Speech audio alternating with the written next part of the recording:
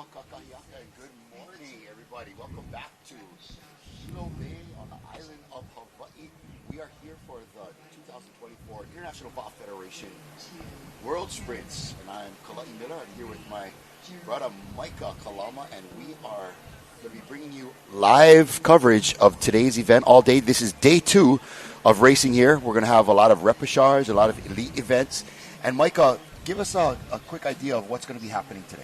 So today we're going to expect a whole bunch of racing. We have about 44 events, and these 44 events are going to be just similar to yesterday. We're going to have some V1 events, some V6 and V12, but we're expecting to see some exciting finals today. So we have our elite finals about mid-morning, so tune in. That's going to be really exciting. You don't want to miss these finals. There are going to be some fireworks in there. Yep, so this is really like the best of the best. So we had a lot of our elite qualifiers yesterday, especially like elite open men and women. Man, it was on fire. I really enjoyed watching the V12. I thought that was super cool. It's not one you see too often, maybe only at like the Queen Liliuokalani race here. Right.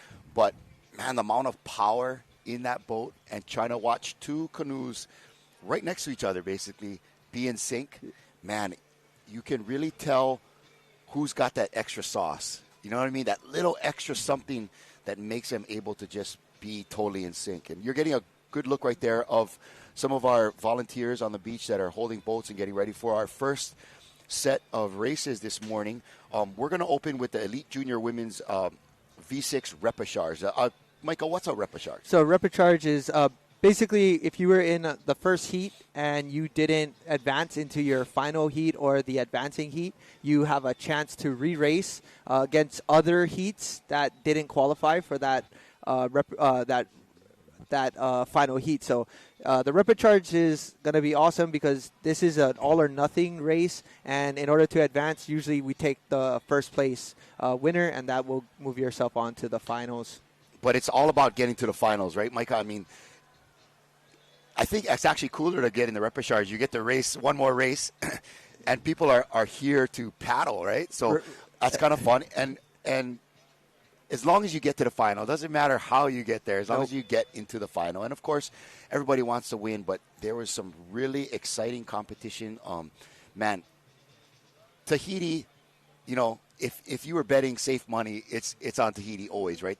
Their canoe paddling runs so deep into their culture. But man, Aotearoa came to play, brother. They did. I mean, you seen yesterday some of those junior events as well as the elite men and women. I did see a few of those crews actually in the repechage prior, so that means they might have raced against other countries or even another competitor within the same country. Right. So there could have been 2 Tahiti teams or 2 Aotearoa teams, 2 Hawaii teams. And, you know, if they didn't qualify in the first heat, well, we got to see that yesterday. I mean, that was close. That was super close. And there's been some surprises for me. The French elite women won their, I think it was a repechage. They did. They won the repechage. Man, they were on fire. And also the fellas from Wallace and Futuna. Your favorites. I love your these favorites. Guys, man. They come from a small island nation. You know, not a lot of people there. Right. But they put a lot of effort into developing their paddle sports, and you can tell, man, there's some good-sized Polynesian brothers coming out here to whack some sprints, bro. I was stoked to be watching them, you know? Yeah, so here we go on screen. We have our elite junior women. They're prepping themselves to get on the race course. And shortly we'll be sharing with you the rest of the day here at day 2. We're excited to bring to you this live footage. Hopefully, if you're tuning in, welcome and get ready for a whole day of racing and events. And hopefully your country is going to come out on top and your favorite crews are here to race today. So please tune in and cheer them on. It's going to be a great day, Kalai. Yep, heading out there, in green, that would be Cook Islands. And then paddling off to the left of your screen, I believe that's the young ladies from the United States of America. And they're going to be racing a 1,000-meter race here, which means they're on a 250-meter course making 3 turns. That's correct. That is correct. So we were able to go through day 1. We got to see a lot of turn races. This is the first race of the day. And again, like Kalai said, we're going to see a race with 3 turns here. And this is going to be a 4 countries in this first heat of 1 of 1. It's a repechage. So again, only one of these crews will advance. got to leave it all on the field right now, man. You're leaving it all on the field because that's it. And maybe some of these ladies might be racing later on this week in the club races. That would be correct. I mean, it's going to be interesting because I think there's some adjustments that these clubs have made because this is a repechage, so they've raced once. They've got to experience the course, and they got to make some adjustments. And this might be the great opportunity for them to make those changes now and see how they fare. So, you know, Micah, the one adjustment I've seen paddlers have to make is the turns. You know, at this point, it's hard to change much of your paddling. Right. Right? I mean, you're there or you're not there. But the technique and the strategy of going into the turns is something that can be adjusted still at this point. And we've seen some crews be so good at it, right, and it made a big difference in their racing. Yeah, absolutely. So, again, right there on screen, in lane 1, we have USA Orca. In lane 2, Australia. In lane 3, Cook Islands. And in lane 4, Brazil. And, yes, this is a 1,000-meter V6 sprint. This has 3 racing turns. And this is perfect because, like you said, your paddling is not going to change, but you have the opportunity to maybe make some adjustments on the turn if you were setting up yesterday and didn't get a clean race. So this is their chance to put it all up on that water right now. Well, here's our starter here. Start flag in red means everybody can come up into the that area between the flags that you're seeing. And green. And the green is up, and we're off. First race of the day, day 2, here at the 2024 IVF World Sprints. And again, this is your elite junior women. So I'm going to go out on a limb and just say that these women, you know, had to get up bright and early, get stretched out, be the first race of the day, and just leave it all on the water right now. So we're excited to see this race and get us started for the day. Don't be fooled by the camera angles. Somebody might look like they're in the lead, and they're not. So nice paddling. And you can see the 2 different stroke types right there. You know, if you look at the stroker in that boat from Brazil, a little bit shorter, a little bit choppier, where these girls from Cook Islands are really using big, strong bodies, trying to dig in, right, make a nice big stroke, get that Matahina canoe up and rolling. And I think that's the adjustment. So the Matahina is known for some really good straight waters as well as a little bit of the downwind style. Coming into the turn, it's really about being a little bit more technical. So that orange buoys that you're seeing on your screen is basically we refer to it as like a 15-meter buoy. So it allows you to... Cook Islands was going first into the turn, leaned over in too much. We saw that yesterday, and I think it is when number 5 is reaching out a little too far. I agree. I think they came into that turn as hard as they could, and you know, with the racing atmosphere and they've made a little bit of an interference there for the Brazil team to be able to get around. So unfortunate. All right. Well, it's a 2-canoe race at this point, unless Brazil can catch up. Yeah, so we haven't seen, actually, we only saw one huli the other day, and that was it. That was in the para, right? That was in the para race, and, you know, these boats are really stable. They haven't had much trouble at all on any of those turns, but that's our first huli that we did see. And at this point, the advantage looks like it went to the inside lanes, 1 and 2. I mean, it is unfortunate to be an outside and try to avoid somebody that just flipped near your lane. So they're going to get the canoe back over, get a couple of the girls in there, start bailing, right, collect their paddles, and keep going. But right now, USA is looking like they're in a good spot. They're doing really well. The USA paddlers are pretty consistent. They're definitely keeping that rate up in the Matahina and just keep it moving. I was fortunate enough in seat 5. It looks like we have Poppy. I was able to actually watch her race in Bora Bora this past year, and one of those junior women who's just fallen in love with paddling. And as you can see, she's reaching out in seat 5 and bringing that back end around, and I think that's how the other crew flipped. They reached out a little bit too much, That's maybe what too it looked early. like to me. And, Right. and I think you definitely want to counterbalance the big reach of seat 5 Absolutely. by having maybe seat 4 and 6, of course, really leaning into the left and trying to make a turn. For sure. Leaning towards the AMA to counterbalance that. And then once you kind of get around, seat 5 doesn't need to kahi out there as much. But, Right. man, it's going to happen from 5. I mean, just like any type of paddling, Yes. no matter what, most likely when you're a brand new paddler, the first thing we're telling you is not to reach out on the right. So in this case, it's learning to be technical and working with seats 1 and 2. By 1 and 2 reaching out, and 5 and possibly 4 doing the same on the opposite does allow for a good counterbalance, like you said, Kalai. So maybe just a small issue, and unfortunately, it's going to be a big definitely issue for that crew because Cook Islands was doing they good were at doing that great. point. They were, if not in the lead, near the lead, maybe the first into that turn. But even perhaps having 3 and 4 on the left during that turn might be. And I think just the main thing is just making sure the boat is clear from the water, so that way it's not an issue for these clubs. But we do have extra boats on the water. As you can see, the boat just flipped. It filled up with some water. They're trying to bail and get their crew back inside and just... Let's watch USA execute this turn. Yeah, Poppy's getting way out over there, and that's great. But she's also maybe a real slender girl. She's kind of not a heavy person to be reaching out as much. Right, for sure. So, again, this is their third and final turn for these two crews still within this race. As you can see right there, USA in a good spot. If they can finish strong, looks like they can advance and move themselves into a finals. And I don't know if we've seen a USA crew in a final I was just yet, gonna or say, even have winning a heat. So I was just going to say, this is great. This is a great momentum for them and good motivation for the day. You know, in America, there's so many sports that kids can get involved in. Yes. Right? And sometimes outrigger canoe paddling can be towards the bottom of that list, especially, you know, in the bigger parts of the U.S. that are landlocked. Sure. But these girls have really taken it to another level. And, you know, it's not like you're in Tahiti or Cook Islands or Hawaii where the coastline, the ocean's right there. Correct. And it's warm all year long. All year long. Yeah. So I give you credit. But, you know, definitely in places like California, Oregon, even inland in some places like Arizona, paddling is taking off.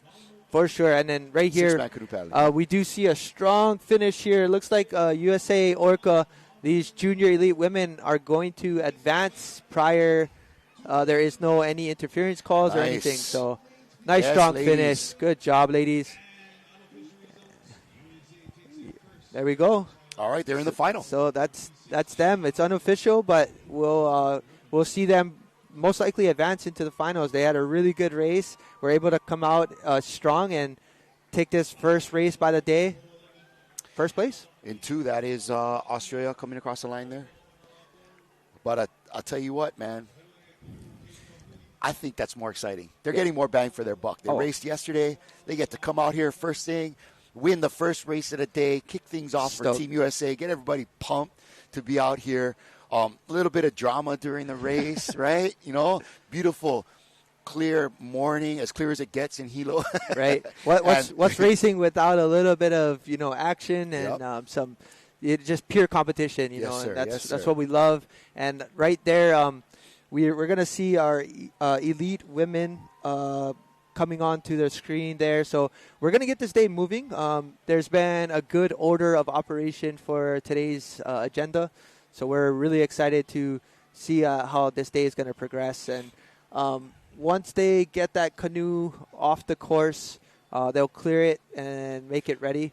So we're just going to be seeing some different changes and adjustments for that new cruise coming on and making sure that the course is clear. Now, Micah, if we're not totally clear on this right now, but when you have a repechage, yes, if you have only one repechage, it might be first and second place. Correct. That is true. We're if just you have trying to two get repechage, first like place the only. elite men will have, right? Then first place in each heat. So again, this is a replay. There you go. Oh, you see them try to save it, and it was just a little late, but they were definitely first into the turn, I think. They were there. USA cruising through another turn here. And if you saw that, you saw nice that shot of Australia. The finish, nice finish. Yeah, I mean that turn. I mean, I didn't get too much close of a look, but it did look like when they came in really knifey, and they might have just overbit a little bit too hard trying to bring that back end around. And that's the trade-off that you risk if you're trying to come in and try to whip a turn like that without being counterbalanced. So unfortunately, they did Huli, and they're going to be able to, they should still hold their head high. I mean, they got to come here and represent their country, that's right. They had a brilliant effort to that flag, and just unfortunate. There you go, the results of the Elite Junior Women's V6 1,000 meter. USA 6 minutes 8 seconds, a nice time. Wow. Australia coming in behind 6:25, and Brazil finishing in third. And it may be that USA for sure makes it, but Australia might be in there as well. That's true. We're hoping to get an update on that as we move throughout this day and we progress. But currently, again, that was our first race of the day. Day number 2 right here for the International VA Federation World Sprint Championship right here in Hilo Bay. Man, Kalei, it's going to be exciting because we've got a few more repecharges coming up. And again, this is to advance into the next potential finals heat.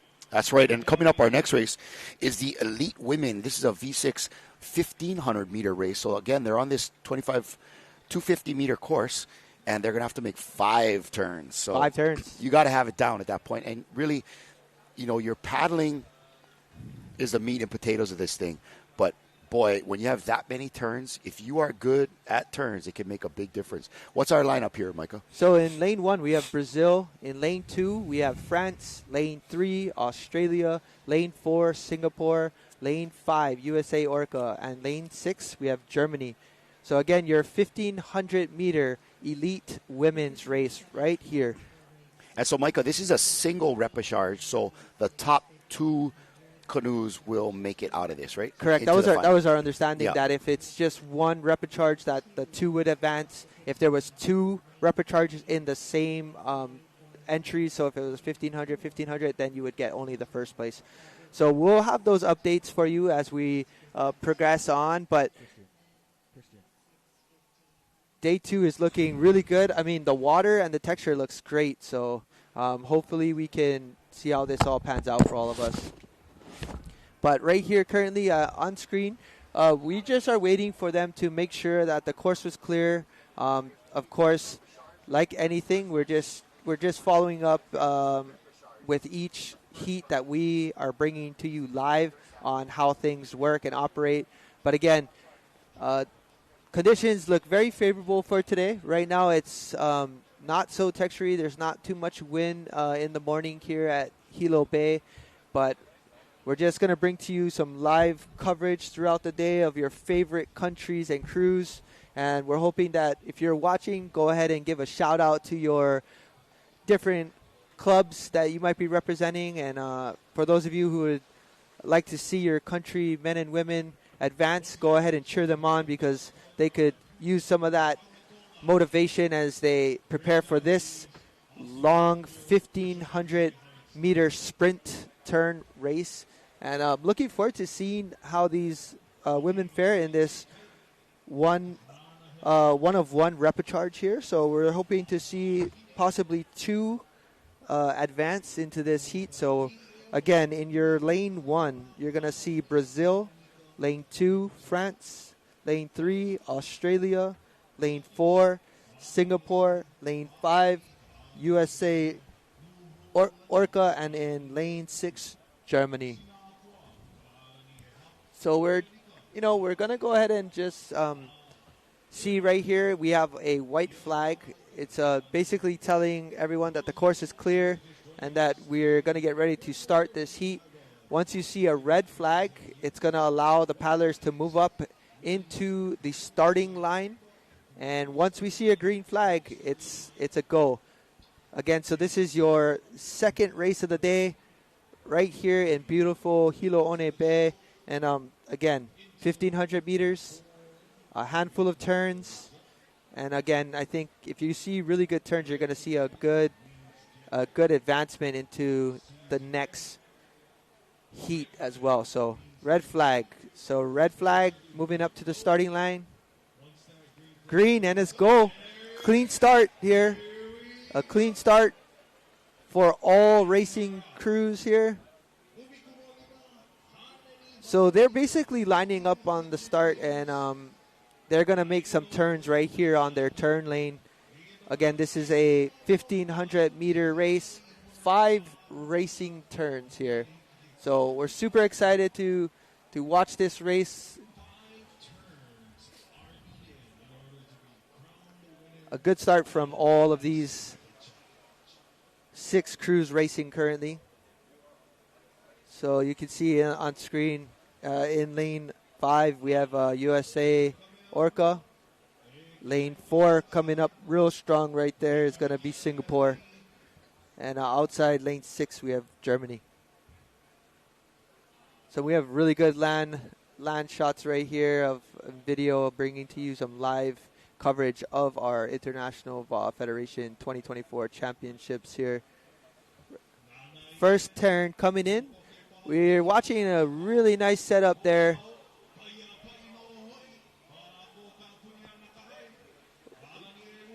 Great turn right there by lane 2, France. And everybody's set into the turn. This is a real even race. Look at that. All crews making it into that first turn. This is your elite women right here showing us how it's done. This is a repechage.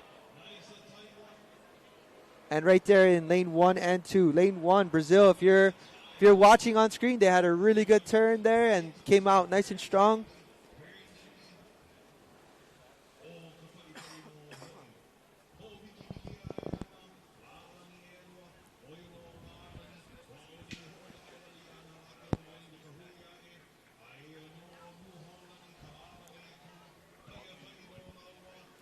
And right there on screen, guys, so they're coming back. We just saw our first turn, so 1 of 5. Now we're coming into our second turn, and it's been really exciting because that first turn, it was even for almost every single one of these crews, and that's how good they are, and that's how strong these women are. And as you can see, it's anyone's race right now. It all comes down to turns and making sure that when you come out of the turn that you are taking the right line back into your flag. And looks like lane 2 setting up first into the turn. That's France. And nice setup there. Looks like Iloha, the Peperu or the steersman of seat 6. Wow, this is a close race. 3 women all into the turn. All 3 excellent turns. And then we've got this outside chance here for 4, 5, and 6. Kalai, we just watched 2 turns some nice now. turns. That was some nice turns, man. And, man, these Iloha is a incredible paddler. I was just sitting with Laura Croft. She's our Laura Collins, our president of the IVF. Okay. And she was kind of filling me in on how the repechage works. Okay. And my understanding is that if there's 2 heats in the original qualifier, Okay. 2 qualifier heats. Well, it's all based upon, in the final, there's 6 lanes. Okay, got it. And they want to fill all 6 lanes with the best paddlers, right? And so if there's 2 original heats, they take the top 2 from each of those heats. So that's 4. Right? And then they take the top 2 from the repechage. Got it. Great. Okay. So if there's 3 original heats. Top 3. Yeah. So if there's original heats, there's only 3. Yep. They take the top from each of the original race, only the first. Wow. Only the first place. Wow. And that's why we saw some really good crews yesterday Great. in repechage. Like our Big Island boys from Hawaii, they were in a repechage yesterday, and we're thinking to ourselves, hey, these guys are way too fast to be right. Okay, that makes sense. Having to qualify again. And so wow, this is intense. There's 3 crews all coming in at the same time, both in the first set of canoes and in the second. So again, this is still coming down to the turn. It's really the turn, and it's close. It's close. So this one right here, this is we only had originally 2 qualifier events. Okay. For this repechage, there's only 1 repechage, and so again, the top 2 from this race will advance to the finals.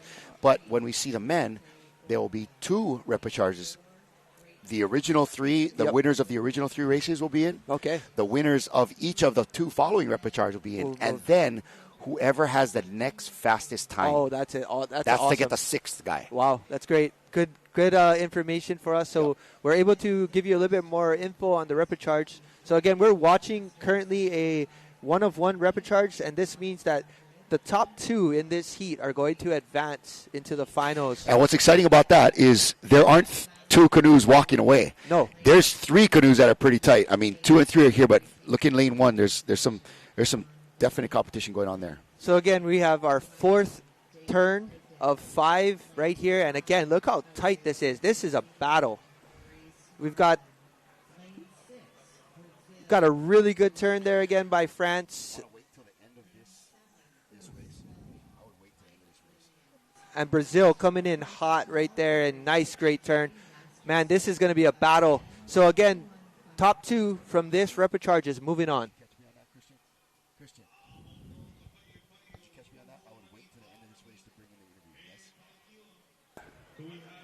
All right, guys. This is it, guys. This is going to be a battle right here because, again, we have one more turn. And Kalai, this is nice and tight, bro. Turn. This is the turn right here, and I think as long as you have a clean turn and you come home strong, you have a really good chance of advancing. Tell us a little bit about Iloha and what is going on with her. Man, so Iloha is training in the red hat there, right? Yeah, the steersman in the French boat. Yeah, the red is pinkish hat. That is Iloha. Iloha is one of the most winningest V1 competitors. She's racing currently out of France, but she competes all over the world. And she's part Tahitian, right? She is, yes. Okay. Tahitian French. Yeah, so she's with the Tahitian French crew. And so what's awesome is I've been able to bring Iloha to do some clinics for some of our women's crews and some of our men for the V1 this past year. And she's been racing with Ihilani, but currently she's now officially coaching her own crew in France. So she's relocated from Tahiti to France.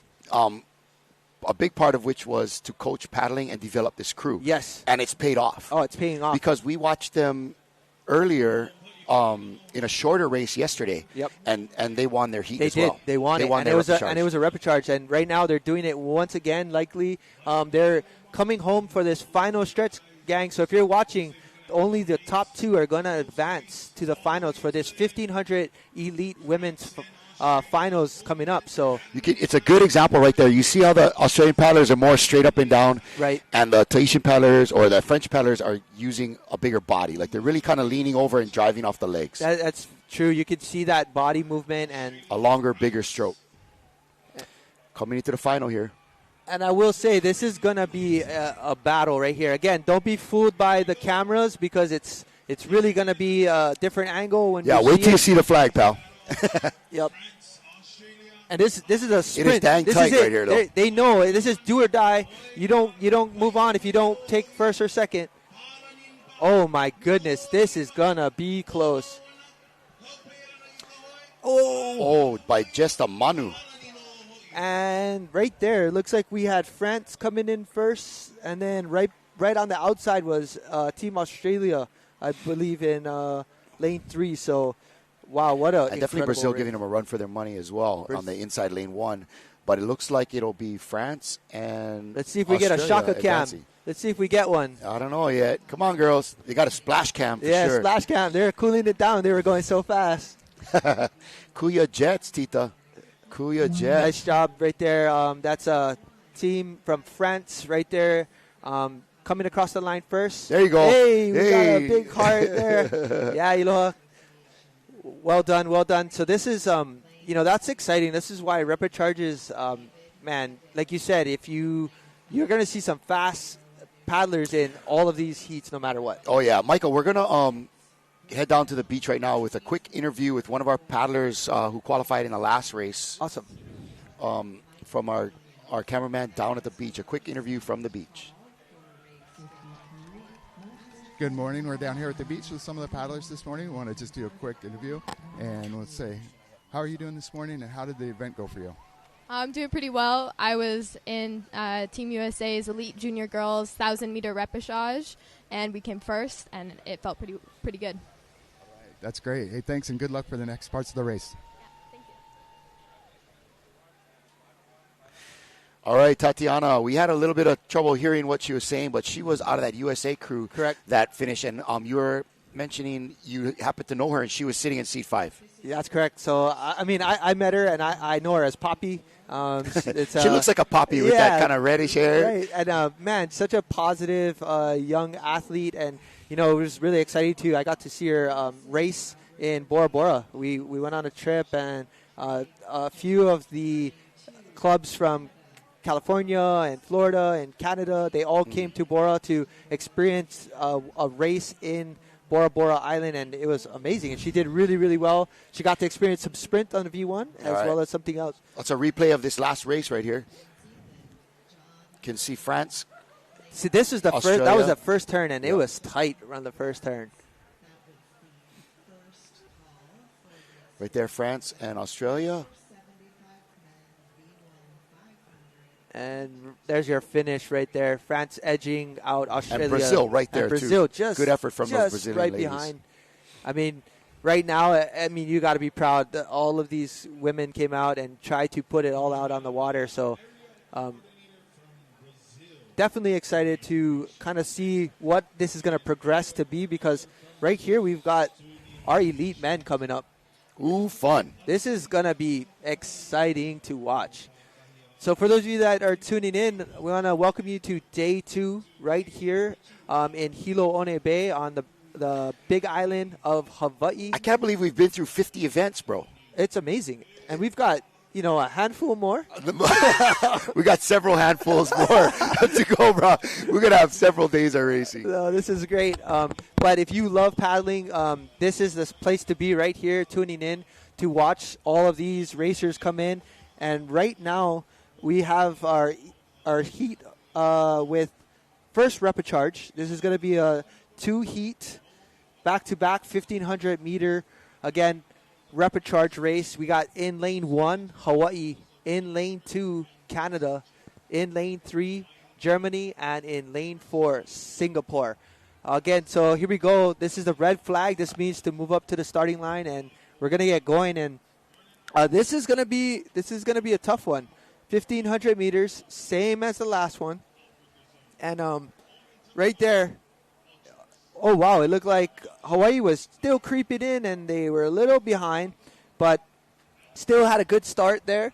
And we're going to see how explosive these men are. Again, this is your elite men. This is the best of the best right here for the countries, and we have 6 men in each representing their country of birth or origin, and really just exciting to watch some really excellent paddling right here. Outside in lane 4 was Singapore, and in lane 3, Germany. So for those of you that are watching, right there on your screen, we're watching the elite men 1,500 meter. Again, guys, this is going to be a 1,500 meter, so 5-turn race.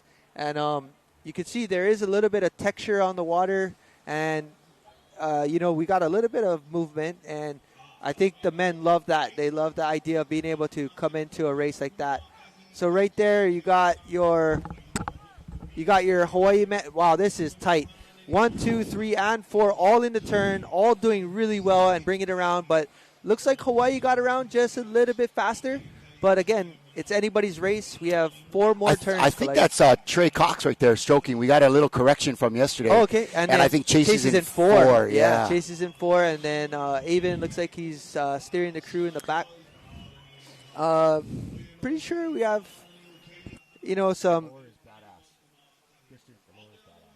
We have added to our production quality here. We got a little lower graphic on the bottom, giving you an idea of exactly what race it is that you're watching right now. Perfect. Nice and smooth. I love. So these is a lot of the guys that were that Live Strong, but especially the Red Bull team of the last maybe pre-pandemic gang that were doing really well here in Hawaii. Very true. A lot of big, kind of taller guys, and they have this big, long stroke, like Keakua Nolan in seat 3. Yep. Kind of a tall, lanky guy, long arms, and they have just a pretty and a big stroke. But this is a stroke that they kind of developed as working with some Tahitian coaches that came to the Big Island. But And again, you can see. Now let's see what they're going to do. You can see how technical they're being as they're approaching the flag. We don't want any hiccups, right? This is a ripper charge, so things have to be on point. There is no, again, no mistakes that can be had in order for you to move on.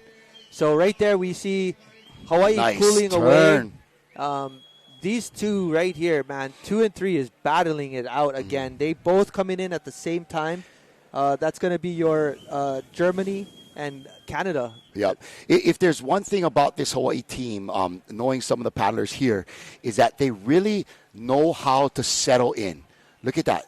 Wow. They default to this beautiful, smooth, long paddling. I mean, some of the prettiest canoe paddling I've been lucky to witness. Big strokes. Look at those guys. Big body. It's all body. They're looking strong right now. They're exceptionally good in distance, but what they're able to do also is turn it up when they need to. You're going to watch them come out of that turn and really kind of power out. There is no lack of power in any of these boats, but in this one for sure. These are all pretty good-sized, strong guys, right? Yeah, you can see right here, again, they're coming into their third of 5 turns. So technical and wow. So notice this about seat 5. He is kahing over, but his body is staying centered to help prevent that boat from hooling, right? He's not burying the gunnel onto his ribs to get way out and reach, but he is still kahing over. Right. So he's helping maintain balance so they don't flip, but also helping the steersman get the canoe over. Yeah, absolutely. And you can see right there how precise and accurate. And you can see, if you watch when they're going into the turn, you're going to see all focus. Every single one of these men in that boat are focused, and they're all striving for the same goal. And you can see the unity in that crew. For all of you back home that are paddlers or maybe canoe paddling coaches, watch that. Look what they're doing.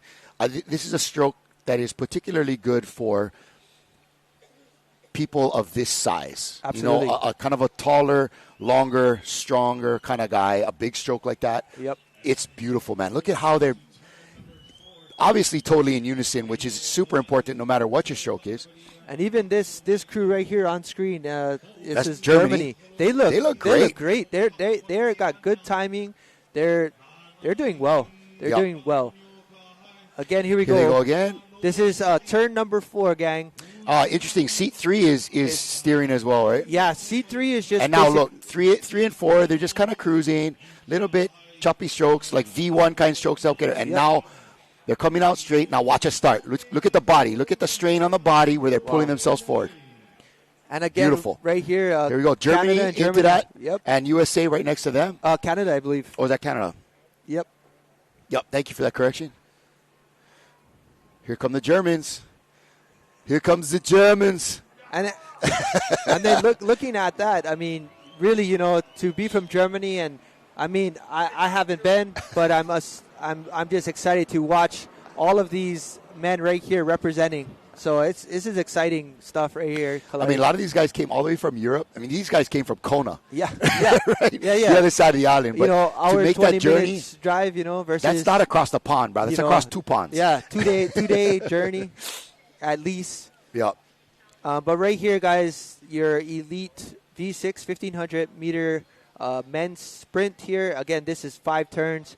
Yep. The Hawaiians are looking very comfortable and, just strong. Yep. Strong paddlers. They're coming into their final turn right there. What a beautiful turn. Just holding on. As you can see, 5 is reaching out. 4 was kind of uni in the front. And there we go. They're just watching. They're kind of. We're going to send out some free props to Keakua Nolan over there. He's got his own masonry company. The guy is a hammer. I was talking to him once. He said, he's like, I never got into paddling till late in life. My sport is Kempo. Like his family's all into martial arts. A lot of Masons in his family. Wow. Strong, tough guys. So if you're on a big island and you need some masonry work, find yourself Keakua Nolan. And even Trey Cox in the front there, he's actually a dirt bike rider. I've seen all his posts. I'm like, man, Trey is he's a sick dirt bike rider. He's nuts. He's nuts. But he probably just paddles to stay in shape for dirt biking. But here's our last stretch. These guys are really opening up. But look at that lead. And then for those of you that are watching on screen right here is Team Hawaii. Just really good, clean paddling. Beautiful and paddling. just in sync. And it's a big difference. You can see it. with. And there's guys on this crew that have paddled together. Won Lilio Kalani. Yep. They've won Molokai Ihoi, Yes. the only Only Hawaii Hawaii crew crew, in the yes. last at least 20 years to have won Molokai to win, Ihoi. right. Some of the guys in here. So these are definitely some of the top paddlers in Hawaii. Not all of them. We've got more than this, but these guys are tops. Nice job, boys. Congratulations, men. Great work. And right there, you can see a pretty dominant finish by these Hawaii teams. Right here on screen, we haven't seen anybody come close to that in second place. So that was your first repecharge heat. Wow. But I want to see who's coming That in is a second, gap. because second and third was a battle. It was a battle for this two crews right here. So let's see who it's going to be. And outside Germany, lane 3, and then lane 2, Canada, just coming across in your screen. But well done, boys. Great I'm going to race. take note of the time that they have. Yeah, we can compare it for the next race. Yeah, the next couple, so as I understand it, because there are 2 repecharge for this race, the winner in each of the repecharge will advance, and then the next fastest time. Yep. So again, that was your first start, and then your first turn right there, all even. Hawaii just coming out and being able to negotiate the turns a little bit cleaner, and as well as the unison of all 6 of these paddlers. But well done. And you can tell, Mike, I'm a big fan of several of these paddlers. They're very experienced in this canoe. I've watched them win in Sydney Harbor in this very canoe Right. a couple of times. Yep. Doing just that the whole race, and beautiful paddling from them. But I definitely would say that if they're in the final and they didn't win their original race, man, the level of competition at the elite men's Must be insane. But I would almost argue that it's better to make it to the repecharge. And the reason being, they probably don't get to practice together with this 6. Very true. Making turns that often. Very true. So Very they true. just got 5 more turns under their belt. And my gosh, look at that time. So 7 minutes 7:30. and 30 seconds, and followed up by Germany at 7:56, and then Canada at 7:58. That was a battle between second place right there. That was a close call. And why is that time important? That time is important because as of right now, Hawaii will advance into the repecharge, but Germany has a chance to potentially make it in, because on the next race, we're going to see another repecharge. The first place will advance as well, and then the fastest time. So it's going to be interesting to see, because again, it comes down to the clock on that part. Yeah, comes down to the clock. So just because you're not winning the heat doesn't mean you're not giving it your all the way through. And hopefully these paddlers understand that. And like you said, I think it is an advantage to be in a repecharge, because you get a little bit more time on the course. Of course, you're gonna need some rest, but at this point, you get a lot more opportunity to see and make smaller adjustments, because that was close. But, Michael, for paddlers at the elite level, that's on warm-up. That's on warm-up. They just broke a sweat. And they're like, we're going to be doing this anyway, because they got the 500 meter, then they're going to do a sprint, so they'll be a part of this throughout the day. Yeah. So, again, this is your second repecharge on the water right here. Again, elite men. Currently in lane 1, we're going to have Brazil. In lane 2, your favorite. The boys from Wallace and Fortuna. And then lane 3, we're going to have USA, Orca. And then lane 4, Great Britain. So this should be another great race right here, guys. Again, this is your elite men 1500 5-turn race. So we're just excited to bring to you guys live coverage of day 2. And if there's anything that we can maybe try to do, if you guys want to give shout-outs, we're more than happy to shout out your favorite country or crew or crewmate. But here we go. We're off. Great start for all of these 4 crews. And here we go, gang. This is going to be exciting to watch. Currently out there in the water, folks, event number 52 of our repechage, heat 2 of our elite men B6 1500. So after we get finished with these turn races here, gang, we are going to be moving on to some V1. So for those of you looking forward to watching some V1 racing, this is an individual one-man race, and again, mostly full-on sprints.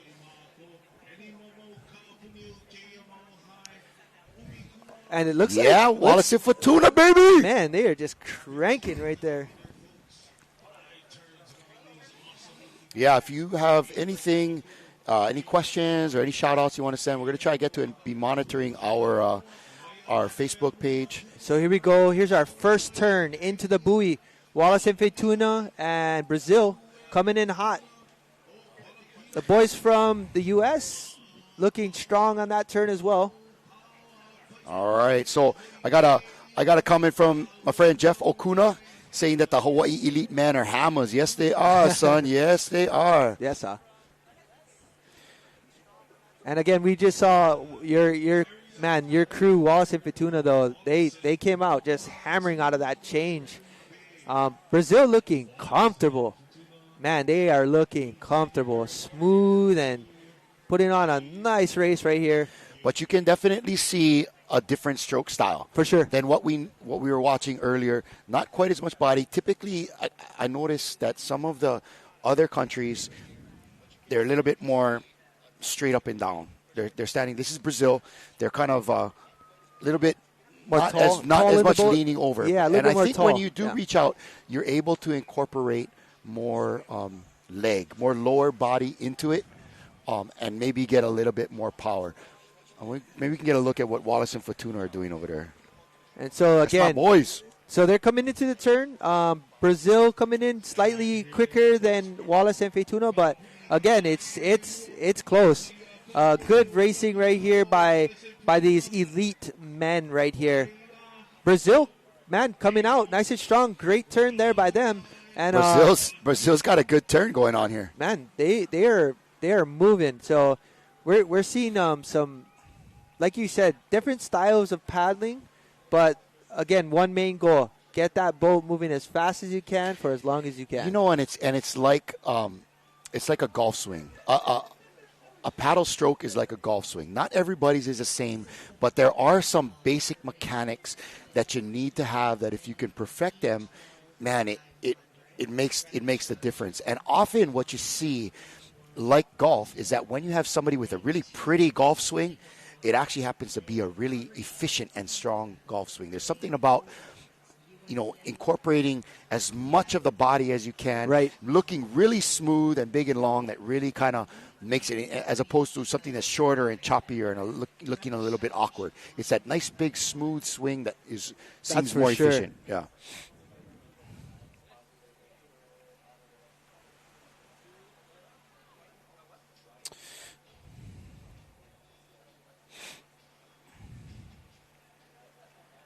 And then there we go. So it looks like, again, Brazil coming in a little bit quicker into the turn and actually getting out pretty quick, man. They've been moving. Brazil looking really strong in this repechage heat right here. These guys are fit, man. Yeah, Wallace and Fortuna.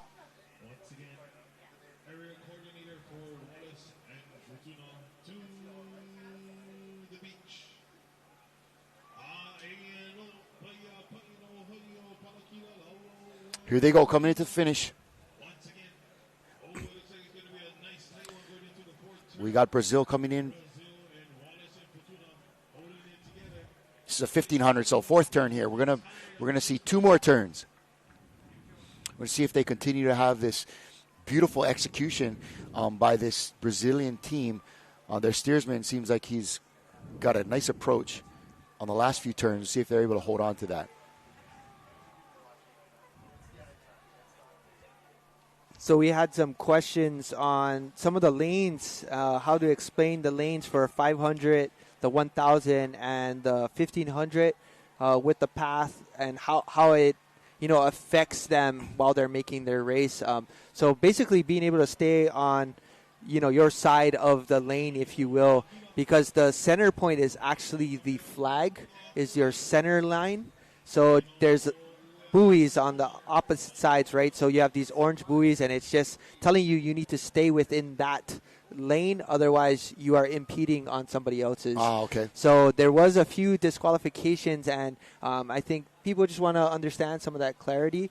And so it's hard to see. It's hard to see. I mean, if somebody Sure. buries the flag, Sure. we all can notice that Sure. there's going to be a DQ. But if you miss it on those little orange buoys, that can also get you a DQ, but it's harder for us to see on the TV. Right. It's hard to see on the TV versus being out on the water as an official. So we have a water official that's running through the middle of the course and is checking that boats are not impeding one another.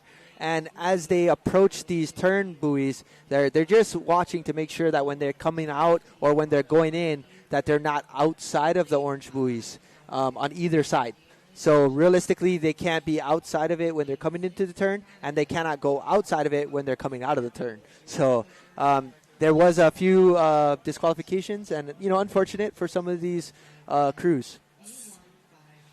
And again, right, man, Brazil. these boys from Brazil are just putting on the gas on this one. Last turn, taking it home, and like we said, first place will advance in this repechage, and the fastest time, if there's open lanes, will move on. So this is exciting to see because, again, it's a race against the clock at this point for the second team right now, which is Wallace and Fetuna. Here they come. We're looking for times. We're looking for times. We have Namaku Arfauzi watching from Alaska. She says, hi, everybody. Wow. And Noah Timothy is giving a shout-out to Buddy Gary being the Indigenous Elite Puller for the USA. Very cool. And it looks like we have, again, really good effort here by lanes 1 is Brazil, lane 2, Wallace and Futuna, lane 3, USA Orca, and then, again, lane 4, we have Great Britain. So right there, coming across your finish line is going to be number 1 lane, Brazil. Well done, boys. Well done. Nice work.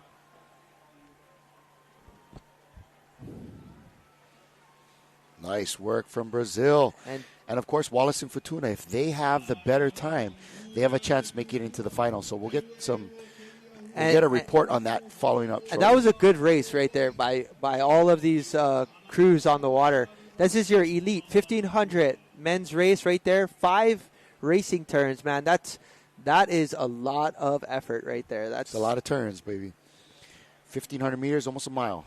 Basically a mile with 5 turns. I think right there on screen you could see look like some Team Brazil getting the Shaka Cam. Yeah. I was going to see if that drone could pan out near the other boat. It looked like there might have been some rays right there on the surface. Oh, yeah, right there. There, you see that?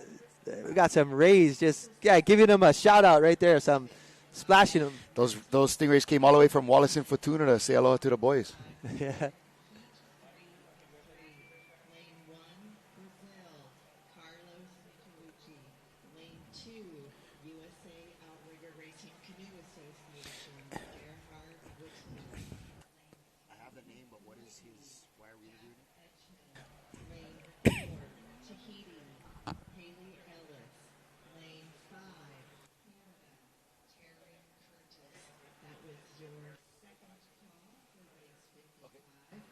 All right, we're going to throw it off to Eric over there on the beach, and he's got an interview with Makua Becerra. Eric, what's happening? All right, we're here with the Elite Men's 1500 race, and we're interviewing one of our paddlers here to see how his training is going, and tell us how you guys are so quick through those turns. So half of us live on the Hilo side of Big Island, and the other half live on Kona. So our training is on Tuesdays and Thursdays. Our Hilo guys drive up to Kona. And then we haven't been really practicing our turns over there because we have no access to a matahina. But this is our first time turning the matahina in yesterday's IVF 1500 heat elite men. And I think today we just worked out all the kinks, and then we're ready for our final.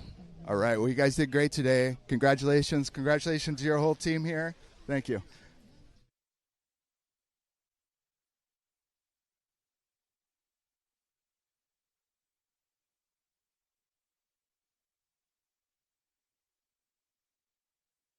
For that team from here on the Big Island. What he was happy to mention, just a quick recap, was, half of them are from Hilo, half of them are from Kona side, right? And they really haven't had a lot of chance to practice turns in the matahina. So it actually was a benefit to them to be in the repechage and get 5 more turns. Yeah, and again, that was Makua Becerra. So he Bacerra. Yeah, Makua is a well-known paddler in the island of Big Hawaii, but it's he just being a pepperoo for that race. He definitely had a really good kind race. of one of the young up-and-comers. Okay, so here we go. Brazil definitely advances, but Wallace and Fortuna with a time of 7:51 is faster than the Canadian time off of the last race. Wow. So My understanding is that means that they are also if there, pulled yeah. into So if the there's an lead. open lane, they will be advancing. Yep. You know, so that's a great opportunity for those gentlemen to possibly be in the final. I think it was a Stingrays. I think so too. A little bit of extra boost. So we got heats coming up. We're gonna have your Masters 75 men, V1 500. So on screen we've got lane 1, Dennis Salas in lane 2. Coming out of USA, we have John Green. In lane 3, we have none other than David Goodell from Hawaii. Lane 4 is gonna be Marvin from New Zealand. Lane 5, we have. Sorry, there's It's a little bit confusing mix-up. there, but sorry. yeah. Lane 5 is going to be Luis Ricardo Coelho from Brazil, and then lane 6 is going to be Mike Williams from Australia. So this is going to be, an exciting race to watch for those of you that are tuning in. This is our first V1 event of the day. It's a 500-meter sprint. It is from end to end, so one part of the bay to the other.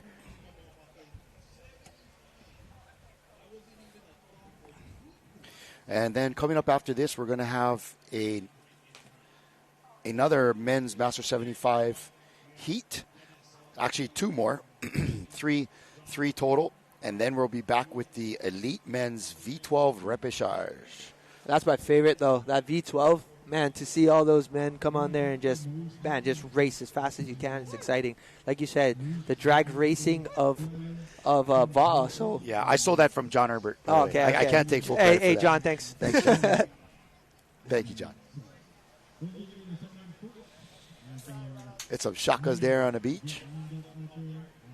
It's got a nice shot of some of our Hawaiian-style canoes right there on the beach, fiberglass boats. There's that white flag basically telling us that the course is clear and ready to get started. So trying to make sure that all of these V1s start getting in position. They were having some challenges yesterday, Kalai, because it looks like they were trying to stage their V1s within their lanes. But we did see them a lot closer than what it looked like for the V6s. So there was some announcements made for these gentlemen to line up a little bit higher on the flag. Right, So so they're that not way getting the blown current, down. right? So there's a little bit of current and wind on that outside from where they're starting, which is on the opposite end of the entire course. So this is going to be, again, your 500-meter sprint here, men's 75 V1. This is going to be a great race right here. Man, 75 years old. These guys are crushing it. We're going to have V1 racing, though, throughout the course of this event, kind of added in, on the different days interspersed between the 6-man and 12-man paddling. Yep, that is correct. So it also gives us a chance for the operation teams to go in and just make sure that all the equipment is operable and working, to its fullest potential and making sure that everything is fair. Also gives a chance for the escorts and the officials to make sure they're set up for the next races. So again, we have our men's 75 500-meter V1 sprint. All of these paddlers are lining up, and as you can see on screen, we do have one V1 paddler just trying to get in the loading zone, and they're off. Green flag. Decent start here from our lane 1, which is none other than Hawaii's Dennis Salas. But Dennis again, Salas. coming out of Waimanalo, we call it God's country on Oahu. Oh, easy. And big God shout out to God must live in Dennis. plenty places then. Because I heard Wahole was God's country. I think east side. God's got plenty country. East side. Call out Poco. Yeah, call out Poco, guaranteed. There we go on screen. Lane 1 right there, Dennis Salas. He had The Reverend Dennis Salas. The Reverend. We had some great competition. He, I think he took second in his heat for the men's 70. So he qualified in multiple, and so he's racing in the 70s and the 75s. So, man, he's got a lot of racing to do. Lane 7 looking strong. He's definitely making it worth his while getting up here, man. So we got lane 7, Mike Williams out of Australia, doing a really good job right here. We'll get to see as they get closer to the 250 meter mark In between the course, we'll see another set of flags. These flags are the halfway mark to the 250-meter course. This is also the turning flags right here that you've seen previously. All right, Dennis looking good. Making some adjustments there.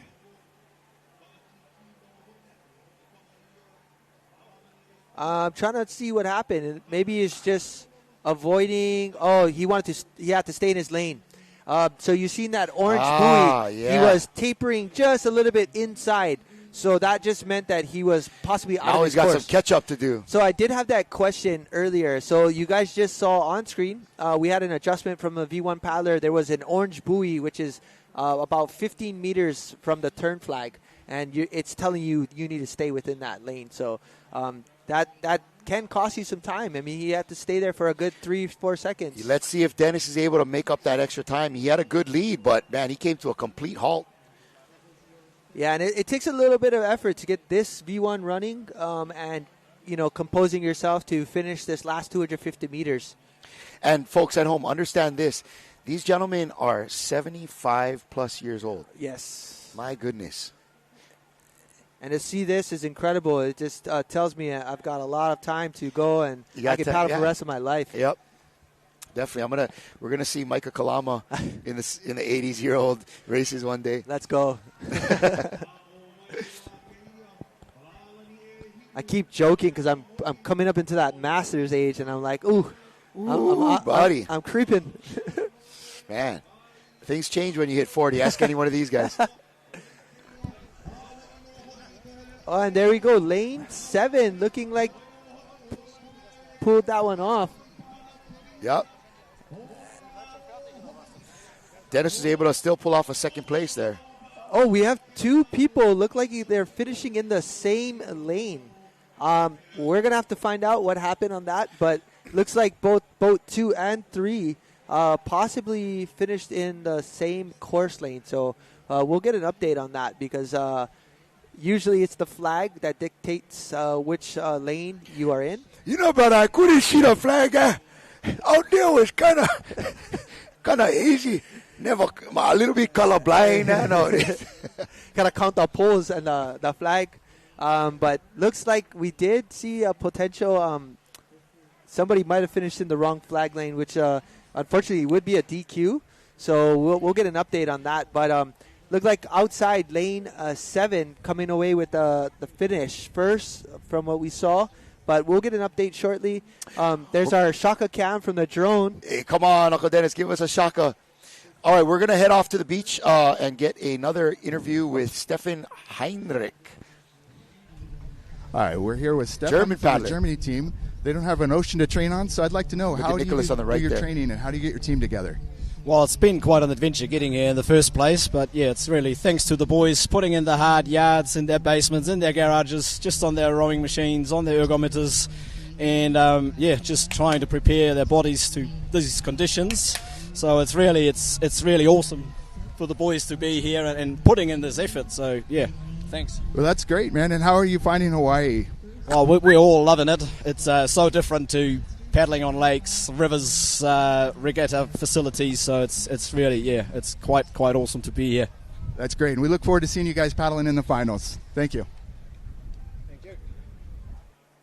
And right there, we had an interview from Team Germany. That was the elite men for the 1500, just telling us how much they're enjoying Hawaii. So cool that they made it like all the way over here, right? Like for a paddling race. A lot of these guys that are coming from places far away are just kind of going to hang out for an extra week. Yeah, and I think it's going to be exciting, right? Because they were just saying they don't ever train in the ocean, so it's a different experience for them all together. Right, but if they came in, last week sometime, Yes. right? They stay through this next week. Yep. Through this whole week, and one more week after that, there will be here on Labor Day for the Queen Liliuokalani race in Kona, and that is really, if you can get that many days of vacation. By far one of the best races and the biggest races ever, and that's my favorite race to do, and I'm excited. Again, on screen, we just saw our first place finisher on the V1 men's first heat. Again, that's going to be Mike Williams from Australia. Coming in second was Hawaii Dennis Salas and John Green. John Green coming in on third place. We will get an update. I believe in any case we might have seen a mix-up on that one, so it looked like potentially another paddler in the lane. So we'll get a full And up is our race number 54. That is our another event for the Masters 75 V1 500 meter. From the U.S. in lane 1, that'll be Craig Holt. In lane 2, Canada's Rob Stewart. In lane 3, Bunny Palmer from New Zealand. And in lane 4, Jean-Yves Regnard from Tahiti. Lane 5 from New Zealand is John Harawene. And in lane 6 from Canada, John Roberts. Yeah, so we just got an update. They were saying looks like a little bit of that Hilo squall coming in, some rain. We got that all day yesterday, on and off, and It's blessings, brother, blessings. like they said, just every race to get a blessing. Always good to get a blessing. We got our Kokua crew that was just on screen. They checking all the V1s as they come in. So we got a lot of help throughout the entire day from a lot of our volunteers. So big shout out and big mahalo to every single volunteer from when you drive into the gates here, or the parking attendants, some of those that are Kokua with the trash and everything. Just a lot of help and a lot of thanks to And all don't of them. forget, as you folks saw, I have my phone in my hand.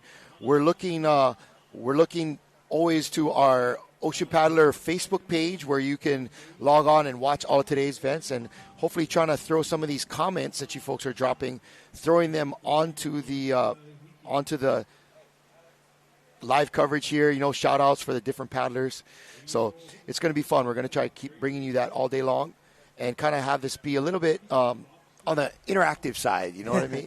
Love that. We love the comments. We love hearing your shout outs. And right here, currently on screen, as you can see, we have a black flag up on the escort boat. That's your starting flag. It's just telling you that somebody has passed the line. There's the green flag. That means everyone is good to go. And there we are. So we're at heat number 2, men's 75 V1 500 meter, Kalai. And we just had a comment from Rhonda Mokihana Burke. She's saying, second place still good, Uncle Dennis. Let's go. Let's see. You still there. Nice stuff. So you'll notice, too, on this Facebook, there's a lot of people trying to, scammers trying to send you to another link on live streaming or whatever. I'm not sure why, but, this is, you don't need the scammers. Just stay with me and Michael. It's the hammers over here. We're going to bring you the live coverage all day long. We just had Laura Ricker say, go Bob Stewart from Canada and Craig Holt from USA. She's rooting for both of you. And Sean Wurzig says, yeah, shout out to all the guys for the commentary. Mahalo, Sean. Thank you for joining us. Jordan Delgado sending a shout out to Vince Ha from USA, from Team USA. Awesome. All right.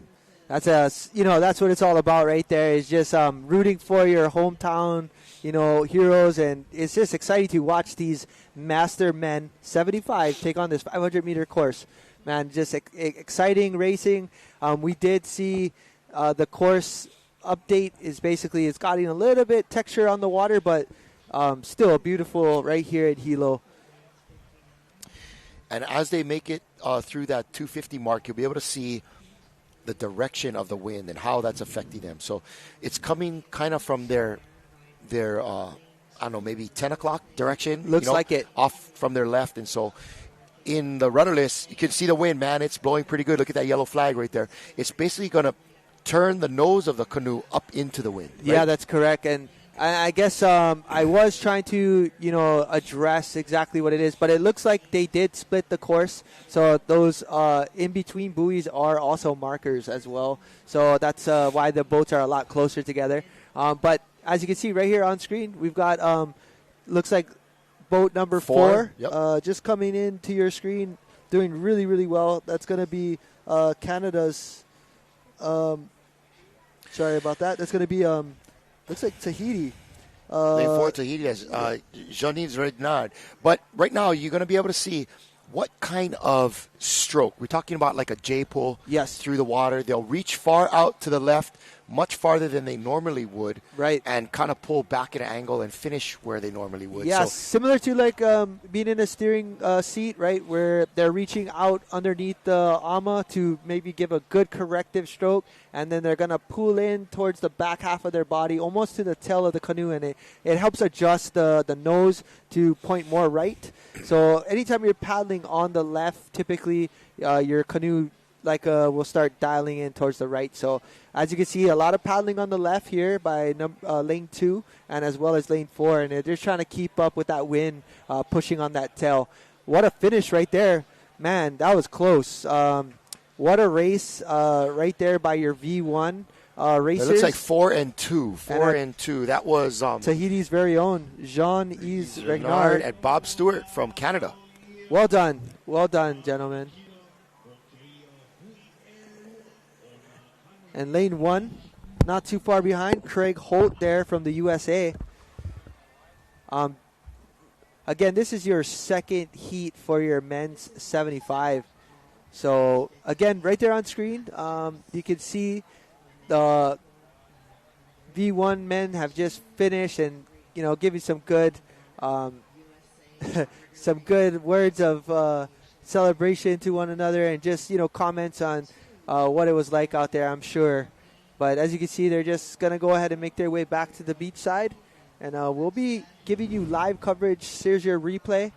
Good start, kind of moving throughout the course. You can see some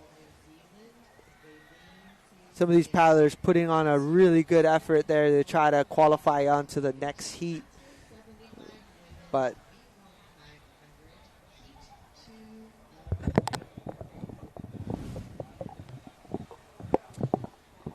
again, we're going to be bringing to you live coverage all day as well as for the rest of the week. This is your Saturday 9 a.m. update. We're a few races in now, and our day is well on its way. And you can see the crowds are filling up now on the beach. You can see a lot of these paddlers getting ready for their event. And we're going to go ahead and take our camera right now to the beach with Eric, and he's going to be doing an interview with Mike, your looks like one of the winners from the previous heat. So we're going to go ahead and throw it down to the beach shortly. Good morning. We're here with Mike from Team Australia. Mike, can you tell me how you've been preparing, a little bit about your coaching? I've been training at Burham Heads, which is a small town about 4 hours north of Brisbane, and we train in a river estuary situation.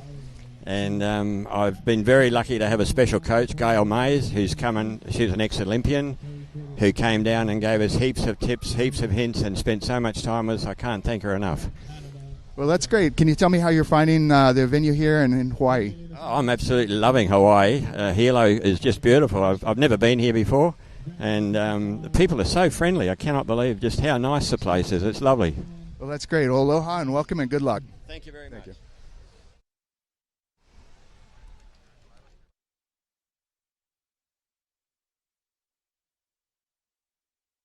Winner of the last heat, and just telling us a little bit about the course and a little bit about Hawaii. So again, the V1 500-meter sprint is on its way. We are on our third heat of the day for that. And, again, Kalai, it's going to be interesting to see as things play out. But right there on your screen, there we go. So we got Bob Stewart. Bob Stewart in first place with 3:08. Yeah, and Jean-Yves Renard in second, and that was Craig Holt over there from the U.S. in third place. Well done. Man, that was a great race by the 75 master men, and still showing us why they are the masters. We've got the last heat on the water. They're all staged out there getting ready to go, and once we get that finished, we'll be moving on to our women's our elites men repertoire. Oh, we're going right into our favorite V12.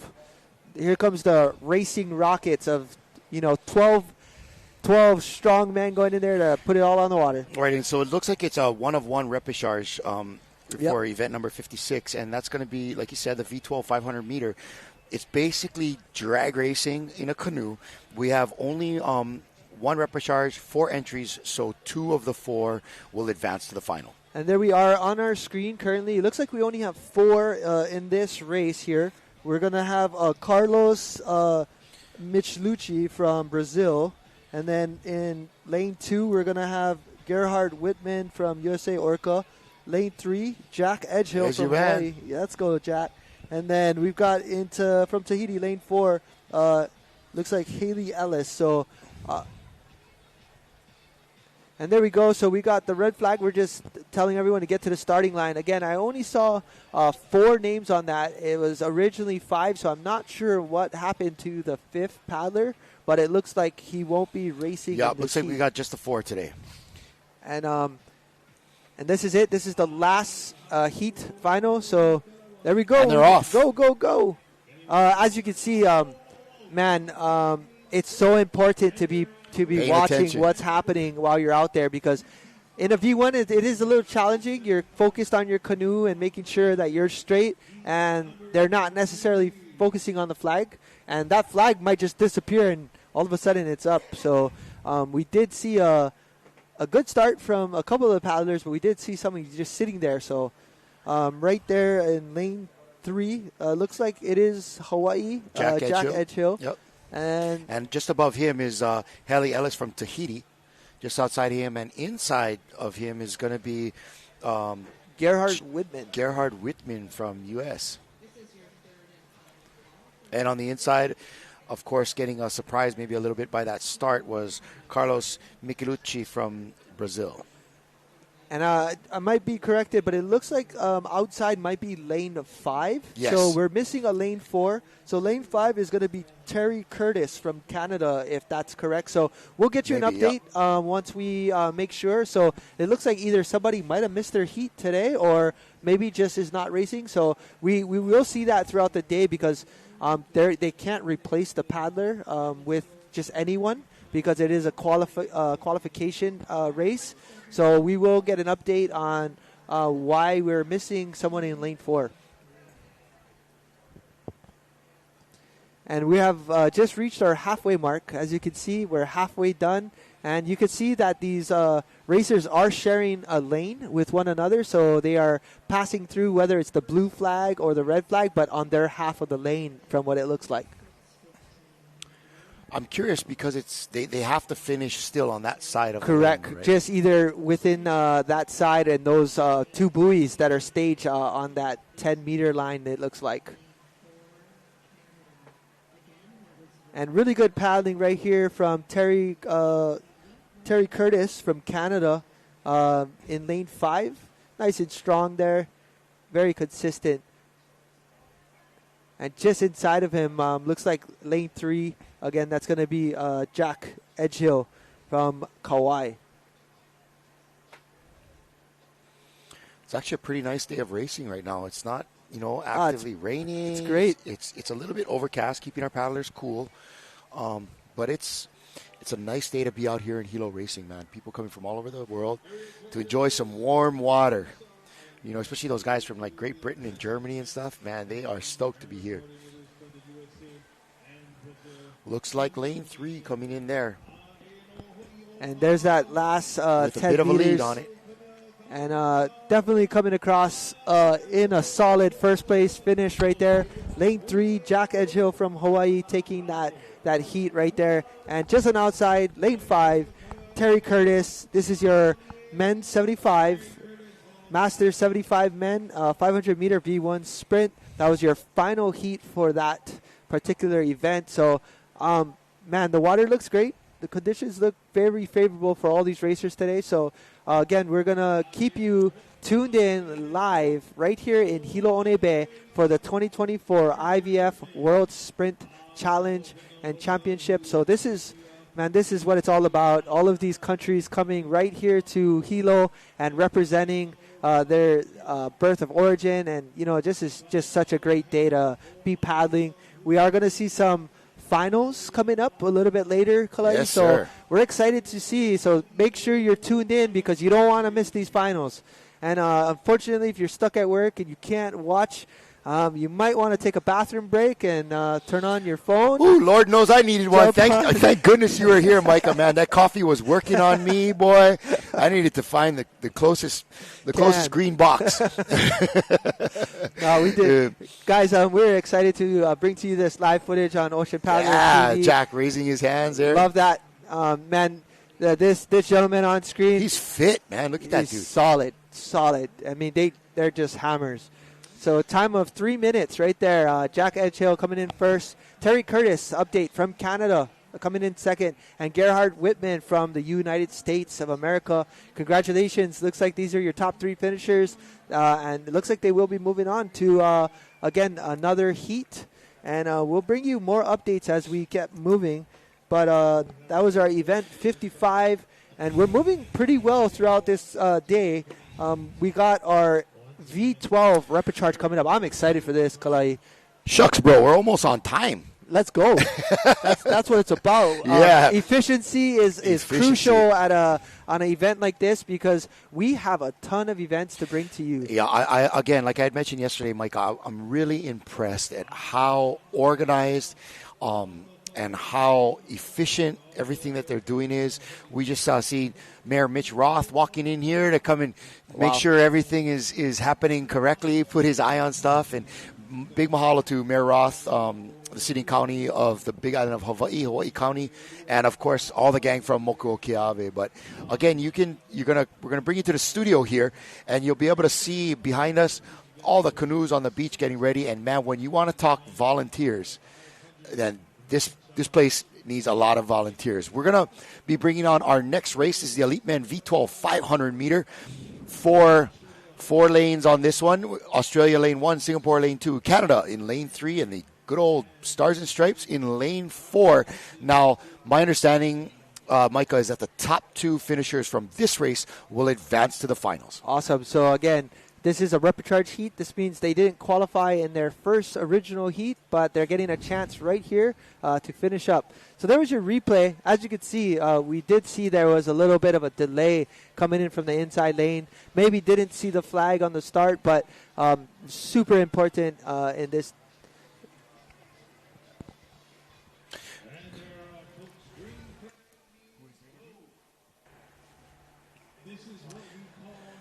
Nice finish right here from Jack Edgehill from the island of Kauai, representing the state of Hawaii. That was in 75 minutes. And here we have. We've had our start. This is the repechage for the Elite Men V12. And you can see there on the top of your screen. I love what this you're race, watching. Kalai. This is, man, 12 paddlers in the boat, just trying to go ahead and make sure they get across the finish line first so they can move on to the next final. But this is what it's all about. Canada and U.S. going at it, but sneaking in there on the bottom in lane 1, that is Australia. Looking strong right there in lane 1. Again, top 2 finishers in this race will be advancing.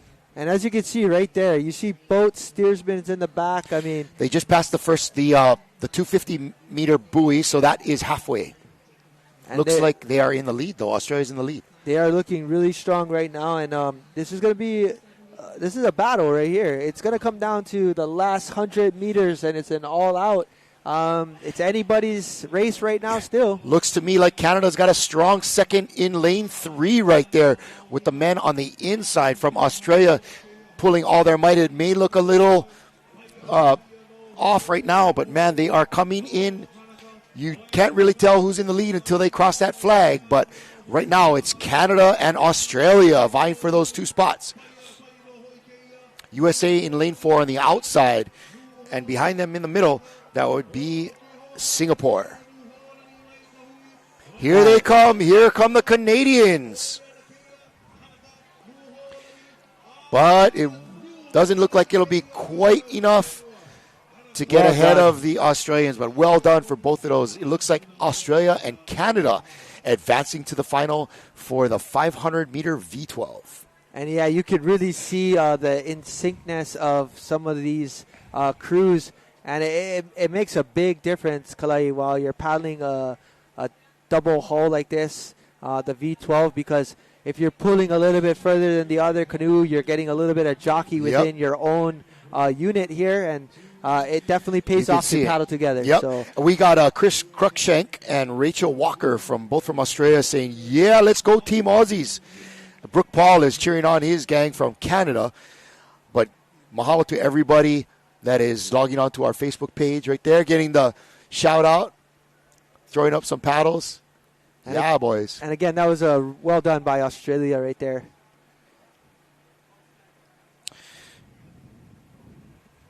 And we are live right here at the studio, me and Kalai. As you can see right behind us, we've got our V1s right in view. And I'm watching you. We are checking to make sure that you guys are tuning in. If you want to give a shout out. Anna Peters is saying, way to go, Canada. I guess that's what WTG means. Way to go. Yes. I only know, like, WTF. Or LOL. I get a lot of WTFs Oh, yeah. from the folks at home. Oh, man. What are you doing, man? I don't know. I'm just making it up as I go along, of course. All right, so we're here on the beach. You can see over here behind us all of the va'a lined up. Off to my right side here, those are going to be all of our V6. And in the middle, right between Micah and I, these are our V1s. And you can see they are so nicely cared for with those foamies on the beach so that they sit there nice and gently and don't get scratched up. But this is the area where all of the paddlers will come from Micah's left, kind of by the... by the tower there. They'll enter into this area. They will get hold of their canoes and get into the water. So again, for the elite men's V12 500-meter race that we just saw, that was a repechage, and it looks like Australia and Canada be advancing into the finals with the USA in third place. Yeah, that was a really fast race. I mean, basically you're seeing a 2-minute flat. Yesterday, I saw just slightly under 2 minutes. I did see Hawaii. They had a 1:55. I wrote it down yesterday on our sheet before we finished out the day. So definitely fast times. The water and texture all looks relatively the same. So we're going to see some really good racing here. And right here on your screen, we are now going to move back to V1. So we're going to be doing the Masters 75 women. Who do we have, Kalai, in lane 1? In lane 1, that's Sharon Stanbro from Hawaii. In lane 2, Bonnie Losick from the U.S. Shirley Curtis is from Canada in lane 3. Karen Mikovic is in lane 4 from Hawaii. Sandra Hergert is in lane 5 from the U.S. And in lane 6, Evelyn Lima from Brazil. Awesome. So again, we're going to be moving back to V1. So we have been adjusting. We've seen V1, we've seen V6, and we've officially seen V12. So again, we're just gearing up. Right here's our recap. Australia strong, and you can see they had nice in-sync paddling, and they were looking really well. And that was just after the halfway mark. And we're coming up to the finish right here. You'll see. Well done. Coming in just ahead, not too far ahead, only a couple of seconds, and close race there. You know, I think picking the crew kind of really has another dynamic when you get into the V12, you know, from the coaching side, is not only do you want them to all be in sync, of course, right? You know, Right. that's paddling 101. Right. But if one crew in one hull is necessarily stronger Right. than the other, Overpowering. then one crew will be overpowering, causing the canoe to kind of jockey back and forth and therefore be less efficient, right? Yeah, I agree. And you know what I did notice in Australia's boat, even though they won, I watched boat steersmen steering the canoe, and I think I've done some V12 before, but usually we only have one person steering. So I seen a little bit of that, and that can definitely play a factor. But I mean, unless It seemed to work. it seemed it did work for them because they had a great time and they qualified and they're moving on. So I was just curious if it would have affected it any bit, but looks like it didn't. So they had a 208 we saw? A 208? 2 minute flat. So They had a 2 flat. Two and flat. you said yesterday you I saw 155 by clocked Hawaii. a 155. That's interesting. Okay. Yeah. All right. So another great shot there on the beach of seeing what everybody's going on. You can see the festive atmosphere, people repping their jerseys from I their love the country. colors. It's Yeah, just- it's great. On the beach, you can kind of start to identify lots of reds, lots of yellows, That's a red. and only one black. But again, we inviting everybody to continue to follow us today and for the rest of the week as we cover live the 2024 IVF World Sprints from right here in Hilo Bay, Hawaii. We're going to be right back after this commercial break with my man Micah Kalama. So stay tuned for more. We'll be right back. Canoe Racing Association the County of Hawaii Island, and Ocean Paddler TV. It's important for visitors who do come to the island of Hawaii to remember that you're in somebody's home. Everything is alive and everything should be treated with reverence and respect, and I think that that's the best way to enjoy it.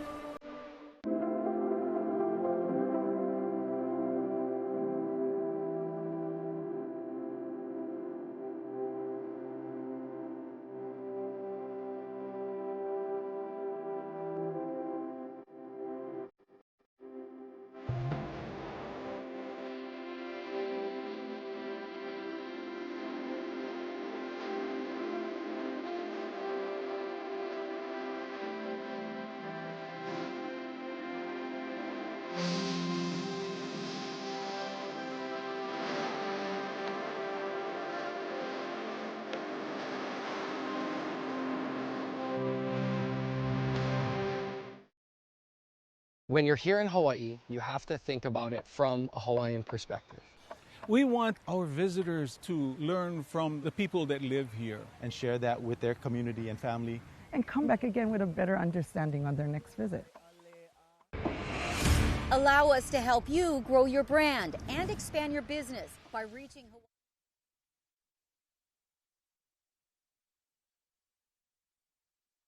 World Sprints here in Hilo Bay, and we have a green flag. Looks like we're going to have the next race that we got coming up here. There's the Master 75 Women, the V1 500-meter race.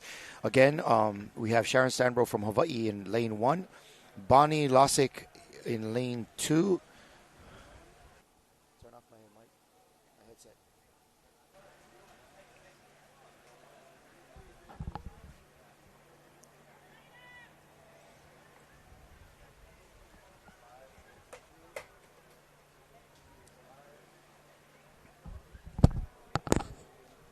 Alex.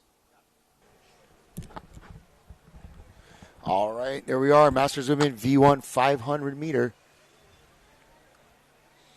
Again, that's Sharon Stanbro from Hawaii, lane 1. I think this is lane 2 from the U.S., Bonnie Losick. Having a nice race here, Bonnie. Just outside of her from Canada is Shirley Curtis in lane 3. Karen Mikovic from Hawaii in lane 4, and Sandra Hergert in lane 5 from the U.S. And rounding out our 6 is Evelyn Lima from Brazil. Beautiful day of racing. You see we got some blue skies, a little bit of overcast. You know, this is always known as the wet side of the island here. But, man, what a great race lane 2 is having right now. Bonnie Losick really got out there quickly and is making a move. You can see these ladies on the outside here having a little bit of a challenge, trying to keep the canoes straight.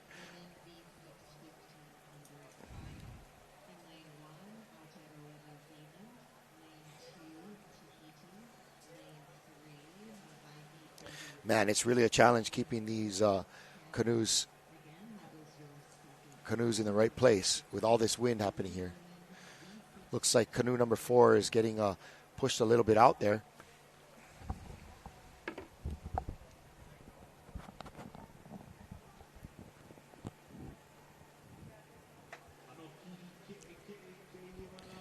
Looks like we got a little bit of texture on the water coming in right now. There's a little bit of that rain pushing in from just outside of your lane 6 and 7. So we're going to see maybe it might affect a little bit on the outside, but right now looking really strong on the inside. Yeah, that's our gal from right here from the USA. That's Bonnie Losick in lane 2. She's having a great race. Wow, she is definitely way ahead of the field right now.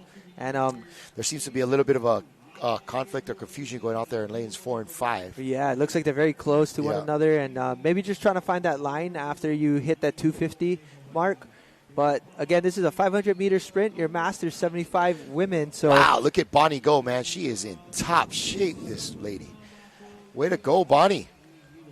Putting on a really clinic right now for the 75 women's right here, and really enjoying this. And as you can see, top 3 will likely advance to the next heat. So, again, you just want to make sure you can keep qualifying. But we're super excited to see that moving through. So, speaking of moving through, looks like we're going to have a little bit of a squall coming in here in a moment. A little bit of rain as Bonnie lays down the hammer in this first heat of the 75 women's V1. And here she comes into the finish. So that Bonnie, again, that with orange a buoy is commanding just lead. showing you that you're closing Wow. up to the finish, and right there in inside lane 1. Wow, Bonnie's tough, bro. Bonnie is tough. she is. Yes, ma'am. Raising up the paddle right there. Congratulations, Bonnie. Maybe we'll get a shaka cam out of her. Yeah, sorry. Bonnie was in lane 2 right there, just finishing outside the red flag, and she put on a brilliant effort. There you go.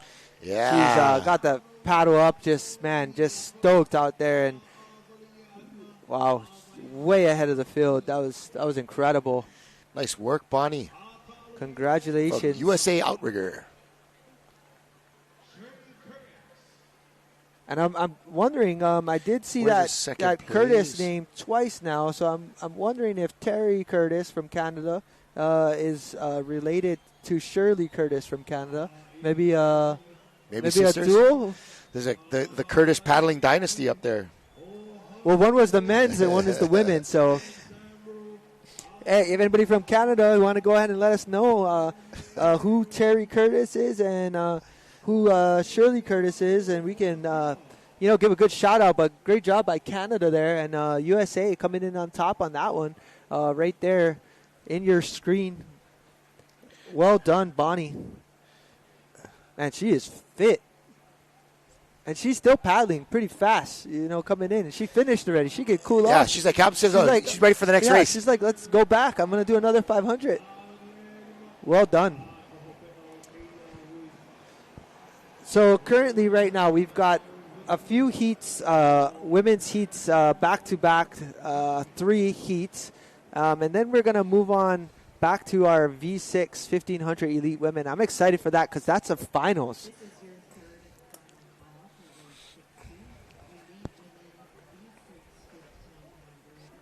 So I'm super excited to see the next 2 V1 heats. And, I'm a big fan of V1 because it is the individual aspect of paddling. But you get to represent your entire country and just be that man. That one person. Yeah. So exciting, and it's a challenge because you might not actually know how fast you are, throughout your heats.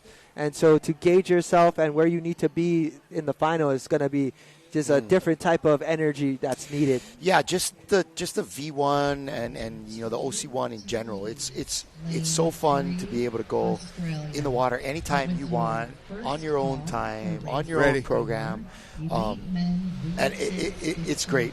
But at the same time, there's nothing like being in the 6-man and feeling that groove between all the paddlers. But speaking of the groove, we're going to head over to the beach right now and check in with an interview from one of our top finishing paddlers.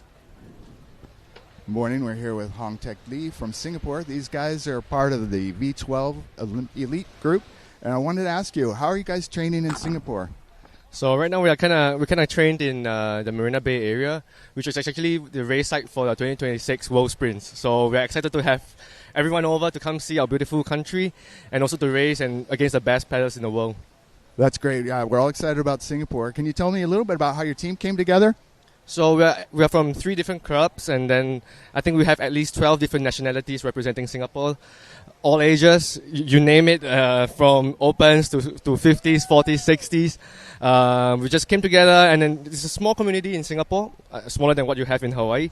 But it's been a close-knit community there. We've been doing a lot of time trials and just doing our best. That's great. Thanks for it.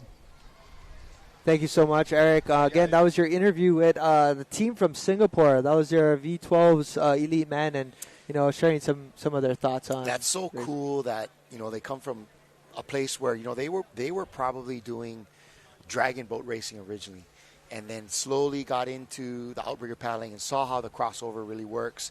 And man, it's like a whole nother sport. And being able to come, like you said, all the way up here to Hawaii, representing all of Singapore. It's pretty cool. I was actually expecting to see more of those Southeast Asian nations, like maybe a Japan or somebody like that coming up here, because there are a lot of Japanese paddlers. I know, and I was thinking the same.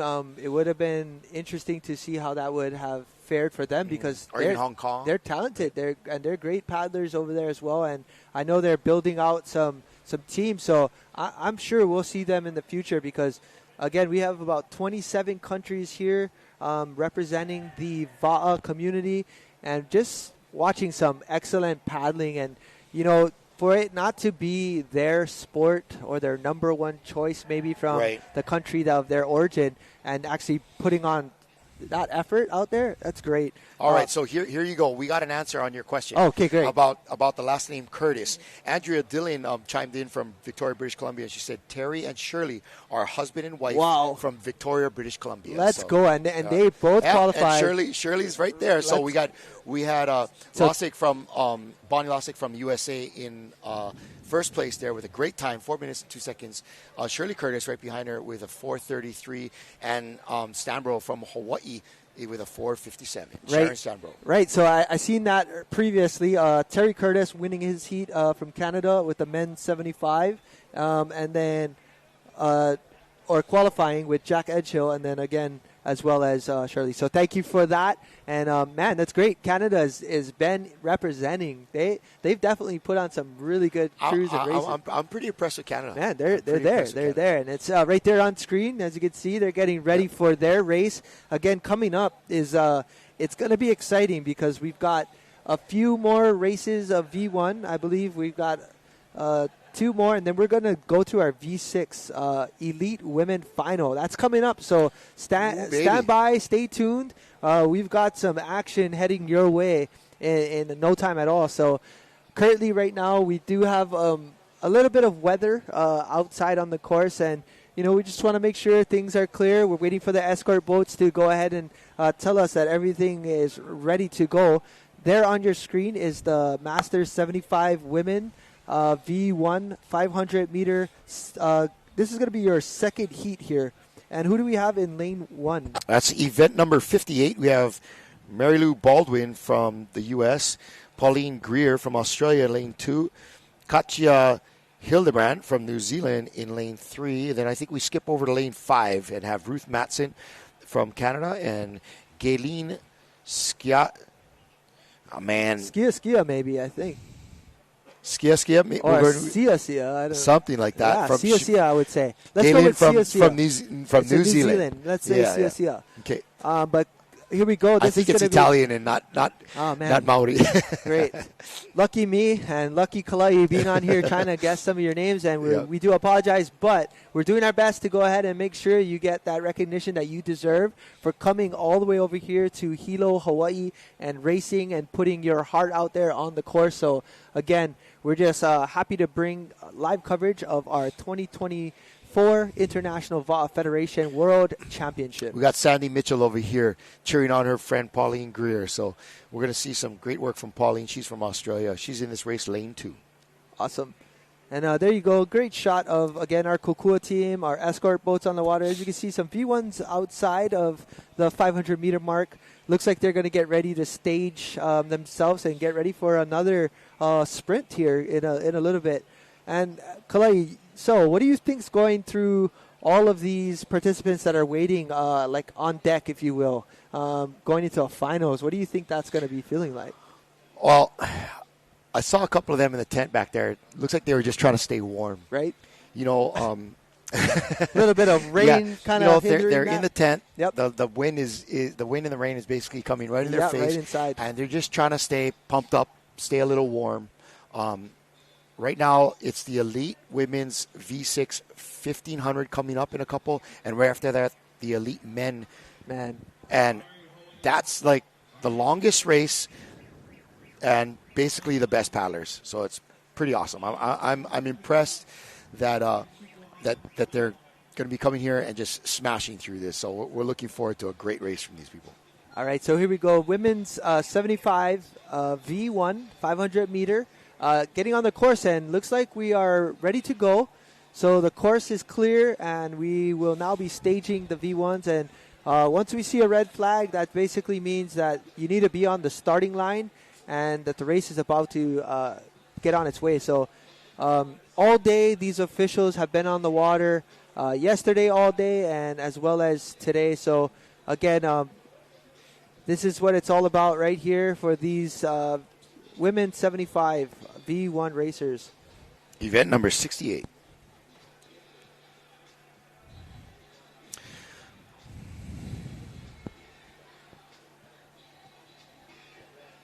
And there we go. So here we go. We're about to start this race.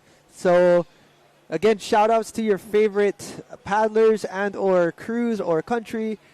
We are here, Ocean Paddler TV, live coverage of the International VA Federation Championship, Sprint Championship right here in Hilo Bay. So we're just waiting for all the racers to get on the starting line.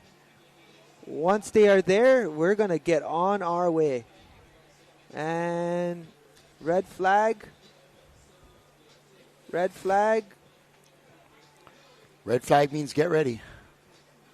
Oh, and here comes the green. And let's go. All right, that's your start of the second heat, women's 75. Heat 2 of 3. I mean, it is so awesome to see because we're watching upwards of 20-plus paddlers in this age division. And, man, they are pretty quick. They are definitely on the move. Yeah, there goes Pauline Greer in lane 2 from Australia, and she's off to a great start. Just outside of her in the black jersey, that is Katja Hildebrandt from New Zealand. So nice effort. Look at these couple different strokes. You can see Katja is a little bit more straight up and down. Yeah, a lot of body there from Greer. Yeah. Whereas in lane 2, Greer's really leaning into it. Lane 6 out there, that is Galen Sia. And what's interesting is that she's inside of lane 5. Yeah, I'm going to go out on a limb and say they might allow it. I'm not too sure, but realistically, that's not supposed to happen. You're supposed to be lined up within your lane, but it could have been a trouble at the start trying to actually just be in the right lane. It is a challenge in a V1. So we will get the official word on how that works, if they're going to allow it or not. But again, right here on your screen, looks like both lane 2 and 3 are having a really good race here.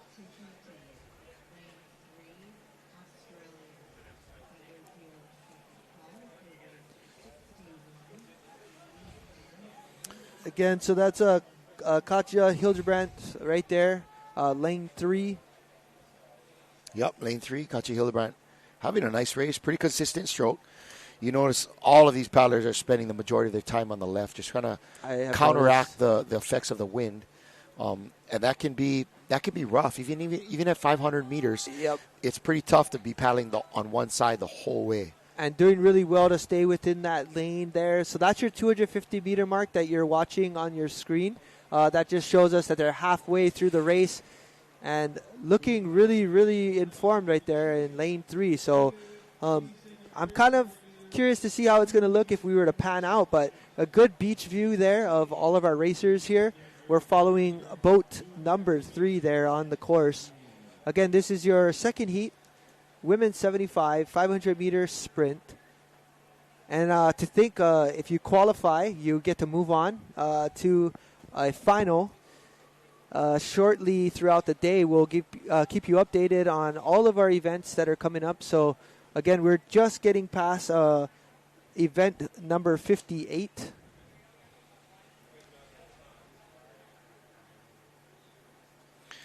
Nice work. She's zeroing in on that finish line. Man, in lane 3, definitely got a good lead going on. Got a pretty commanding lead. Just you could see this pan out view that we just have. You could see the other 2 racers just outside of our paddler right here in lane 3. And I'm going to go and say that's quite the lead here. Quite the lead. Pauline Greer from Australia looks like she's possibly kind right of there in close. second place. It could be close, second and third. But right there, as you can see, we're coming into this inside buoy. It's about 10 meters to the finish line. So it's just telling us that they're getting really close. And this is a good telltale to see who's kind of being within that finish line. So right, and there she is coming into her finish. Well done. Wow, nice race. Nice work. And Lane again, 3, Katja Hildebrand. Way ahead of the field. Like, quite a big distance. We're looking at a good 12 canoe lengths. And as you can see, we had our first finisher cross the line. And we'll see who's going to come in second and third shortly. Is it going to be Australia's Greer coming in? Or is it going to be somebody else? So... Oh, this is going to be a close finish. Yes, this is close between 6 and 2. So Galen and Greer. And it looks like Greer's going to edge it right at the end. What a race. Well done. I'm not sure if that paddler finished in lane 6, though. That looked like she finished in lane 3. Yeah, I mean, based on what we were looking at, it did look like she was inside. So we'll like to get some clarification a little bit later. Now, we're not the officials for the race course specifically, so we do get some information throughout the day, and of course we're going to keep you updated. But that was our finishing of the second heat. Nice work by Katja Hildebrand from New Zealand, man. She had a great lead. We're going to throw it to the beach right now and getting some interviews from the paddlers coming out of the water.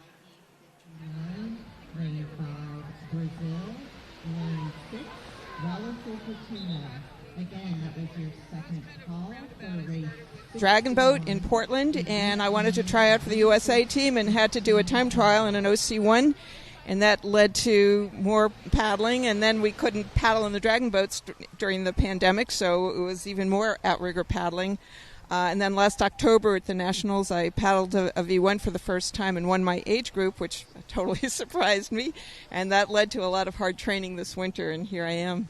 That's fantastic. Congratulations. And how are you finding the venue here? Oh, it's great. It's just awesome. The energy here, everybody high-fiving people from other countries. I'm in a hotel with a fantastic view of the ocean. I love it here. That's great. Well, I appreciate you guys here, and you're doing a great job out there paddling. Okay. We'll see you later. Thank you. Again, big mahalo from the beach. That was Bonnie Losick. She won her heat in the last race. That was Masters 75 Women V1 500 meter. She'll be advancing to our final. Bonnie there representing the red, white, and blue, the stars and stripes, the good old US of A. And we can see somebody's dog right there in the foreground taking a poop on the beach. Hopefully they'll come and clean it up. A little black and white dog. Whoever's got a black and white dog, please come down with your plastic bag and pick up the poop if you don't mind. Mahalo for that. That would be... All right. Micah, you brought your dog. I did not bring my dog. No, I my give a no shout respect. out to my brother at home taking care of my dog. Thank you, by the way. But and my parents, I had to leave my dog with them because I'm gonna be up here for quite some time. What kind of dog you got? I got a mini dachshund. That's I know. cute. Yeah, I got a. That mini, is so. Is that your sensitive side? Dude, that's my sensitive side. Is he a good cuddler? All right, so we're gonna head out for another commercial break to thank our several sponsors that have been so instrumental in making this event pay off. But we'll be right back with continued live coverage of the 2024 International Va'a Federation World Sprints from Hilo, Hawaii.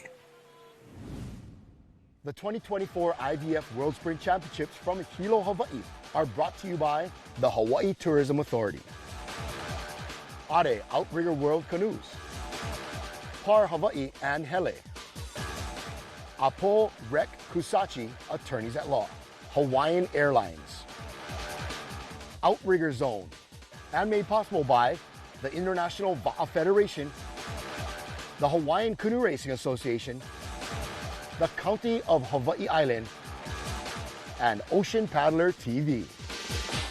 Many paddlers have a hard time strength training consistently, even though we know that it's valuable. That's why I started Sherry Strength online classes 4 years ago, and they're still going strong. Learn more at sherrystrength.ca. If you're going to be hiking in a place where you're unsure if it's safe or legal to access, make sure you consult with a local guide that has a lot of experience. This island is an incredibly rugged, raw, and beautiful place. It's always important to be vigilant about safety of yourself and your loved ones. Bon, moi personnellement, hein, depuis le début, depuis que j'ai essayé la montagne, je me suis bien senti dessus. Hein, et puis par rapport à ces différentes phases, hein, tu peux ramener n'importe quel coup, surtout aussi dans n'importe quel plan d'eau, on va dire, hein, adaptable, tout plan d'eau, dans le calme, dans la montée, dans le surf de côté, mania, Enfin, pour moi, elle est simple, hein, et facile à ramer.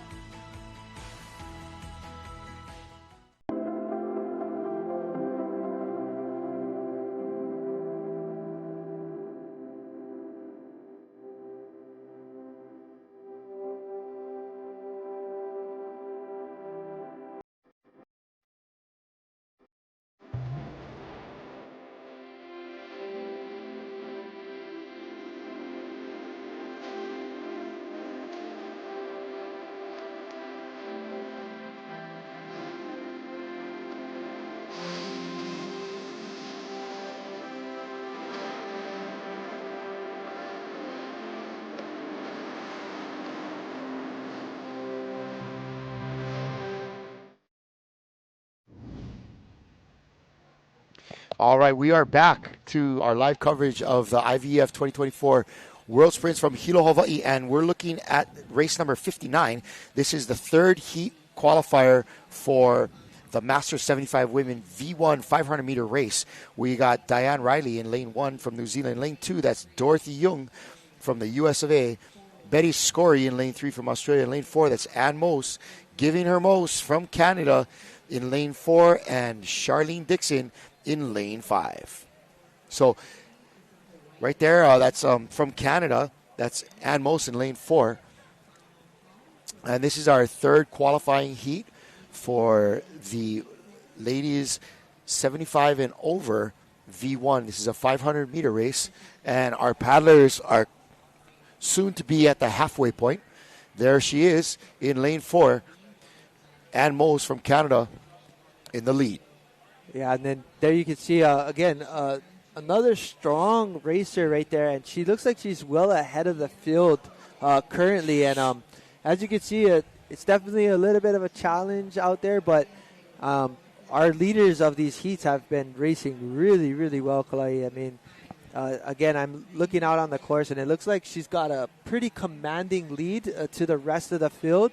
But again, we're going to advance our top racers to the next heat. So right here in lane 4, we're watching our top paddler in this heat, Ann Mose from Canada, putting on a really good effort here for the women's Master 75 V1 500 sprint. So, Michael, coming up after this, things are going to get even more exciting. Let's go. Yeah, we're going to have the finals.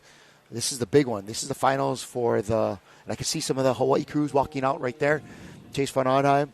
But it's going to be the finals for the V6 1,500-meter elite men's and women's races.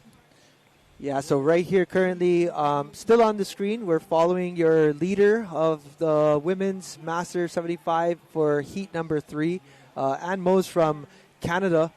And she's closing in on the finish right there, hitting the last handful of meters. And I'm going to tell you right now, Kalai, look at how far she is compared to the rest of the heat. I want to say I saw her in an earlier race. Yesterday. Yeah, and then she smashed in that one too. Yesterday as well, yes.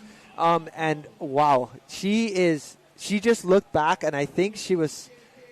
I want to say she was surprised, but maybe not. She's been training for this moment for some time, but as you can see, she's going to be well ahead of the field here, and you're going to see that she's probably got, give or take, I'm going to say she had about 35 seconds on that rest of the field, so she's got a well lead, and as you can see, we can look back and we can actually see some of these finishers coming across the line, and it gives us an opportunity to see how close things are. But, wow, just great competitiveness going on. Yep, there's all the V1s lined up right there on the beach, and we're going to be, speaking of the beach, we're going to be heading down to the beach with our friend Eric Bailey, and he's going to be getting us a couple of interviews from the folks that have finished in just this races. But Micah, I'm excited. The 1,500 elite men's and women's coming up. These are to me the big races here. It is the big race. It's 1,500 meters. The final. It's the finals, and it's both elite men and women. So we're going to be in for a treat. Yes, sir. All right, you're here with Katja, with one of the women's 75 V1 paddlers. Katja, can you tell me about your V1 training? Oh, my training is pretty harsh. 3 times per day, 2 times on the water, 1 time running or in the gym. That's great. And how does it compare to your training here when you come to race on the ocean? Quite different because we train on a lake. It's not always calm, but not these conditions. It's the first time in my life that I paddled 500 meters on one side. Yes, it can be hard when you have to stay on one side of the V1. Is this venue been fun for you? Have you been enjoying yourself? It's awesome. I was here in 2004. It's quite different now. Very well organized, very nice. And yeah, pretty much on time today. I was impressed. Well, that's great. It's amazing you were here 20 years ago for the first one. Is there anybody out there you want to say hi to? Yes, to my husband. Hi, Uwe. I thank you so much for everything you have done to me. You are awesome. Well, it's great, and congratulations. And we'll go back to you in the studio. Man, did you see the guns on that auntie? Well, she had like biceps and triceps, and she's just top shape. One of the coolest things, she was here 20 years ago competing, and as you heard on the screen, she's enjoying this venue. She's also enjoying how things are going. So happy to have her back, and we're going to see her race again. So well done. So we just wrapped up all of our V1 semis for the Masters women or qualifying heats, and now we're going to go into the elite women V6 1500. We're going to have Team New Zealand in lane 1, Tahiti 2, Hawaii in 3, and Canada in lane 4. And right there, your qualifications for your top 3. Ann Mose, Canada, coming in at 3:26, followed by Dickinson from USA. And wow, Scory. 42 seconds. Brother. Way definitely out there. So here we go. We've got our women lined up, ready to go. This is the Elite V6 1500. This is going to be action. So they're ready. They're on the line, guys. And we have a start. They're off.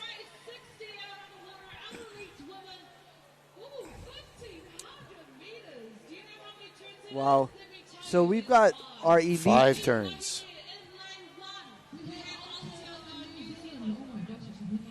There's New Zealand getting out to a good start right there. Let's see if they're going to settle in after a couple of changes. They are flying. They are revved There we go. up. There they go. Settling in. Man, they are all flying. Look at that. This is for the first, second, and third place. These are podium finishing. This is the final. This is it.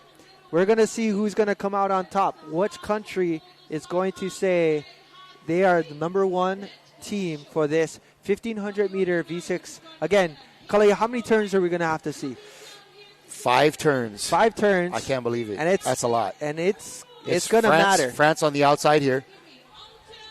Everybody coming into a turn. Every single Wow, country. it is tight. This Look at that. Awesome. I love this. This is what it's all about. All right. Looks like that one crew second to the outside has kind of overshot it a little bit. Yep.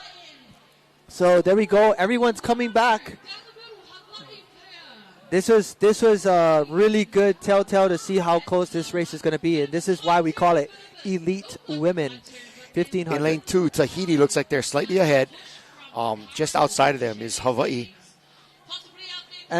And in lane 1, Aotearoa.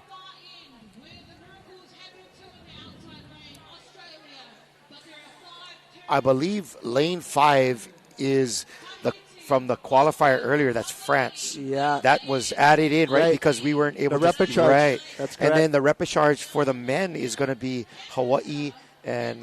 Yeah. Right. It's going to be 3, and Australia. Right? Yeah. Oh, no, Brazil. Hawaii and Brazil. Yeah. So, again, on your screen, we have our Elite Women V6 1500 meter. As we see this second turn, we're going to see things, we're going to see how close things are. And this is what it comes down to. It's coming down to turn. But I'm going to tell you right now, there's 4 canoes coming into the second turn, almost even. And you're about to see it right now. The level of competition is impressive. Now, keep in mind, the canoe way on the outside is going to be France.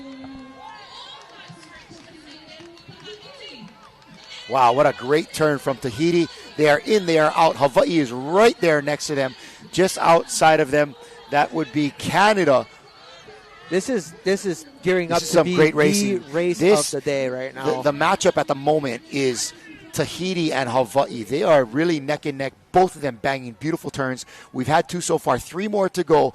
And, man, this is sprint racing at its finest. You can see on the outside there, that is lane 5. That is France, who prevailed in the qualifier earlier this morning. And so this, again, is the final. You can see Tahiti right there in lane 2 and lane 3 next to them, just on the outside, Hawaii. But it is a race. And look at Aotearoa coming up from the inside. This is so exciting. Again, we've got turn number 3 coming up, and it's been coming down to, you know, really just trying to get into those turns, have a good setup, and trying to get the boat running as you come back out. And it's all about precision, because you have to remember, you do need to stay within your lane parameters as you enter. So here we go. Lane 2 coming in.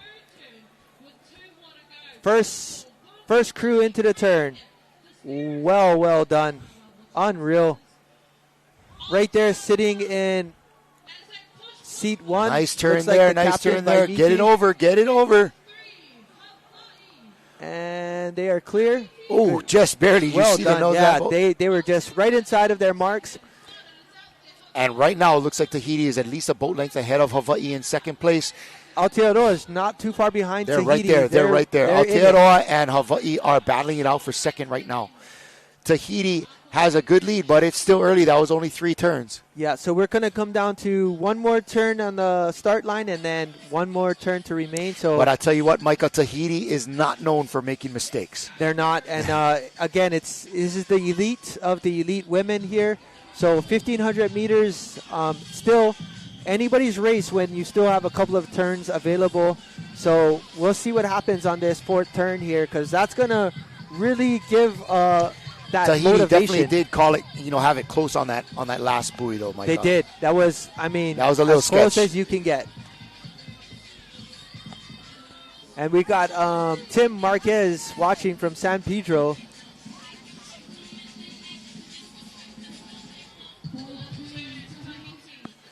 Wow, here we go. Here on the outside in lane 6, I believe that is. So we see lane Brazil. 2, Tahiti coming in on the upper left-hand corner.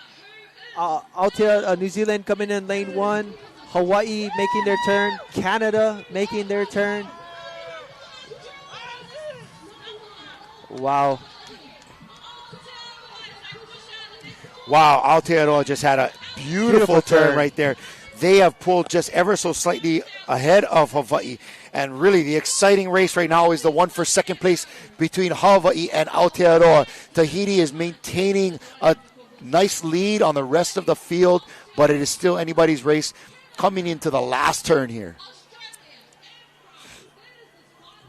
They're looking really, really strong right there. So we have 2 views. We've got your upper left is following the lead pack. Your outside bottom right is going to be our drone angle.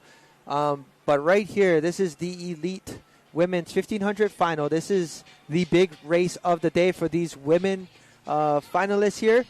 This is going to be your 1, 2, and 3 final podium racers. We're going to see who's going to take the top honors for this race. But right there, beautiful paddling by Tahiti. Lane 2. Man, these women are in sync. And on the bottom here, that looks like Brazil. It could be Australia. Oh, is it Australia or Brazil? Yeah, I believe it's Australia. Oh, Australia, okay. Okay. Wow. Oh, boy. New New Zealand Zealand ground. has gained. Yes, they have. They're first into the turn. Let's see. Oh, the girls from Hawaii taking a little bit tighter turn. Here they come. Hey, this is a race. Oh, man. look at this. Hawaii's coming around. Race. Look at that stroker What is yanking it it out. gonna Let's be? go, ladies. Let's go. This is it. It's for the gusto. All right. Aotearoa has got to do their best to hold off that Hawaii crew. And right now, Tahiti maintaining their lead. A good sizable lead, but anything can happen. All I know is that this is a heat, man. This is a final event, and it is close. This is going to be a battle for second, I believe. Tahiti looks like they have about a good At least a boat length, yes. But second place is anybody's race. And you can see all the spectators there out on the course. It is getting loud on the beach right now. This is one of the premier events. And, man, if this is anything foreshadowing the men's race, it's going to be a great one. Here comes Hawaii. Can Aotearoa hold them off? Goodness. Let's go. This is a battle. Watch this ending, folks. If you're watching, this is going to be great. Tahiti coming across in first. Tahiti from lane 2. And it's Aotearoa right on their heels. That was a boat length ahead of Hawaii in third place. Well done. Keeping the bronze here in the islands. Congratulations to these 3 canoes finishing. Again, that is Tahiti in first, followed by New Zealand, and in third place, Hawaii. This is your women's 1,500-meter final for the elite women. Congratulations, ladies. That was a race, and man, New Zealand came in hot. They were pulling. They almost got there. Those last couple legs from the ladies from down south there off the coast was amazing. Those Maori girls put it together at the end there. Yeah, right there. Well done, Tahiti. That was incredible right there on the drone. Wow, man, what a race. I'm freaking hyped up. There was, there's nothing like keeping it tight to make it exciting, right? The Tahitians had a great lead off the bat, right off the top, and they did not make any mistakes. No, they didn't. But it was really this come from behind. I don't know whether Aotearoa didn't have quite the start they wanted to have, but they were intent on catching Hawaii and claiming that silver medal. Yeah, they definitely made their way. I think you kind of seen the difference on about turn number 3 and 4 really allowed them to stay in that momentum. But they were right on the heels of Tahiti. They were not that far away from closing the gap either. So it was less than a boat length. Oh, man, that was great. It was less than a boat length. Race. But just a momentous effort from all the ladies up there. And congratulations again to Tahiti. Wow. Not a surprise. They've had a really strong showing here. Same from Aotearoa. But we're going to throw it out to the beach and get an interview on some of our last races. Eric, to you. All right, we're here on the beach with our volunteer coordinators for the World Sprints. This is Lisa Lucia and her daughter Haley. Lisa, can you tell us a little bit about how the volunteering process has been going? Yeah, so far it's been going really great. We've had tremendous support from all of the different teams from the different countries. They've been coming down. We're a little shorthand, so they're helping us carry the canoes. I will say starting on Monday and through the week, we're going to need a lot of extra hands. So anyone who wants a front row ticket to the races, come on down. We'll get you a vest and get you in the water. To check in, you just go up to the volunteer tent up in the corner at the end of the fence, and we'll get you taken care of. But it's been really great so far, and we're all having a lot of fun. Well, that's great. It's good to hear that it's going so smoothly today, too. So how have the paddlers been? Have they been really helpful? The paddlers have just been amazing, and they're all so fun. And she would know firsthand she's in the water, but they've been great. Everybody's really friendly and helping us out. It's been great. Okay, that's awesome. Well, thanks a lot, you guys, and we'll go back to you guys in the studio. Thanks. All right, thanks for that interview. And here we go. This is the final result of our Elite Women's V6 1500 Tahiti with a time of 8 minutes and 13 seconds. Aotearoa 8:16 and Hawaii with an 8:22. And we're coming up on, to me, the other big race today. This is the men's 1,500-meter V6 Elite Final. And here's our list. In lane 1, it's going to be Aotearoa. Lane 2, Tahiti. Lane 3, Australia. Lane 4, Hawaii. Lane 5, Brazil. Lane 6, Wallace and Futuna. Yeah, boys, Wallace and Futuna. And Brazil, Wallace and Futuna, and Hawaii were in the repechage earlier today. That is true. And so they got to race earlier, and really they've only gotten probably a little over a 1 hour break. But here we go. We're on the starting line, and we have a green flag. Here's the start. We're about to see all of this being put out on the race course right here, right now. So wow, they are off. What a start. Look at the water flying. New Zealand is hot out of the box. And as you can see, so New Zealand, Tahiti, all on the inside. Whoa. And then in the middle, you got Hawaii. So it looks... Brother, those canoes are flying. They are moving. Woo! They're making this 250-meter turn course look like super close. There we go. My boys from Wallace and Futuna right there. Go get them, fellas. And coming into your screen right there, Trey Cox, right Kirkua Nolan, Chase Van Ordheim there in lane 4. And coming up hot, that's lane 2. That's looks like Hiro Manaflores from Tahiti, stroking that Tahitian crew. He, of course, part of Team... Here we go. Team First Shova. turn. Oh, New Zealand. Nice work. Here they come. Here they come. So Tahiti and New Zealand coming around first. And Hawaii right behind. Right there. Again, guys, this is going to be a technical race and getting that boat sprinting once again. Right there we see Tupuria King in 3 and looks like Manutea Mion in 4 with the boys from New Zealand. And this is a great race. These men are all pretty much right within striking distance Yes, of each other. Tahiti has jumped out to a lead almost like the last race. This is almost a replay of the women's race. That's what it's looking like. We've got New Zealand holding on to a nice second-place position in lane 1 here. And out there in lane 4, Hawaii is giving New Zealand some competition for the second-place spot. You see these paddlers kind of settling in for the middle part of this race. But, boy, at these speeds, Micah, they are covering that 250-meter gap in a heartbeat. Yeah, they are flying. I mean, we're seeing why this is elite men 1,500 meters. Here comes Tahiti sliding into the turn in lane 2. And then Aotearoa as well coming in, and Hawaii right behind. This is looking amazing. Here we go. It's all about the turn. Tahiti out first. Here comes New Zealand. Good turn. Hawaii not too far behind, but it looks like this race is between, right now, Tahiti and Aotearoa pulling away in first and second place. Micah, look at that stroke count. We're going to see them just here settling in. And they are look at that. So now, long and strong. Look at them just pulling away with each stroke. Beautiful, beautiful paddling. For those of you that are watching this race live, this is your elite men's 1,500-meter 5-turn race. We're coming up to our third turn of 5, and it is turning out to be a stellar race right now.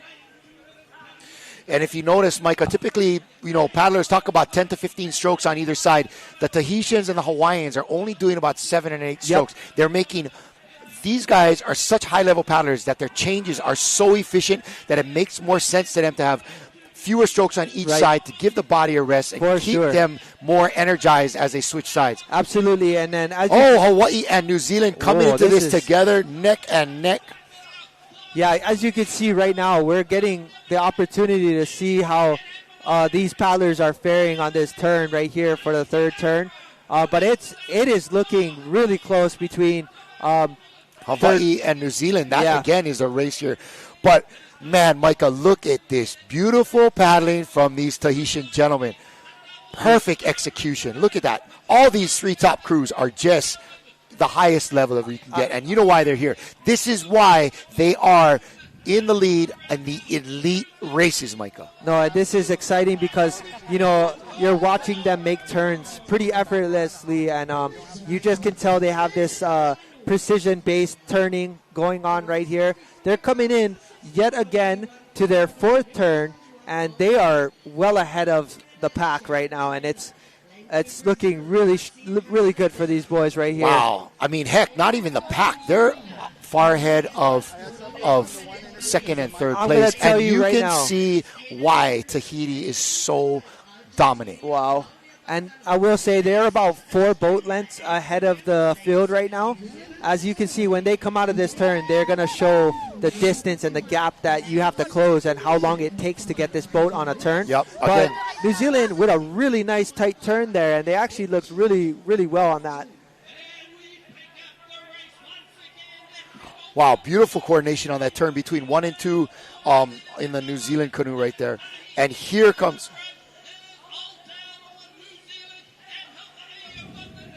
All right, again, we have New Zealand in lane 1, Tahiti in first place in lane 2, Australia in lane 3, Hawaii is in lane 4, Brazil is in lane 5, and Wallace and Fortuna in lane 6. And currently on your screen right there in lane 1 is New Zealand. In lane 2 on the outside is Tahiti, which is your leader of this 1,500-meter turn sprint competition here. Again, this is your medaling championship. So as you can see, Tahiti is now going to be coming into their 5th and final turn right there on your screen. Tahiti right there. As you can see, 1, 2, and 3 are all on the same side. One just did a switch right there at the end. Holding into the turn. Watch the coordination between 1 and 2 on the... Oh, wow. Look at that coordination. That whoop, they're pulling over. Whoop, pulling over. That's pretty cool in that Maori canoe. And here come the Hawaiians yanking over. And right here, we're going to go ahead and just tell you right now, currently is your leaders is Tahiti, and followed closely behind is New Zealand. But it's coming down right here, guys. It's going to be all of 150 meters left. And yes, Aotearoa is looking smooth. They're doing really, really well. But just outside of them on the left of your screen, you see the Tahitians coming into the finish. This is the last 250 right here. They are crushing. Look at these boys from Hawaii right here. A lot of them representing the big island of Hawaii right here from the Kona Coast. Half of the crew from Hilo, half from Kona. And man, the competition is fierce. Look at these Tahitians. It is the last 100 meters. This is the last 20 meters. Not letting up all the way through the finish. And what a performance from Tahiti. Let's go. And there you are. Wow. Tahiti. Tahiti. Coming in by a right behind them. New Zealand. Aotearoa. Second. And third place is going to be really close. Third place is looking like a battle. It's going to be the boys from Hawaii Island. So it looks like you're, again, a repeat. A repeat of the women's. So first place, Tahiti. Second place, Aotearoa. And finally, closing it off, Hawaii. Man, I can't tell you how impressed I have been by the New Zealand paddlers. You know, you haven't really thought of New Zealand as a paddling powerhouse decades back. But, man, they have improved their program. They've improved their numbers. And these Maori are here to compete. Of course, the Tahitians, a powerhouse, finishing first in the men's and women's elite. These are the two biggest events. This is the 1,500 meter, the longest distance, the best paddlers, the most turns. And Tahiti coming tops in both of them. Aotearoa silver medaling in both. And, of course, Hawaii rounding out the top 3 in both these races. It's amazing to see the parity between the men and the women, Micah. Yeah, I mean, you can just see... right there, just the fact that it's a repeat for the men and women just shows how well both of these paddlers are doing. Yeah, I want to get a repeat of those times that we just had up on that graphic. I think the women's were finishing just over 8 minutes in their final race, and the men just under in the 750s. But you know, even between the men and women, how close the times are. Right. You know what I mean?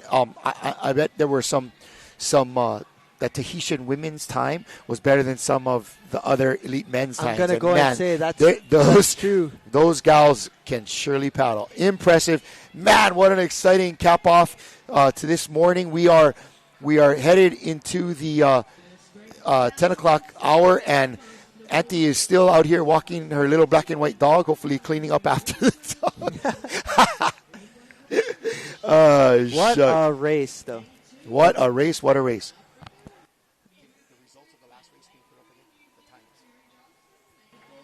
All right, we're going to throw it to the beach right now real quick and hopefully get an interview from some of our women racers.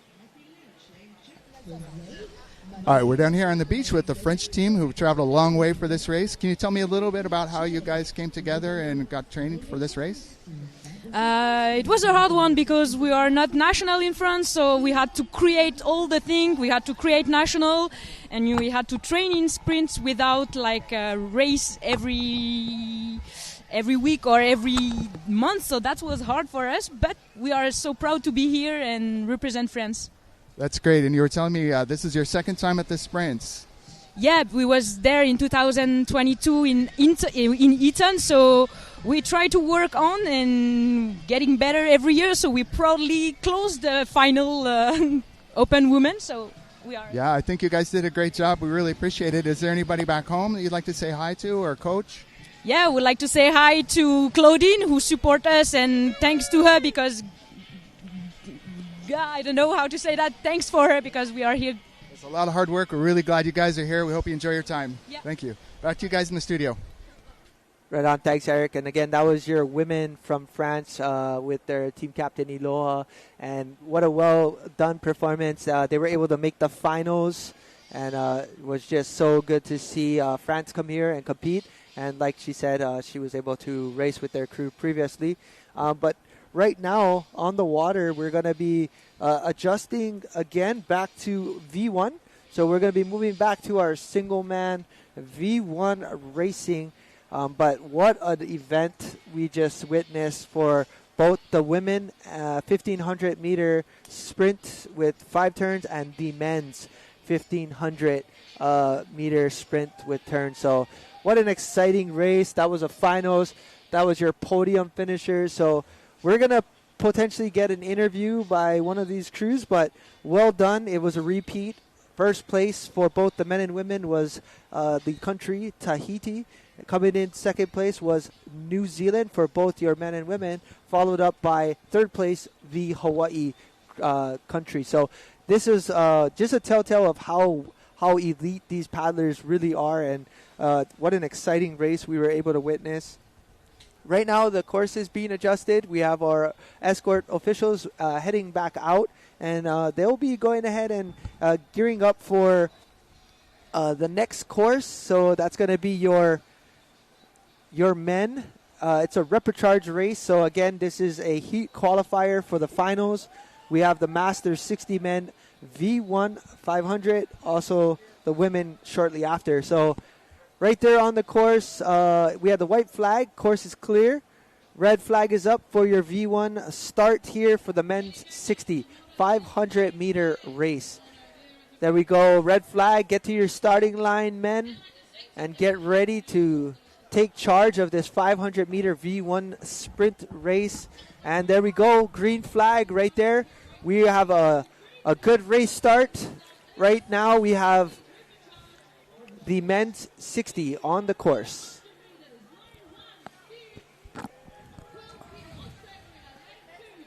Yep, so lane 1 currently in Australia. We have Steve Quickly, and lane 2, George Thomas from New Zealand. Lane 3, Mike Matthews from Singapore.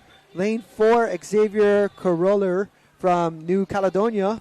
Haven't seen that one in a while. And then lane 5, Rodrigo Dominguez from Chile. Lane 6, Oliver Hayrod from France. From Brazil, we have Jorge Jr. from Brazil. And lane 8, we have Matt Chamberlain from USA Orca. Right there on your screen on the outside. Oh, lane 4 is going at it. It's hammering. Yeah, from New Caledonia, that is Xavier. And it looks like he's actually got an edge on the cruise right now. He looks like he's probably half a boat length ahead of the lead. We'll find out when we hit that 250-meter mark. Oh, my God. I'm just on high from those last 2 races. That is excellent. That is 6-man canoe racing at its best. And just goes to show how elite those paddlers really were. And, again, that was really close. As you can see, lane 1 and 4 look like they crossed the 250 at about the same distance. But it looks like lane 1 is strong. He's got a nice smooth stroke. Looks like he's really settled in. Looks like he's putting or having to put a little bit less effort just because he's smooth. Although in lane 4, that guy's really going for it. And in V1, we usually have this saying, smooth is fast and fast is smooth.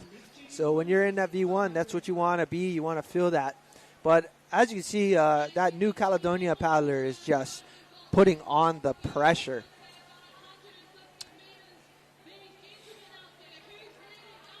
All right, they're coming into the finish line here. It is pretty tight. Again, this is a repechage 1 of 1, and I believe the top 2 will be making it into the final. That's correct. I'm pretty sure we had a 2-heat repechage, so currently previous heat, so we're going to see 2 advance most likely. But right there is looks like in the lead is New Caledonia. New Caledonia, number 4, and then Australia in lane 1, not too far behind. So here we go, guys. First place, second place, well done, gentlemen. Yep. And your third place, lane 2. looks like from New Zealand. So well done. Wow, what a race. I will say that was close. That was tight. Your lane 4, lane 1, it was quite deceiving. You thought lane 4 had quite the lead, but really he was... Ooh, look at this gentleman, man. He's giving it all. Congratulations, Master 60-man V1 500. The winner of our repechage is Xavier Corolier. And in lane 1, coming in second place, that's Steve Quilkey from Australia. Both of them advancing to the final. Nice job. Well done. We're going to be coming up with 2 more repechage for the Masters 60s women.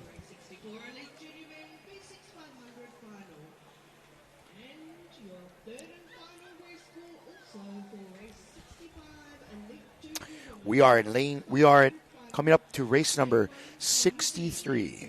This would be the Master 60 women V1 500. Okay.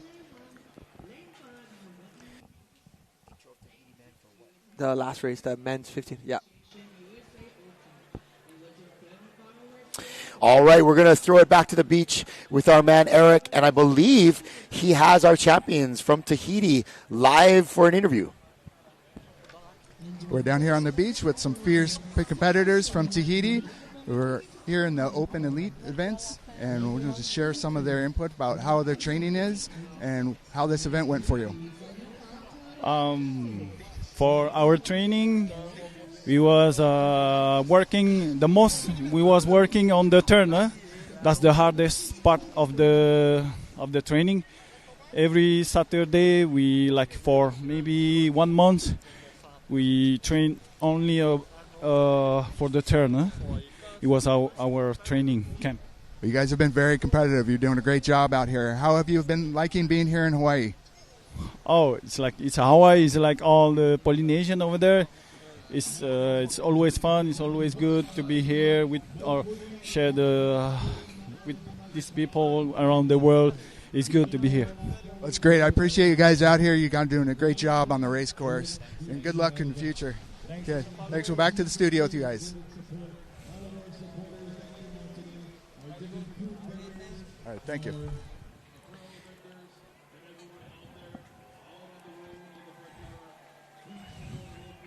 All right, great interview, and congratulations to the men from Tahiti, elite men, bringing home the gold in the race earlier, the 1,500-meter V6 for the men. Yeah, what a race they had, and as you can tell, like they said, the only thing that they had to train for was the turn, Kalai, because paddling is just, there's no need to train for paddling. No. I think there's this misconception that these guys, if you don't know much about paddling and you see how dominant certain crews can be, like, oh, these guys must be like superhuman, massive guys, and they're not. They're definitely well built. They're strong, right? But I think the thing that makes them special is that they've been doing this their whole life. And there's their stroker, that's Hiromana Flores. Yep. Look at him. He is one of the best paddlers in all of Tahiti. He's good size. He's definitely muscular. He's nice and tall. It's about, to me, the fact that they've been doing this with intent, together with probably a lot of the same guys since they were little kids. Yeah, absolutely. And like you're saying, I mean, they really are putting a lot of effort into making sure that they're well prepared because, like you said, all they did is, he said on this interview that they're focusing a lot on the turn. So you just know that it means a lot to them to be out here and keeping that level top tier and, of course, coming away with the gold medal. So yeah, awesome. Well done, Tahiti, both you, the men and women, taking home gold, but not too far behind. It was exciting to see Aotearoa right there. Congratulations also to the men from New Zealand and from Hawaii as well, man. Some great racing out there. And right there on the course, looks like we got Brazil right there, just pulling together a quick pule or prayer, and probably just giving each other a little bit of that last minute of let's go, guys. It's go time. So love seeing that. Yeah, this looks there. like it might be the elite junior men getting ready for their race coming up. And that will be a final for them. And it looks like they're doing a little bit of a course preparation. Of course, we want to make sure everything is accurate on course, but we are looking really good on time right now, Kalai. So, again, we're about, give or take now, event number... We're going to go with, we're on event number 63 right now. Okay. Event number 63. And yeah, we're doing pretty darn good on time today. If you guys are tuning in, go ahead and give us some of your shout-outs and any questions you might have on how the day is going or what to expect throughout the rest of the weekend. Be happy to go ahead and share with you some of the information we might have available. But right now, we're currently just right inside the booth. We're doing some of our live broadcasting right here on the beachfront of Hilo Onebe. And we just got to witness some exciting finals. Currently, we're getting ready for the women's repecharge here. And this is going to be your Masters 60 women in Lane 1. We have Canada, Sharon Taylor. Lane 2, we have Marcia Hassler Alves from Brazil. In Lane 3, we've got Maria de la Lourdes Perez Barbieri from Argentina. And then we have Tena Taulu from the Cook Islands, Claudia Badano from Argentina in Lane 5, Anne Williams from Australia in Lane 6, Liz Tane from New Zealand in Lane 7, and Mayura Becker from Great Britain. So that's your women's list. Yep, and this is one of 2 repechages that we're going to be seeing this morning here. And coming up after this, we're going to have a bunch more finals coming right up. Yeah, so stay tuned. If you're tuning in, your junior men is coming up as well as the women. It's a final. You don't want to miss it because your country is about to put on a great effort and hopefully take home a podium finish. So we're just looking forward to getting the courses back online. So women's 60 is now at the starting line. V1 500 race. The red flag is up, telling us that they can go ahead and move up to the starting line. Once you see a green flag, that means it's all out. Go ahead and start your race. So we have right now 8 women on the line. And we are go. It is green. This is your V1 500-meter sprint women's 60s. So this is a repecharge. So top 2 will be advancing to a final for your women's 60. So you got to put it all out on the water right now, Kalai. Yep, got to put it all out. We got Cara Picari logging into our Facebook page saying, go hard, Liz Tane. Liz Tane, of course, over there from New Zealand in Lane 7. So, again, this is a repecharge. This is a qualifier heat for these ladies to get into the final, which I think is later today. In Lane 1, that is Sharon Taylor from Canada. Lane 7, there she is, Liz Tane from New Zealand. And you can see there was a little bit texture on the water. I mean, definitely still in Hilo Bay. This is, for us, this is open ocean, but it's flat. It's called flat to us, but for some of these paddlers that paddle only in reservoirs and lakes, a little bit of, This is fun. The most conditions they ever had. To us, this is like glassy flat water. This is flat water. This is flat water. But it's exciting to watch these women right here. And you can definitely see there's a bit of a breeze coming in from the left. Yep. And so, again, a lot of these women paddlers, this is the first time they're going to have to paddle 500 meters all on the left side. All on the left. And we heard that comment earlier from our New Zealand paddler when she was doing her interview saying the same. Tatiana. Yep, staying on my left the whole time. Tatiana. And there we go. You're at the 250-meter mark, so we're halfway done. Right, in Lane 1, that's Sharon Taylor from Canada. Looks like she's in the lead.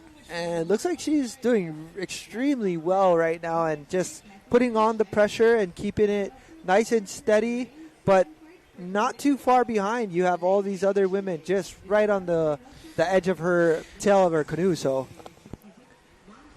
Lindell Levitt is over there cheering on, saying, go Sharon, go Canada. Let's go. And Helena Humphrey cheering on her friend, Tena Taulu. Tena is from the Cook Islands in Lane 4. Awesome. And again, I did notice, because of the venue, a lot of these paddlers, We were talking about it earlier prior to the race with all the country coordinators and just letting them know that it looks like you're racing to the beach, but we do see some of the paddlers going more to the hotel in the background. So if you were to take a shot from course to course, that's where they're paddling, so they're actually off course. So that's why some of them got disqualified yesterday is what I found out, is they were taking wrong lines trying to make the course. So here we go, gang. So pretty tight there, Micah. Oh, it's looking great. I mean, this is going to be a great finish right here, but it is close. I'm telling you right now, we're about to see a battle for this repechage.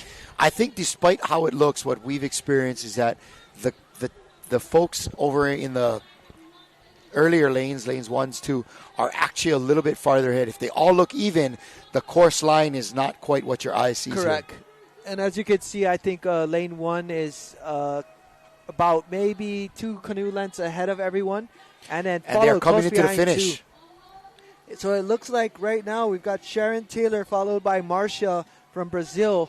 So it looks like it's going to be a lane 1-2 finish here. And there you go. Lane 1, Canada. Lane 2, Brazil. Again. All right. And so this is one of 2 repechage. So the winner will advance, and then whoever has the next closest time. Well done, ladies. Well done. And what a tough race. 500-meter sprint.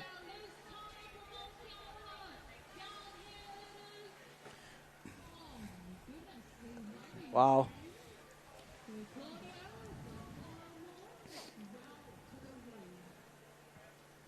And thank you again for joining us here for the Ocean Paddler Television TV right here, the 2024 International VA Federation World Sprint Championship.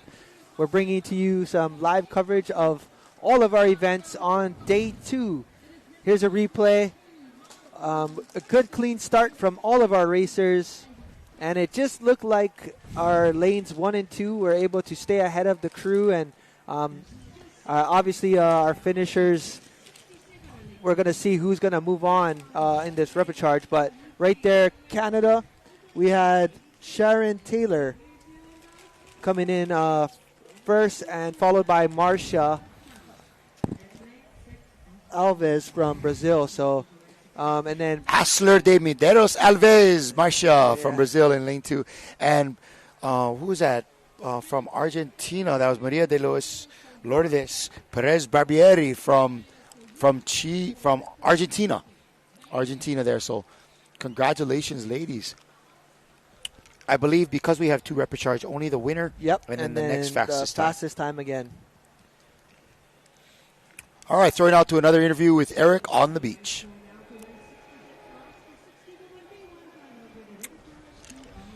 Oh, Eric, where are you? All right, we're down here with George from New Zealand. He's our V1 paddler in the men's 70 division. George, can you tell me about your race? Oh, it's a great race. It's a bit choppy. You know, the conditions up and down, and trying to keep the boat straight was probably the hardest part. I understand you have a lot of experience with V1. In fact, it runs in the family. Who else is here? Oh, I've got my son pedaling in the Masters and my 2 grandsons pedaling in the J16 for Haymarket. That's amazing. They both qualified at the New Zealand Nationals. Yeah, now they're doing well. That's great to hear. And I understand that you were here 20 years ago when we last did this. Can you tell us a little bit about that experience? Yeah, it was. It's grown a lot since then. A lot more countries. Yeah, we didn't have as many as this, but the number of people it's really taken off. Paddling in the sport. So it's nice. Well, that's great. Is there anybody back home you'd like to say hi to, or coach, or somebody? Just Thomas Farner back in Rotorua. Everybody that supported us to get here. It's awesome. Thank you. Well, that's great. You guys are doing a good job, and I hope your family also has good luck. Thanks for coming down and talking to us. We're going back to the studio. Thank you. Right on, Eric. Thanks for bringing us that live interview there. And like you heard, it's a family affair for so many paddlers. 3 generations of his family, him, his son, and his 2 grandsons. Isn't that cool? So good. All right. Elite Junior Men V6 500. This is a sprint of sprint races here. Elite Junior Men. This is going to be a final, I believe. Or is this? Yes. That was what we just watched, the Masters Women. Yep. And then the final is going to be here with the Elite Junior Men. And we have Tahiti in lane 1, Aotearoa in lane 2, Brazil lane 3, 4 is Australia. In lane 5, Hawaii. And in lane 6, the gentleman from the far north, Canada. And again, this is your finals right here. This is going to be a podium finish. It is a straight 500-meter sprint. So we're excited to see these gentlemen on the water, and this was exciting. Yesterday, it was an exciting race to watch these up-and-coming men to see how the talent is faring. And we've seen some great competition yesterday. So today, we're looking at trying to find out who's going to be our gold, silver, and bronze medalists right here in what we call our International Volleyball Federation World Sprint Championship. Yep, these are the junior boys, and Simon Albert is logging on. He says, "Go Aussie boys!" He's cheering on Merlin, and Gerald Mita Rudkin is saying, "Go Aotearoa." So this is going to be a definite. This is really, to me, where you start to add up the depth, right? Yep. We look at countries. Are they putting together winning crews in the Masters, right? Or winning V1 paddlers? And then can that same country put up a top 3 elite men's or women's finalists? And then do they have a really strong finish in the juniors? Now that country is certainly labeled as a powerhouse in paddling at that point. And today it's certainly been, Tahiti, of course, Aotearoa, and Hawaii for sure. Yeah, and if you look at that order, I mean, to even break any of that in the top 3 at this point from an outside country is going to be impressive, because that just goes to show how well their communities have been coming together to promote outrigger, and we love seeing the growth, and you want to be that. We want to see somebody tap in, and, I love watching an underdog team come from behind or stay ahead of some of these top crews. So super excited to watch this as we see the boys have all lined up. Again, this is your finals elite junior men's V6 500-meter sprint. It is a straightaway. They have the white flag. The red flag is now up and staged. They are making their way into the final area. Come on, boys. And you want to be on the line. You don't want to be behind and trying to creep in. You definitely want to make sure that you're... Tahiti there in lane 1. New Zealand right next to them. And it looks like New Zealand may be creeping past that. Oh, are we going to get a black flag? Yep. All right. But the thing is, you still need to be ready to go, because that flag can change at any given second. There we go. And it's green. And looks like... Nice start. Aotearoa is pushing. Again, so lane 1, Tahiti. Lane 2, New Zealand. Lane 3, Brazil. Lane 4, Australia. Lane 5, Hawaii. Lane 6, Canada. Your elite junior men.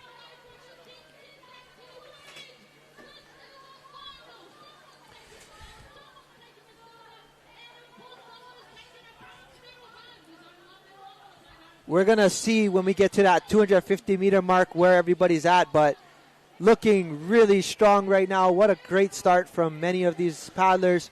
In lane 1 is Tahiti again, right there on your screen. Nice fast rate, but they are flying. Man, they are flying. Tahiti is looking great. Of course, right next to them, New Zealand as well.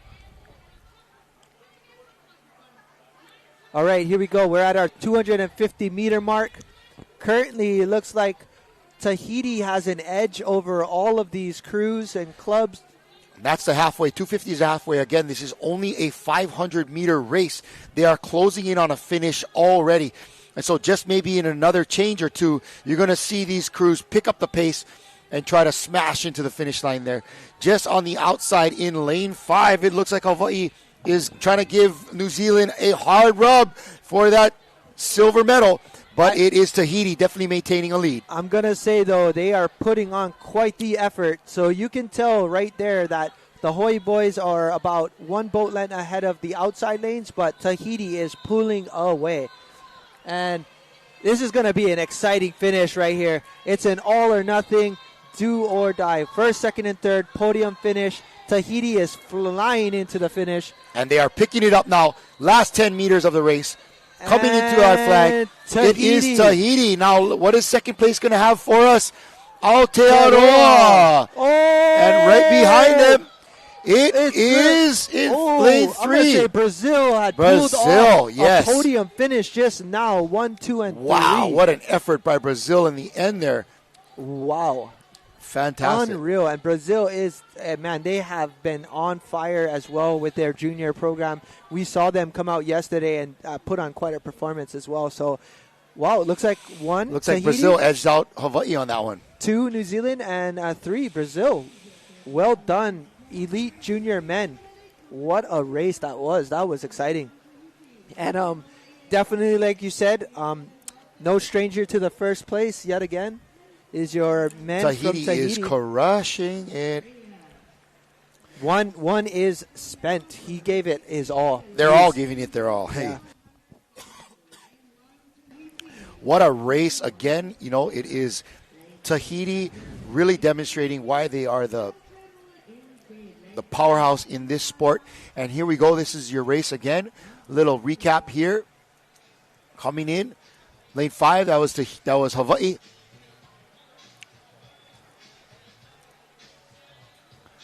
And 4 coming in at this point. They did not look like they had it in lane 4, but it is deceiving what we're seeing versus what is happening out there on the course. Yeah, well done, these elite junior men. And there's Tahiti coming across, followed up by New Zealand. What and a strong push at the end by Brazil. Wow. Impressive, brother. That was impressive. And I want to go out and say they were probably about half a boat length at the halfway mark behind and just somehow close the gap coming into that final. And there it is. 2 minutes and 2 seconds for Tahiti in first place. Aotearoa, New Zealand, right behind them with 2 minutes and 7 seconds. And in third, Brazil edging out the Hawaiians with a time of 2 minutes and 9 seconds. Congratulations to your elite junior men. And congratulations to Brazil. Man. Wow, that was awesome. What a excellent paddling. What a job well done for those elite junior men from Brazil. Well done. On the course right now, Kalai, looks like we're getting our women's final coming up. That's going to be the elite junior women final.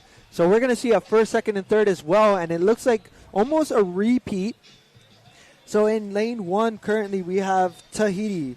Lane 2, Rapa Nui. As we wait for the start of this race, we're going to have a quick interview on the beach.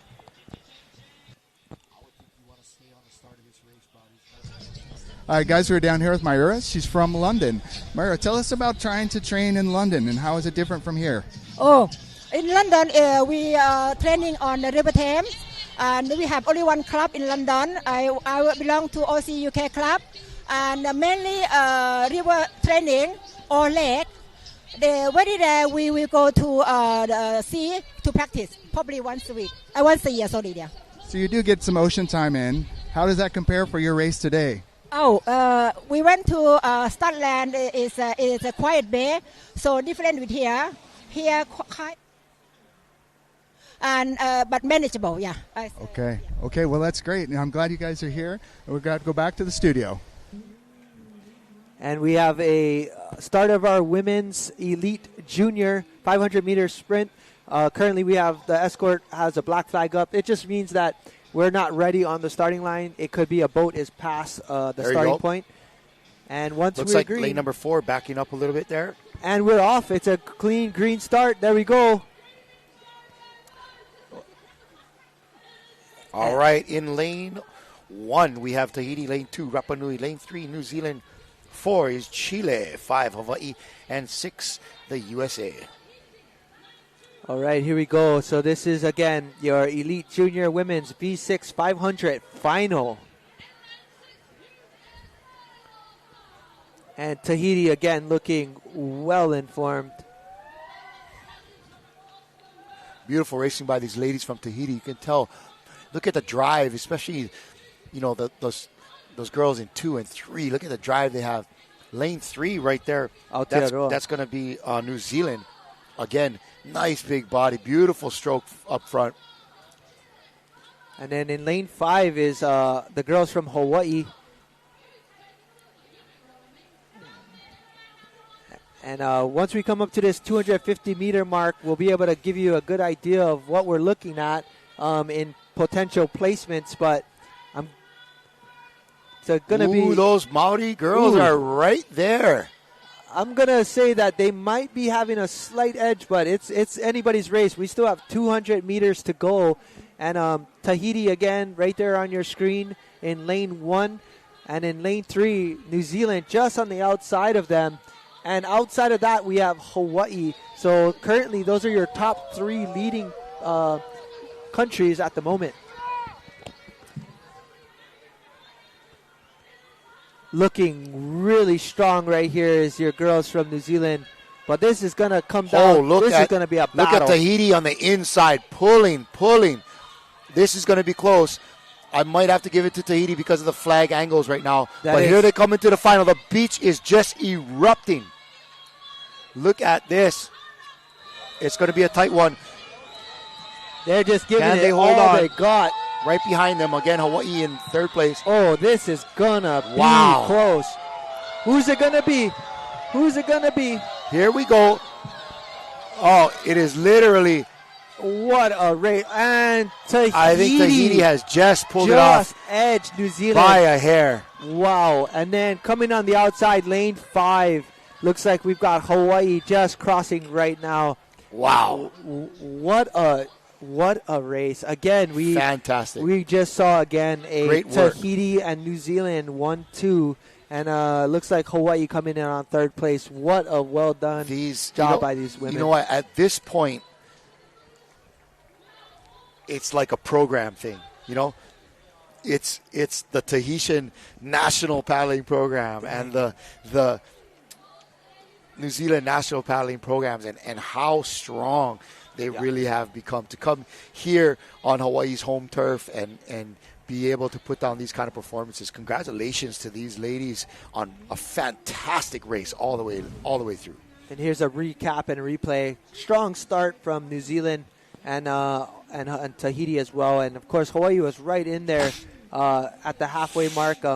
But, man, these women from Tahiti and New Zealand definitely put on a strong performance against one another. But look at that finish. That was close. Yes. Great racing by all the crews there. That was such a close race for first place between New Zealand and Tahiti. Tahiti finishing with a time of 2:22 and just a second behind them, Aotearoa. Yep. We're going to look for an interview in a little while from our winning crew here from Tahiti. Get these young ladies back up on the beach after getting out of their va'a. But, man, great racing by all that. And you can see, hey, man, the wind is picking up. It's going to make our V1 races this afternoon pretty challenging. I agree. It's going to be a little bit challenged, but, man, on the course, don't go away, folks, because we've got a few more finals coming up, so do not go anywhere. But currently on the course, we're gonna actually see our second repecharge of our Master Women's 500 meter V1 sprint in lane 1. From Hawaii, we have Sheila Karaos, and then in lane 2 we have Mary Beth Bradford from USA, and then lane 3 Carrie Johnston from New Zealand, lane 4 Michelle Holden from Australia, lane 5 Kathy Lynch from USA, lane 6 Maria Frata from Brazil, lane 7 we have Nikki Johncock from Great Britain, and lane 8 Isabel Reynoso Castro from Chile. So, you did pretty good at those names, bro. All the international names. It's like, did you speak Spanish in high school? Oh, no, I tried. It just didn't work out for me. I went from Spanish to speaking French and not knowing what anything in French meant. Well, French is the language you want to have when you're headed down to Tahiti to do some V1. That's true, absolutely. But there you go. Yeah, let's see that finish again. It's going to be an exciting finish once again in our junior ladies in the V6. That was 500 meter sprint. That was incredible. Watch this finish. How tight between Tahiti. Man. Look at that. 1 second. I almost want to see that finish from the previous when Brazil edged Hawaii. That was close. They looked like they came right from behind, but looks like Eric's going to get us an interview with these young ladies from Tahiti. If anybody can, if we can find somebody who speaks English. Speak English. If not, we maybe need a French translator. Yeah. There's Laura Collins. She's the president of the IVF, congratulating these girls. And it looked like that was Mihi Noah right there. She is one of the best V1 champs. She's got that braided cornrow hair. But, wow, just talented ladies. Yeah, the Tahitians are stoked. Look at that. They're going to bring out the broom pretty soon. Oh, man. Great. That was a unreal sweep just so far, you know. Yeah, so far, both in the men's and women's. Yep, 1500. 1500. Men's and women's 500. 500 juniors. But yep. We have the men and women coming up for in about one race. The elite men, yes. So we're going to see. And right there is the elite women paddling out. But currently right now we have the V1 repecharge race about to happen. So we're prepping up for some more elite V6 sprints here. So don't go away because you don't want to miss out. But that's our start right there of the repecharge for our Women Masters 60s. That's right. This is repecharge 2 of 2. Women Masters 60s V1. This is a 500-meter race. A lot of wind coming up on their left side, so it's going to be challenging just to stay in that lane. Man, lane 1 is on a tear, though. That would be Sheila Karaos from Hawaii. Well, she's looking really, really good right now on that inside. And, of course, we won't know until we hit that halfway mark to see where everyone's going to be in relations to one another. But, again, we're doing our best to bring to you some live coverage from all angles, whether it's on the water, on the land, or right here in the booth. So stay tuned. All angles on the booth, hey, bro? Let's go. Yeah, we're almost halfway through the day's events here, Micah. And what an exciting morning it has been. It is only 11 a.m., brother. I'm loving it because we've got to see some exciting races. We're seeing some unreal finals. And like you said, we're going to see if anybody can break those top-tier teams, such as the ones coming from Tahiti and New Zealand. But I'm excited to watch what's about to happen in the next few events. But right now on the water, Masters 60 Women V1 500-meter repecharge. This, again, is a qualifier for the finals for these women. So they have to leave it all out on the water. And right there, you can see lanes 1 and 5 are almost neck and neck. They are like dead even as we pass that 250-meter mark. Lane 1 looking really strong and just keeping that pressure on her paddle and watching that V1 move through the water.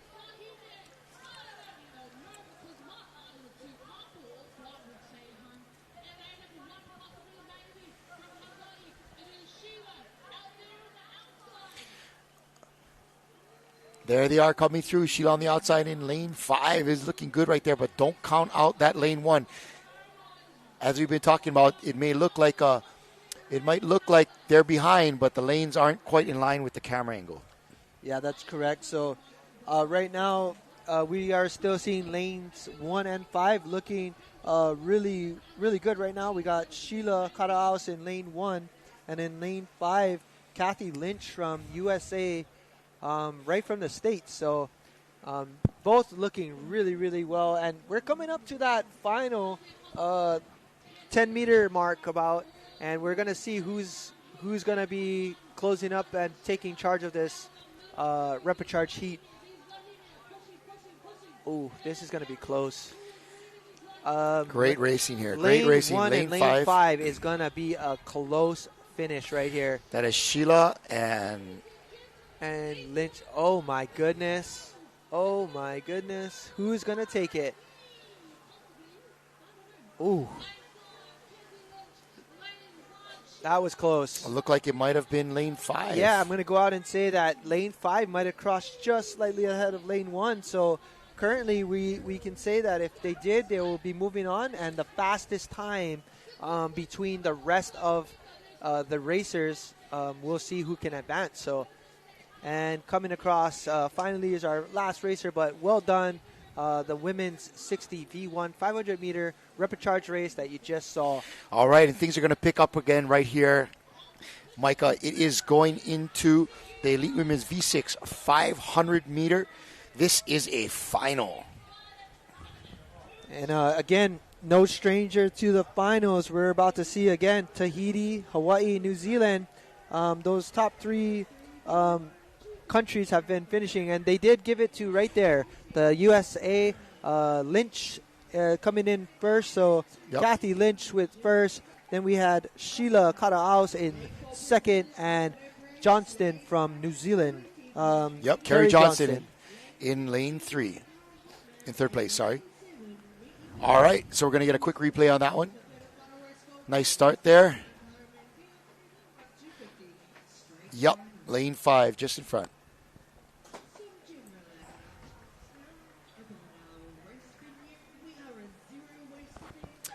And again, the final. There it is. The replay of that repechage. Nice job. That was the ladies, Master 60s women, V1 500. And here we go. Let's go. V6 500. I'm excited for this one. Again, this 500 is meter a sprint. Straight shot. There is no turns. We're just going to see an all-out paddlers going for it. In lane 1, Tahiti. Lane 2, Hawaii. Lane 3, New Zealand. In lane 4, Canada. Lane 5, France. And lane 6, that's going to be Australia. All right, if you're tuning in, go ahead and let us know who you're rooting for and what country you're representing, because right now it's been an all-Tahiti sweep so far in first place for all these finals that we've seen. Right now, Robin Singh is saying she's watching from Noosa, and she's saying, go Australia. Australia will be in lane 6, Robin. Aaron Hoke says, let's go Hawaii, let's go. And there we are. So lane 1, Tahiti. Lane 2, Hawaii. Lane 3, Aotearoa, New Zealand. Lane 4, Canada. Lane 5, France. And lane 6, Australia. Your elite women V6 500 meter final. And we have here's red the red flag. Everybody is staging up to be in the front. Looks like we got a Makua in seat 1 right there for Hawaii. Lane 2. Black flag. Somebody's got to back up a little bit. I think it's New Zealand. Yeah, I'm gonna go out and say it's 3 right there. You can see that. Here they go. It's gonna have a start. Just a moment here. And let's go. Green. There it is. Go. And there we go. That's your women's final on the water right here. Oh, the rate is up. So right here in lane 1, Tahiti, and in lane 2, Hawaii, lane 3, New Zealand. Great start from all of these ladies. Great start. Flying out of the starting blocks there. And they are laying it down. These are probably some of the same ladies that raced in the 1,500 meter earlier. Yeah, right there. No turns on this one. And there's the ladies from France. France and Australia 5. On the outside in 6. Lane 4. It's Canada. Yes. This is a close race. They're all seem like they're side by side, and it's all for first, second, and third. This is a podium finish race right here. We're coming to the halfway mark, and we're going to see where everybody's at right about now. Lane 3, Aotearoa is looking great. Hawaii hanging right there with them. This is a great shot right here. Nice drone shot, and right there we have lane 1 Tahiti, lane 2 Hawaii, lane 3 New Zealand, lane 4 Canada, lane 5 France, and lane 6 Australia. I don't know, brother. Aotearoa looking strong on this one. Yep, I'm gonna go and say they're having a good race right now. It's gonna come down to this last 50 meters because it is tight. This is gonna be one heck of a finish. My goodness. This is head down, balls to the wall. Oh, my You're goodness. going all out. There is no time to breathe or think about being sore or worried about your stroke. All of that's got to be behind you. You are just focused, giving everything you can right now. And my goodness, Aotearoa is looking good right now. Oh, my goodness. It's going to be into this last 20 meters coming into the block here. Oh, my gosh. I do not want to call this. Coming into the finish line. It is tight. It is going to be New Zealand. And then Canada and Hawaii. Canada coming in Wow. with a showstopper. Wow. What a great race. Now, that was a turn of events that I did not see, brother. Wow. Canada just came out blazing. Canada out of nowhere. Man, sir. They put on the gas in that last 50 meters, but that was a race. Shaka Cam there. Like a stiff breeze bringing that cold air from the north. The Canadian paddlers swooped in and blew doors right there, boy.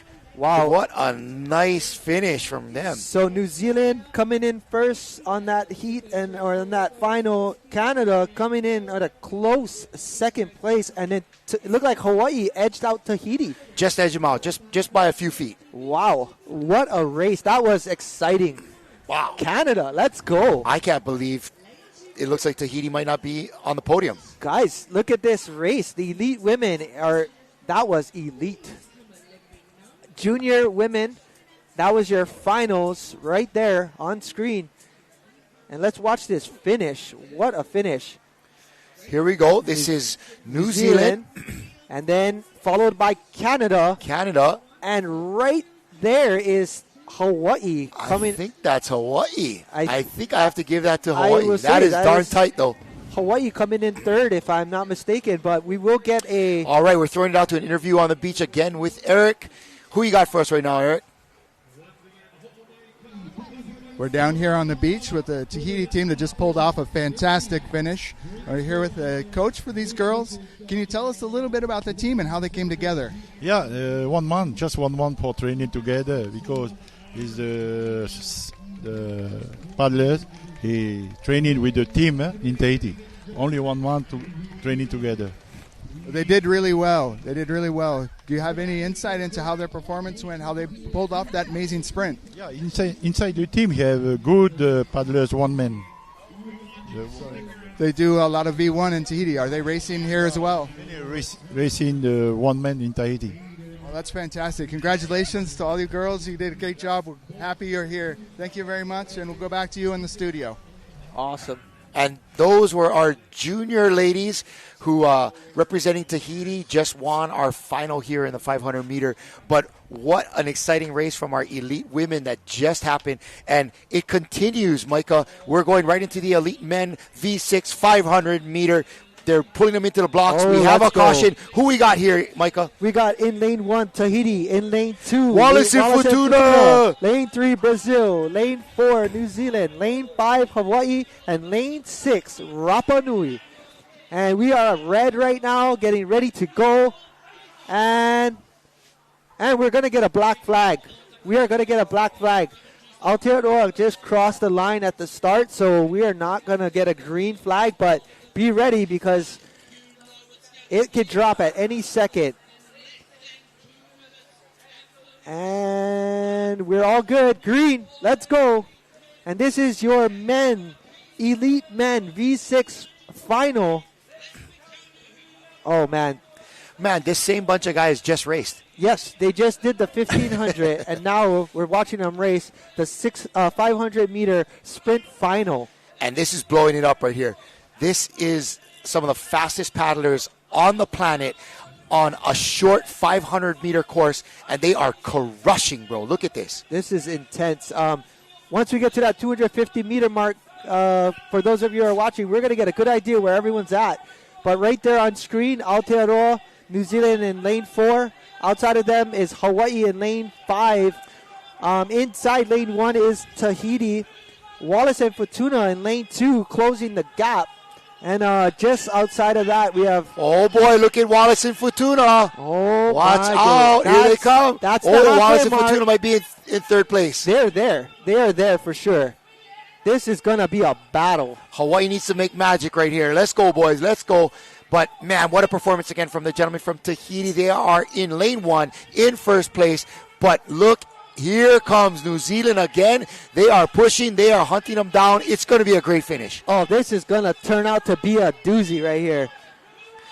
Come on, hold on. I mean, we are talking. Oh, my goodness. We are talking anaerobic right here, buddy. Aotearoa leading the pack. It looks like they are in lane 4. And this is going to be a battle for the last 30 It's about meters. the angle of the flag. I still think Tahiti has it. 50 meters left, gang. Uh-oh. Uh-oh. Is that a difference maker? Let's see. Coming into it. Oh, Tahiti barely New pulls Zealand. it off. And can Hawaii hold off? Hawaii holds off Fortuna. Wallace and Fortuna. What a great race by them. And, of course, just outside of them, it was Brazil had a great race as well. But, my goodness, again, 1, 2, 3, Tahiti, New Zealand, and Hawaii. One more time. Unreal. That was your elite men V6 500. You should have heard the beach. They were erupting. That is best of the best, that was brother. Amazing. What a race that was, Kalai. Wow.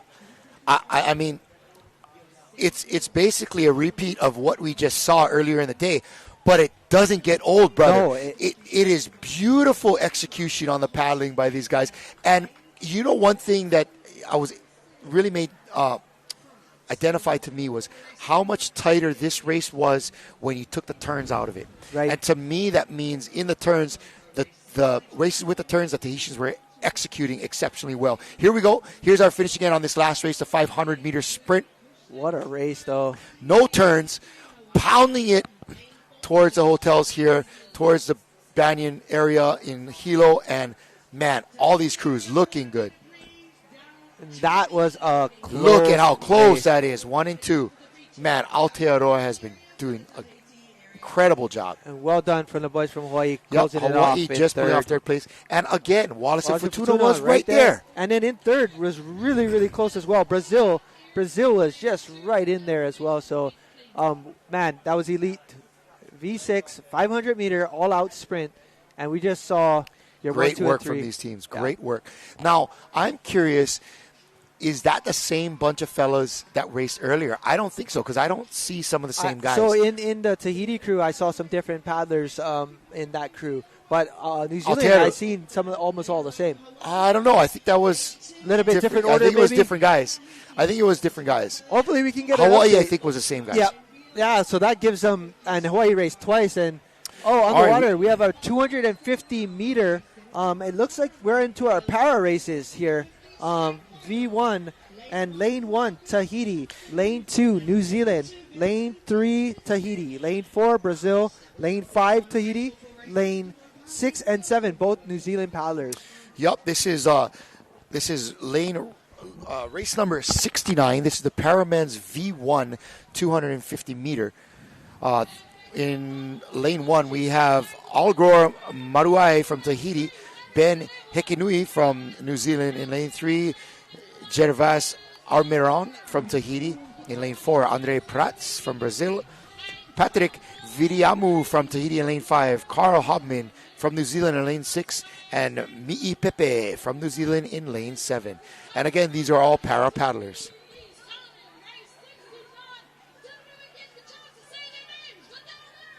Here they come, right into the finish line here.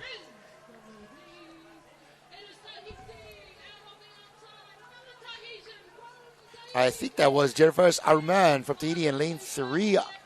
Oh, Kalamai in lane 5. That was Praktik Viriamu taking the win there. Congratulations, gentlemen.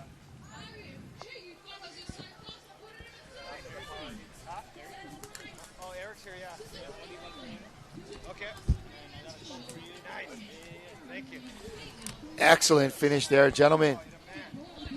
Yeah, well done. That was your para 250 right there, that race. So again, we're going to go ahead and make sure we bring you to you all the live updates as soon as we hear them and keep you guys all posted. All right, Michael's going to take a little break here. Grab some cow, some lunchtime action. We're going to be continuing to bring you this para races. Next one is going to be a combine between race 70 and race 71. This is the final, the men's para V1 250 meter.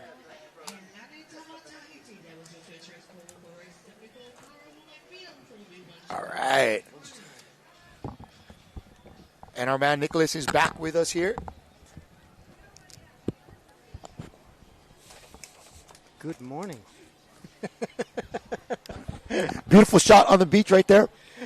Just chewing our first bite of lunch in a moment here, but man, the action is nonstop here from Hilo Bay. Yesterday was fun, but today is turning it up, man. Today is turning it up. It's been some exciting races. Well, this last heat was seven lanes. We had the VL3 guys out there. It looked like, if I came in on time, it looks like Tahiti took it. Tahiti took it, and we had the world champion from Samoa put down the heat here for us again in this one, and it was really exciting. And I believe it was Patrick Viriamu in lane 5, I believe. He's our 55-year-old. He's a big champion, a multiple champion in a lot of the para races. The first Polynesian who raced and won the ICF World Championships in Europe in 2010. So he qualified for a French team for the Paralympic Games in Tokyo. Nice. And then in this heat too, we had Algo Mare Tahiti as well. He was the one that actually took the distance VL4 last year, and he's actually also a table tennis player. Table tennis. Wow. Yeah. I wonder how the crossover between those two is. And Ben out of Aotearoa actually has only started about 3 months before the 2022 Worlds. He just started, and he's actually a b-ball player, basketball player, representing New Zealand in the 2015 through 20. He's now 52 years old, double amputee for 16 years. So they do that, the wheelchair basketball. Yes. Man, that is so cool. Yeah. I wanted to play that one time. And then we also had Gervais here from Tahiti in the race, which I think we already mentioned. He took the crown in Samoa on the distance. And then also actually and there's our finish. Some damage. Yeah, there we go. It was Gervais Armaram in lane 3. He won. We had Patrick Viriamu in lane 5 in second place. And that was Andre Prats from Brazil in lane 3. Those are our top 3 finishers in the Paramen's V1 Championship there, 250 meter. Our Brazilian paddler is actually a San Diego native. Now he came from Sao Paulo, and if I'm not mistaken, the last 20 years. So 20 years ago he had bone cancer. Is now 20 years cancer free, but lost his limb to bone cancer. Paddles. It's kind of funny because I used to live in San Diego too, and he paddles in Mission Bay. Here's a replay on that race. Oh, there we go. Yes. They do scare me quite a bit, actually, because I don't know if I can beat that time in my race. So. Yep. This is a great venue for some of these folks that have lower extremity amputations. Man, because you even though you use a lot of lower body when you paddle, you could still be super effective and have a great time getting out there and getting on the ocean. I think Mi'i was in the race too. Mi'i, I remember meeting Mi'i in Samoa.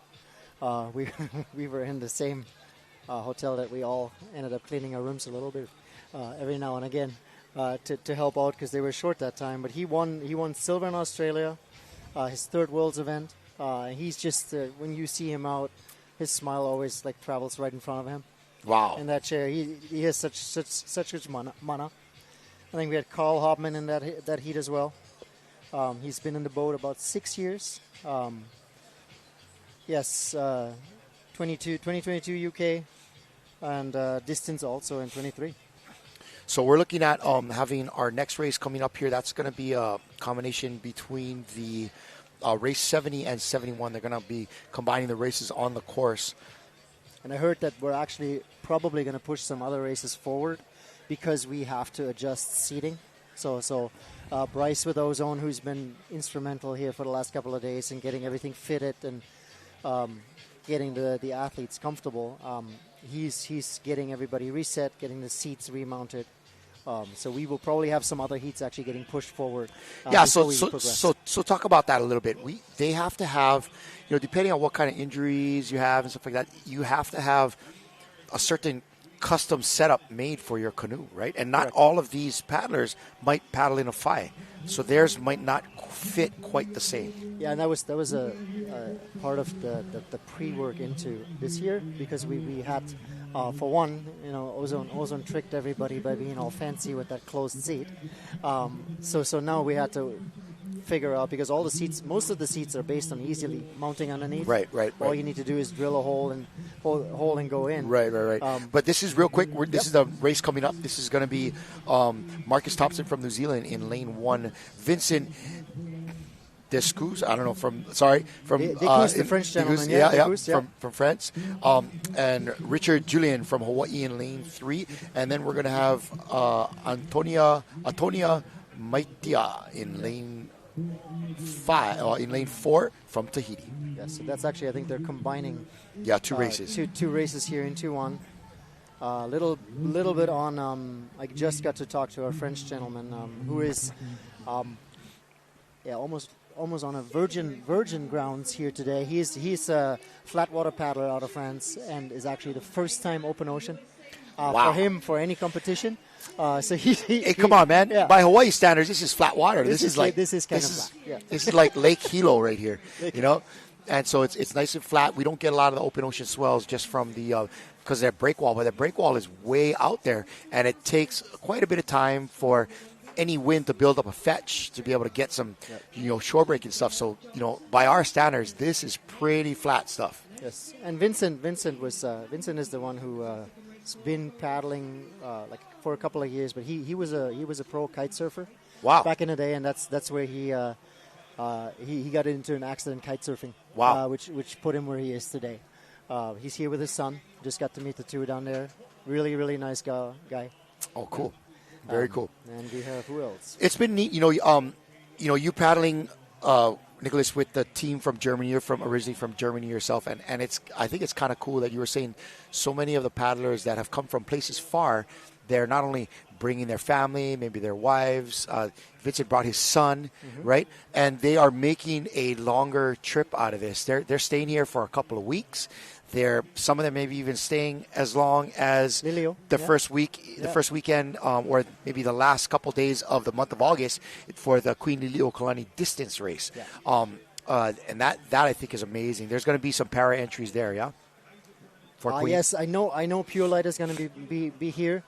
I think I might be on the boat with Pure Light, trying to see that we get the water changes done. Right. And water changes. That's exciting for the para. Yeah. That's got to be, that's some work. But man, those guys, and it's a great place to paddle, regardless of you having limitations or not, because that Kona coastline is so beautiful, and we're looking forward to bringing live coverage of that event. And man, to me right now in Hawaii, that's the event to be at, especially if you're going to travel from someplace like Germany or mainland U.S. You have a couple different days of racing you can be involved in. Yep. And we're going to throw it back out to the beach to Eric for an interview with one of our para paddlers. We're down here on the beach with some of our para paddlers, and in this case we have Mi'i. Mi'i's a special case where he's actually advanced from para and is competing openly with all the other competitors. Mi'i, can you tell me about this? Oh, well, as paras out there, I believe we can do this sport, which is got to, put our mindset out there. We can say, I like to say we can, We just have to go out there and prove it that we can do it. I think today you were out there and you really proved it. How did your race go? Oh, there's a wee bumpy out there, but you just have to keep your balance, make sure you don't flip. So, yeah, just go hard. And in terms of preparing for your race, is there something different you have to do for yourself that other people take advantage of because they can do daily? Ooh, back home, it's winter now, so we prepare ourselves in the winter. Oh, man, I tell you it's hard, but just go hard. Well, that's great. Do you have other competitors to race with when you're back there training? I mainly, where I train, I mainly paddle with the Epopori.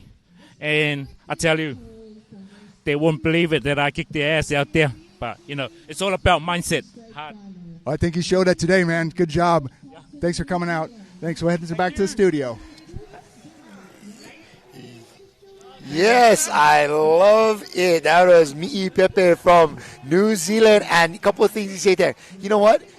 He doesn't make any big thing about it. He's like, just go hard. Just go hard. And it's what he said at the end. They can't believe it when I kick their ass. And it's all about mindset, right? It's all about mind over matter, mind over body. Man, I give that guy credit. What an inspiration he is. Me back in Samoa, I was the only one from the German team that was like all surrounded by New Zealand, staying in that hotel, so slightly intimidated. Yeah. And he was the one who actually ended up making the connection for me to get out on a rudder list to get some water time.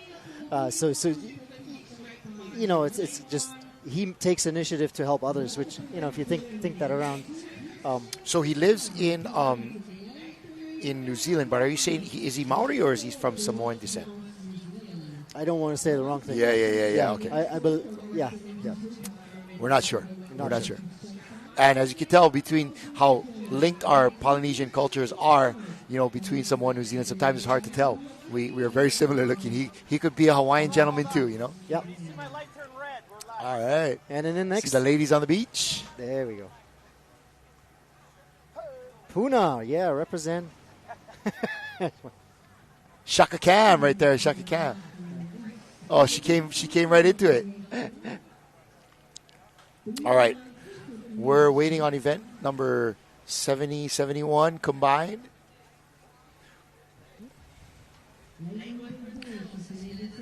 Making some adjustments. I think as we get ready for that, I can maybe share a little bit about go ahead. One of our pure light paddlers here from Oahu, Richard Julian, who's really been instrumental in bringing the Oahu crew over. And they actually, yesterday we had our exhibition races, and he's been instrumental too in connecting dots and our groups and Pure Light Access Surf on Oahu. They do a lot of work for that community and highlighting and integrating people. He's actually a very, very solid figure on the surf circus for the Para area, and was a key piece in bringing adaptive surfing actually to Hawaii around the year 2000. Pure Light, he's one of the founding fathers of Pure Light and bringing things to light there for Pure Light. First World Sprints in 2006, and has done the Molokai Hoi. So he definitely knows his water. I think one thing that's fairly significant for him today is that today is the 30-year anniversary of when his life changed from able-bodied to disabled body. Oh, no way! Today is his anniversary of when he was struck by a drunk driver. Wow! On a highway, and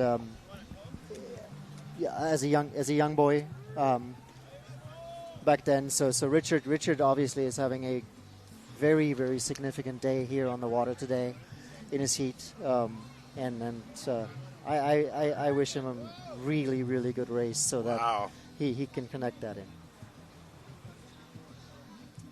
Wow, back in 1986, he was struck by a drunk driver on Oahu, huh? Yep. And walking on the highway in Oahu. And as we progress, looking through some of our other athletes, it's unfortunately not the only drunk driver story in our cruise. Wow. Yep. But I think what the common theme there is not so much the adversity; it's the overcoming of the adversity. Yes. Correct. It is like Mi'i just said. It's mindset. It's the mindset that these paddlers have. Yeah, there's Richard right there on the screen. I mean, how much harder is it for them to get out here and do this? Think about the amount of effort that they put in on the daily to even do simple daily tasks that we take for granted, right? Yes. But they strive to enter themselves in these kind of events. Oh, there's Puppy right behind him. Yep. Be more, do better, be bigger, and man, it really makes you think. I got no dang excuses. You know, because these guys don't call up any excuses for themselves. And when you're tired and I don't want to go for a run and all that kind of stuff, it's like I tell my kids, you got those 2 legs right there. You get out and run. Yeah. And I think that's a gift that really these athletes are giving to the rest of us out here is that inspiration and that baseline of, man, I got no excuses, and when it's time to go, I'm lucky to be able to go. Yeah. You know? And then what we just saw, Puppy, everyone in a Tahitian team, we have there Shaka Cam again. Yeah, boys. Oh, I know it's one of the French on the right side as one of our French gentlemen. Very cool. They came all the way out here. Yeah. Seems like they're enjoying themselves. At least we got them on a nice sunny day today. Yep. And then right behind Richard, who we had on the camera shot earlier, is Antinia and everyone on the crew that I've gotten to know quite well. They actually came to our after party for the exhibition race yesterday. New Zealand showed up. Tahiti showed up. We had our U.S. para guys there. Oh, nobody invited me, bro. Oops. And oops. I would have gone. Food was awesome, man. Man. Now you tell me. You tell me. But nothing left either. It was all gone. Oh, boy. But as he's. We were talking about the overcoming piece, and it was interesting because in that same group, and when we were, I guess, progressing, giving them their medals that we had made and all of those items for the exhibition race, we were talking about in between many of the able-bodied people there that same learning, right? What you just mentioned, that principle of, why am I thinking that I shouldn't go out for a run right now? Why do I think it's hard for me to do X, Y, Z today? That the gift that we get back from that inspiration, and that's what I've said from day one. Is that when I said I think I get way more back than that's going in by actually giving me a better perspective on challenges. And here they go. We're getting one of our adapted paddlers. That's Puppy right there. Puppy used to be a firefighter. For years and years and years. His life-changing moment was actually on the job. He fell off a roof. Wow. Yep. In Tahiti, fighting a fire. Yeah, fighting a fire. When we asked him how long he's been paddled, he looks at me. He's like, always. Always. There hasn't. Yeah. Always. I never did not paddle. Always paddle. Yeah, and originally from Tubai Island. But he's it's an interesting chemistry within the Tahitian Power crew. He's definitely in charge. Oh yeah. Oh yeah, he's in charge. So.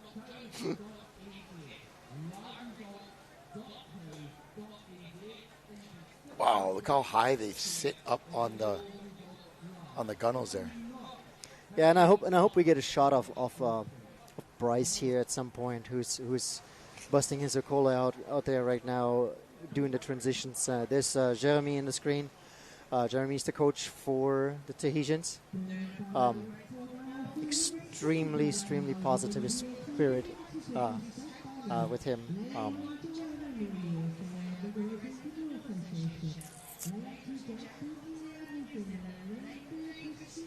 But yeah, going back to Bryce. So Bryce has figured out a way to mount these different seats, because on most of the other rudderless you have an open seat versus this closed seat. So there had to be special arrangements made to have the ability to drill in, and Ozone has definitely made all the effort to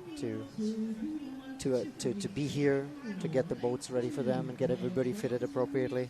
There he is, actually in the on the left in a purplish shirt with the beard I wish I could grow. Right there. Really? Yeah, I wish I could look like that sometime. Not for long. It'll happen. But just for a little bit, just to show off. But yeah, that's Bryce right there in the picture. Richard getting in the boat.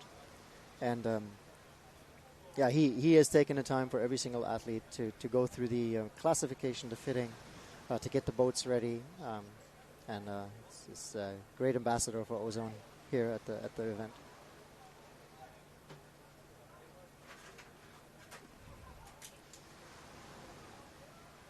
This guy just wants to go swimming. Yeah, that's Richard. Richard on his 30-year anniversary of his original accident. So I think he's going to make a dent. Yeah, they're making sure everything is nice and tight there for Richard. Yeah, and Richard is also very involved in para sports in general, in equipment development and just finding tools and fine-tuning things to make things better for everybody. So that's always helpful.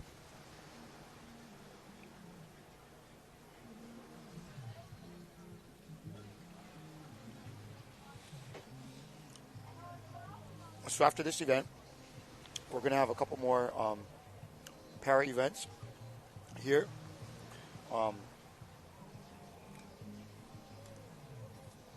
Going through all the para V1 events this afternoon. Yes, all the I think finals. today we got all the 250s, and then tomorrow we're going to hit 500.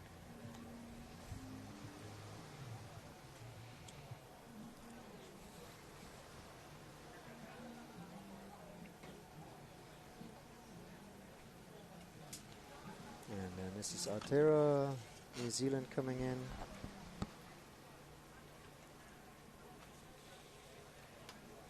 Yeah, that's Marcus. Yeah, and Marcus is also a chairperson for the IVF for all para.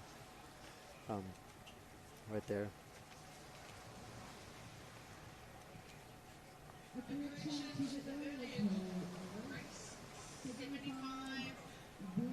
Yeah, Marcus paddler of 33 years.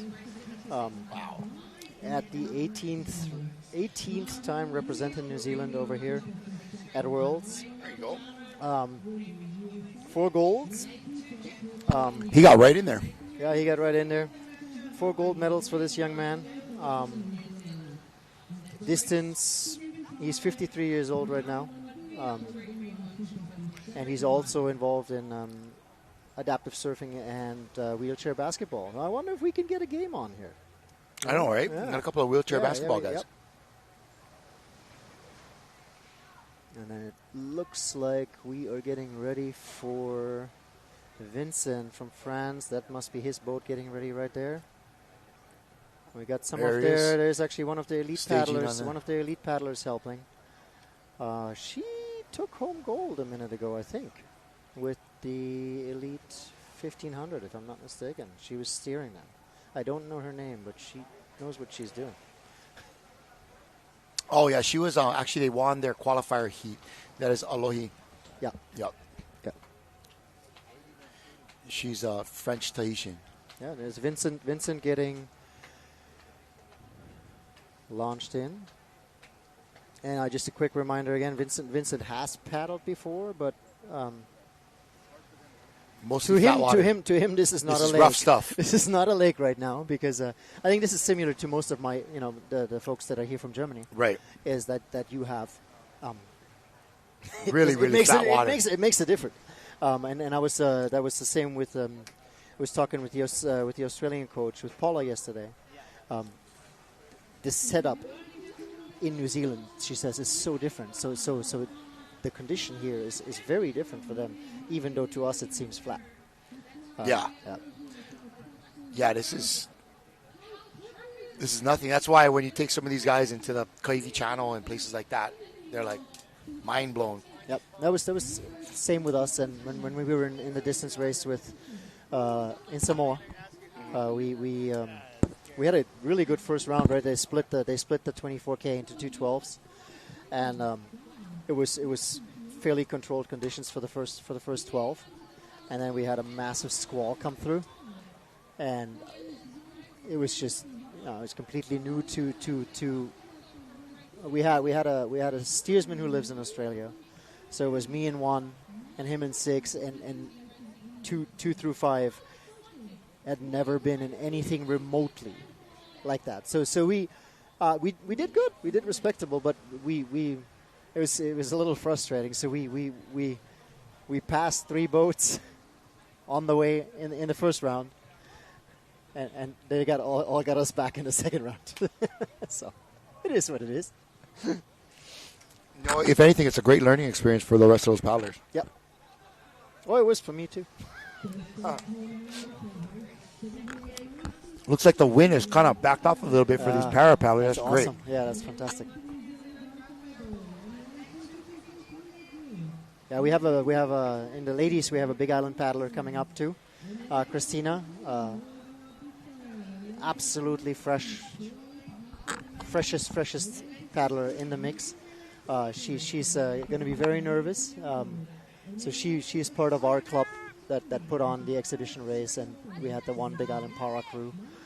She's the only one that's actually jumping into the rudderless and giving it a go. I'm extremely proud of her.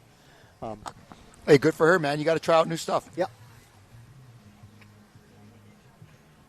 And we got the huli drill done earlier on practice runs, so we're good. All right, so most of these paddlers are locked into that cockpit. So if they huli over, they basically pull some Velcro to get themselves out. Yeah, most of them have like a plastic lock clip, like a cummerbund kind of thing. Yeah, some use Velcro, but most of them have a kind of a quick release piece that they pull to get out. And I know that with Puppy on the water right now, he because his seat is very specific, he's the one we want to keep a little bit of an eye out for. But yeah, we got Marcus lined up. Some of the other Altera guys right there sitting, ready for the race. Yeah, some of the Pure Light 6-man crew. And this young man with the blue shorts, that's Vincent's son.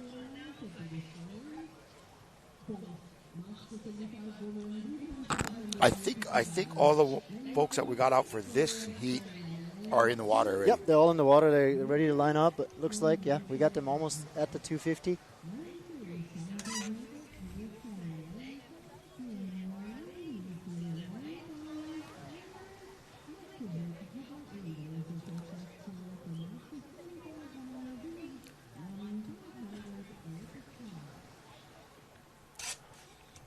Again, getting ready for one of our para paddler heats here. Looking at those beautiful orange buoys. Yeah, the wind has definitely backed down from what it was earlier. Yeah, I hope it stays that way for them. Would be nice. Yeah, until we raced the 1500, I never thought I could get scared of an orange buoy, but yeah, we're ready. You can get scared of an orange buoy, all right? Tell you what, you don't want to mess up, man.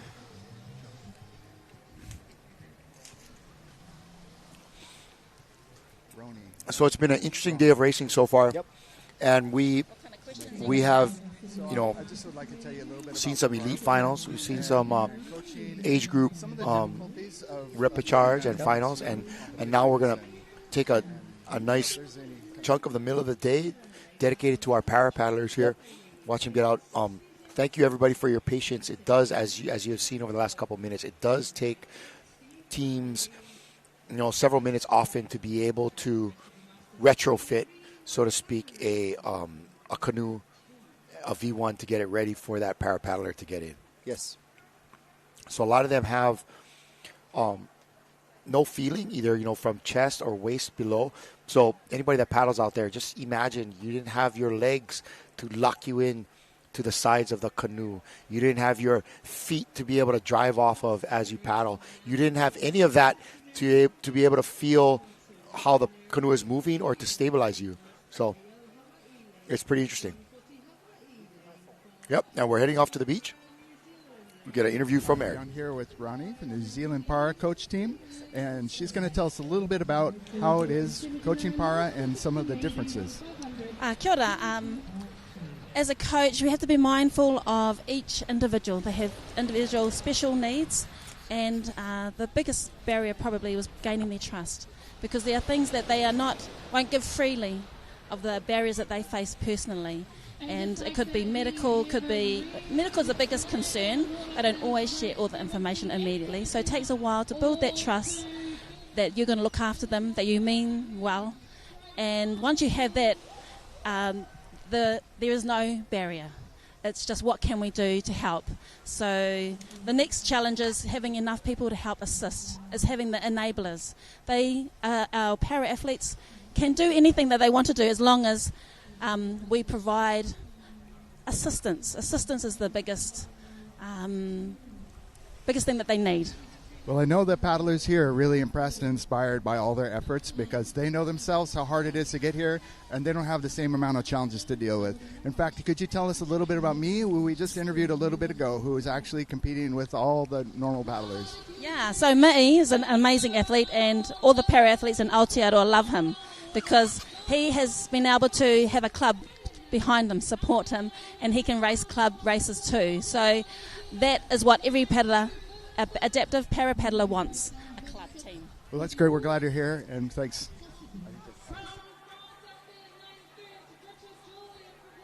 Here we go. And we've had a start of our paramen's.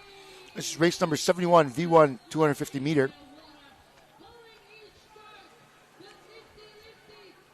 We got Puppy.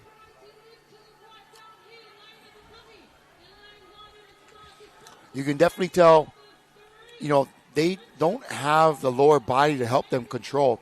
And so, in V1 paddling, you use the lower body so much to help lock you in, feel, they say you can almost steer the canoe with your hips. Yes. But all of that is kind of taken away from these paddlers. They're just doing their best upper body only. But it looks like a great race lining up there between the first couple of lanes. It looks like we have... is that Marcus Thompson and Vincent DeCruz? It looks like we have Vincent in lane 2. It looks like Vincent was sandbagging us, wasn't he? Yeah. Yes, and then we have Marcus coming Thompson in second. Yep. Yeah, no, Vincent was definitely sandbagging. so that's fantastic. Congratulations! His first event gold. Really? Yes, first time. And we have Poppy coming in third. Nice work. And that is Richard Julian from Hawaii. Hawaii. Richard Julian right there, coming through. Yeah, brother. Yes. Congratulations to Vincent DeCruz from France. What a race. Yes. So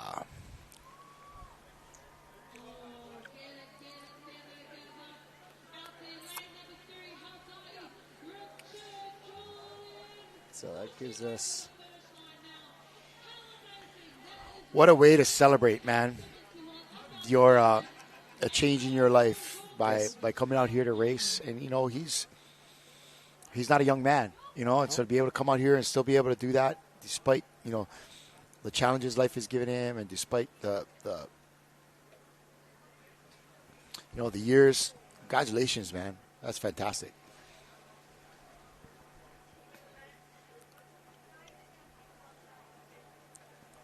Now they turn around and make them paddle all the way back up the beach. Yeah, and there's Bryce in action again, getting next crew ready on the water here. We're going to go out to race number 72. Yeah, we're going to have... men's para V1 250. We're going to have Volker Briel in there, and that's my fellow German. Volker Briel from Germany. And there's our results from this last race, 1:28 for Vincent, 1:31 for Marcus Thompson in second place, and Maitia in third. Yeah, or Puppy. Easier. Yep. Yeah, and so we have Christian from Tahiti. Christian Taipuan from Tahiti, Vic Allen from Hawaii, Yep. and George Thomas from New Zealand. And on the next race, I know that Volker has a lot to do actually with the entire with the growth of outrigger racing in Germany as a whole. He's not only like he's very active in trying to grow the community within Germany. He is also involved in dragon boating over there, and he actually was active in motorcycle racing, handball. Prior to his accident, it was actually an accident in a 24-hour race in Spain is where he lost his in a race, his lower right leg, and he's actually taken a trip around the world in 1992 on a motorcycle, despite despite loss of his legs. He saw paddling as an opportunity to get back into sporting, and like I said before, he's built the sport, and he's pushed people forward. He's very German, very determined. There's not a lot of gray. It's very black and white and straightforward. And you go hard, and you do the right thing, and you keep doing that. Years and years and years on the international paddling circus. If you see Volker running around on the beach, everybody knows Volker out there, and he's brought his entire family into it. His two daughters are both paddlers. They were both in the elite women's crew, competing for Germany. Yeah, and they are they've gone to Tahiti to different clinics and things. So they're very much a paddling family. Yes, he sounds like a very competitive dude. Well, we'll look forward to that race number 72 coming up right after this as we continue our para races here at the 2024 World Sprints from beautiful Hilo Bay, Hawaii. We'll be right back after this commercial break. The 2024 IVF World Sprint Championships from Hilo, Hawaii are brought to you by the Hawaii Tourism Authority, Are Outrigger World Canoes, Par Hawaii and Hele, Apo Rek Kusachi, Attorneys at Law, Hawaiian Airlines, Outrigger Zone, and made possible by the International Va'a Federation, the Hawaiian Canoe Racing Association, the County of Hawaii Island, and Ocean Paddler TV. Many paddlers have a hard time strength training consistently, even though we know that it's valuable. That's why I started Sherry Strength online classes 4 years ago, and they're still going strong. Learn more at sherrystrength.ca. If you're going to be hiking in a place where you're unsure if it's safe or legal to access, make sure you consult with a local guide that has a lot of experience. This island is an incredibly rugged, raw, and beautiful place. It's always important to be vigilant about safety of yourself and your loved ones. Bon, moi personnellement, hein, depuis le début, depuis que j'ai essayé la montagne, je me suis bien senti dessus. Hein, et puis par rapport à ces différentes phases, hein, tu peux ramener n'importe quel coup, surtout aussi dans n'importe quel plan d'eau, on va dire, hein, adaptable, tout plan d'eau, dans le calme, dans la montée, dans le surf de côté, maniable. Enfin, pour moi, elle est simple, hein, et facile à ramener.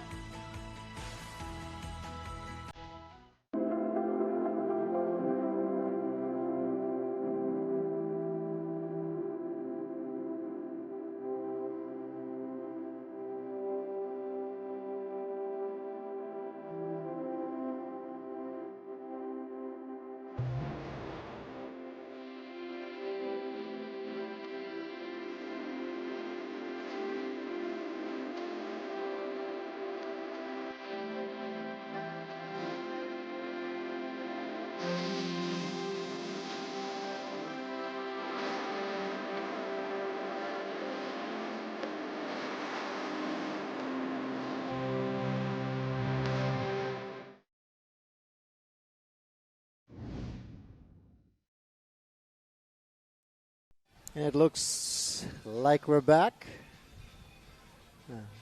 We are in the process of getting the last heats loaded here. And we have Christian getting ready to get in the water there for Tahiti. You see on the camera, we got a little bit of swell coming up and looks like a small squall coming through.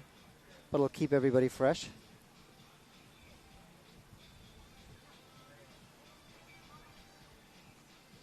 There's a nice shot of Hilo Town right there. The beautiful green fields.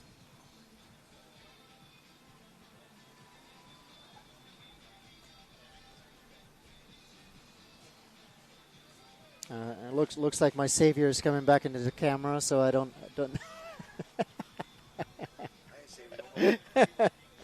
Huh?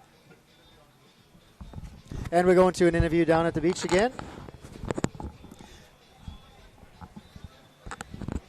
Here on the beach with Richard. He's one of our para paddlers. He's from Oahu. Came all the way down here to compete with everybody. Richard, can you tell me a little bit about this race and how it went for you? Yeah, I did the best I could out there and just challenged myself with just getting on the course and actually doing it. So I had to change direction a little bit and get used to where the flag was. But I adjusted and I did what I had to get over the line. Well, that's great. And how is your training there in Oahu?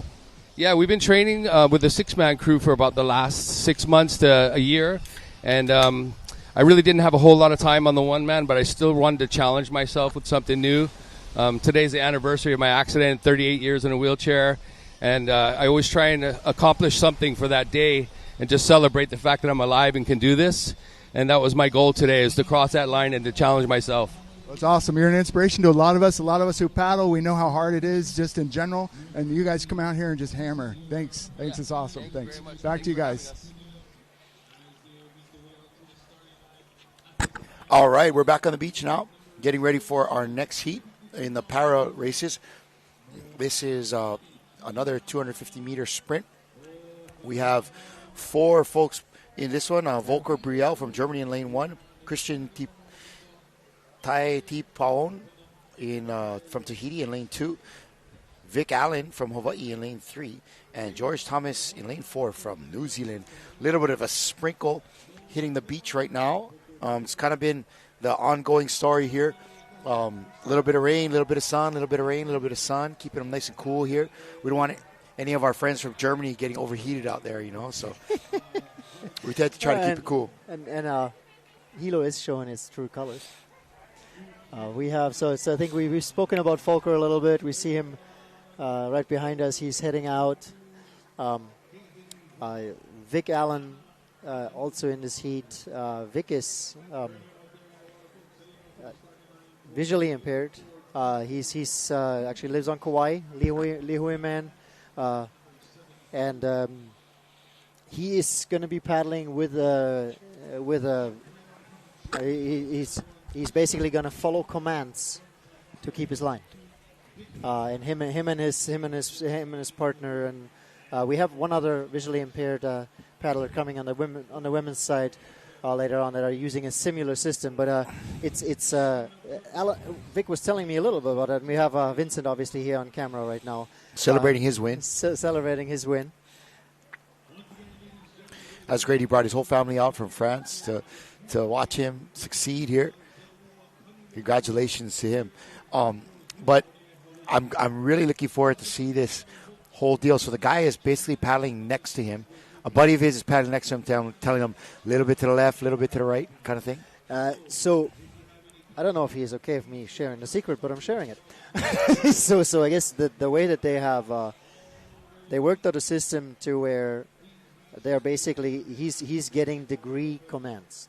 So depending on how much his VA is shifting, he will get a command of left 5, left 10 to tell him what his shift in angle is on the boat, and he will adjust his stroke accordingly. Ooh, that's going to be rough, man. Can you imagine just trying to navigate this and paddle with the side wind when it's just, when you can see where you're going? Imagine closing your eyes and try to do it. Yes. That's crazy. Interestingly, Vic and I were talking earlier a little bit about, because Vic replaced the one paddler on our Hawaii Island, the Big Island team that was unable to race with us, Kawila. And Vic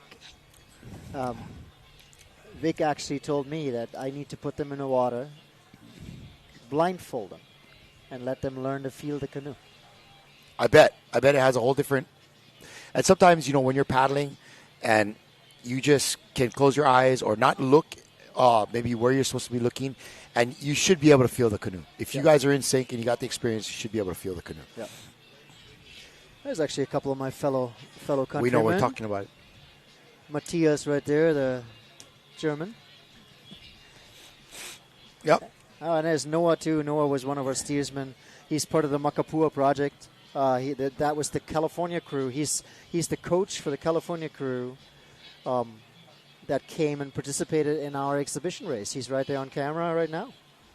I don't think he knows it, but there we go. Yep. Looks like we got some Fijian paddlers out there. Yeah. Representing.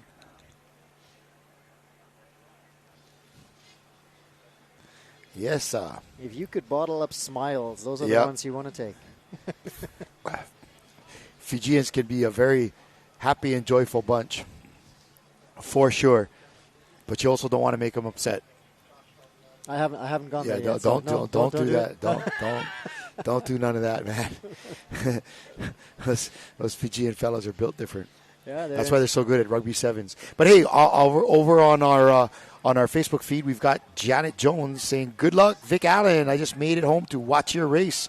And Kimo Miranda is coming with a Imua Vic. There we go. Yep, good luck, Victor Allen. Everybody out here, go Vic, go Vic, go. Carolyn Tui Larkins is saying, "Go Volker Brielle. Good luck from both." Yep. Yeah, we see the German contingent, or some of them. It's actually his two daughters are, and so right there, all of those right there next to the boats. You have the two daughters, the wife, and the son-in-law, who are all paddlers. Yep. Right there, ready to cheer on Volker. Well, here they are. They're making their way out.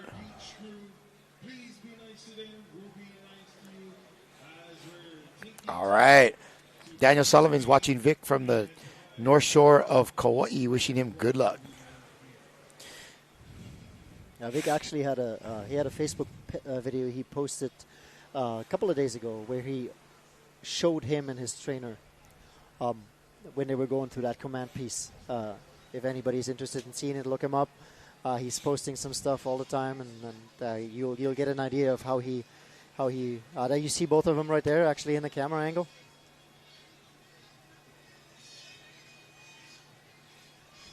And Vic actually is one of the few people like me that's sporting an unusual paddle. Yeah, that is a. Yeah, the Liberator from Ian Fu. I have a good excuse because Ian is a great friend of mine, but Vic must like it for it just being a great paddle.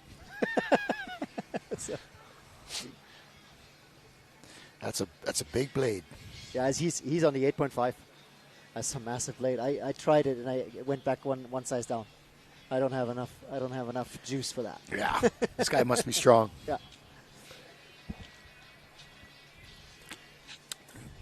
Sometimes a little bit bigger blade is nice in the V1 so that you have that extra push when you need to be able to steer it. And then, the rest of the time you're just kind of long and smooth through the stroke, letting the blade do the work, so to speak. All right, well, they had Vic make that right-hand turn, and they're lining up now. We're going to be looking for Vic in lane 3, Victor Allen, our Makapo paddler. Yeah. And then from New Zealand, we have... we haven't talked about George and Christian yet. Christian is, I'm not even looking at the notes, but he's just a hammer. He's here they are. We've had their start. Yeah, and it looks like George got right out the door. This is.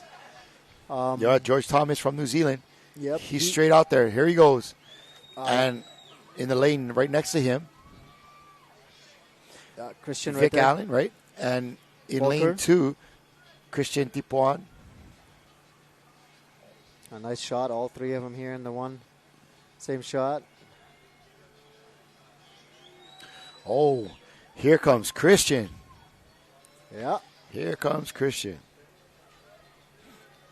George, Christian needs to come. George actually has 4 gold medals on his belt already. Really? Yeah. And Christian has a couple of distance medals. But it looks like unofficially, right? Yeah. We got very unofficially. George Thomas out there from New Zealand in lane 4. He has had what a great race. Christian he is coming gone. second. And Christian coming in second And we from got Tahiti. Volker. And Victor Allen making his way in lane 3. God, that's amazing that he can do that. Yes.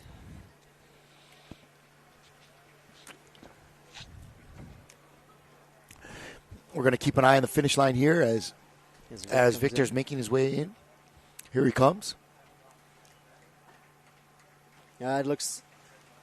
And there we come in. Yep, making sure that he gets into the right lane. Or the proper lane, should we say. And that is just incredible. All right. Congrats, Victor. Hey, congratulations, Vic.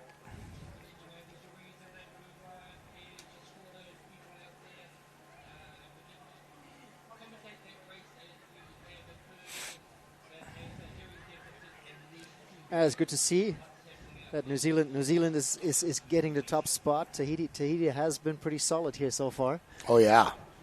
Oh, they've both been so solid. Tahiti, you know.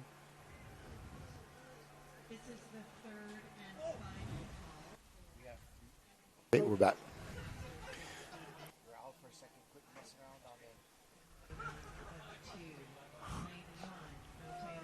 All right, waiting for these para paddlers to get back in.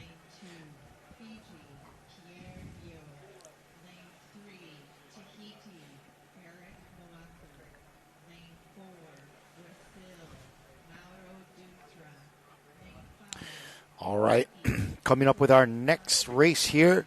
This is be race number 73, another of our para events. This is our results on that last one. George Thomas from New Zealand with 1 minute 13 seconds. Christian Tipuan in 1 minute 18 seconds from Tahiti, and Volker Brielle from Germany in third place with 1 minute and 26. It looks like we're going straight into the ladies from here. Yep, straight into the ladies race. In lane 1, we're going to have Cecilia da Silva from Brazil. Lane 2, Melissa Warden from the U.S. Rita Tufariua from Tahiti in lane 3. Helani Tama from Tahiti in lane 4. And Peata Nuku from New Zealand. Rounding out in lane 5. Yeah, and we have with Cecilia, that's the second visually impaired athlete that's going to be going underwater here. So we're going to see, I believe, a repeat of a similar technique coming in to the picture.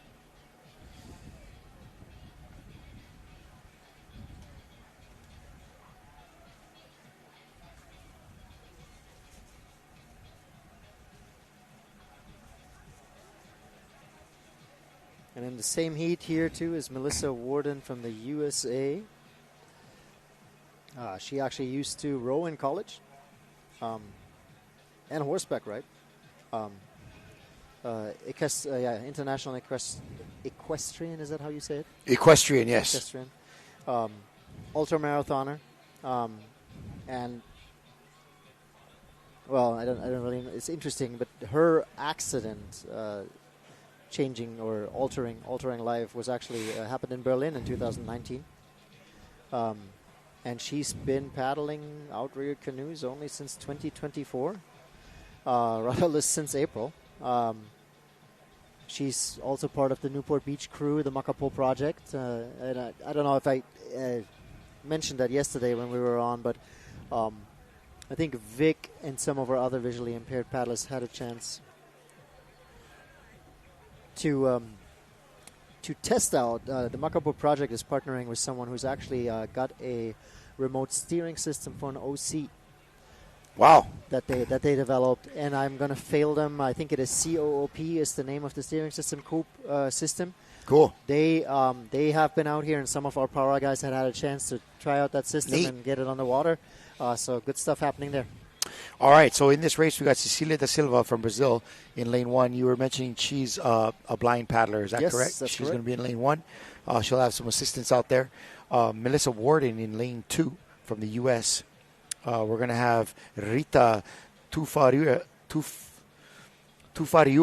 from Tahiti in lane 3. Helani Tama from Tahiti in lane 4. And Peata Nuku from New Zealand is actually going to be in lane 6.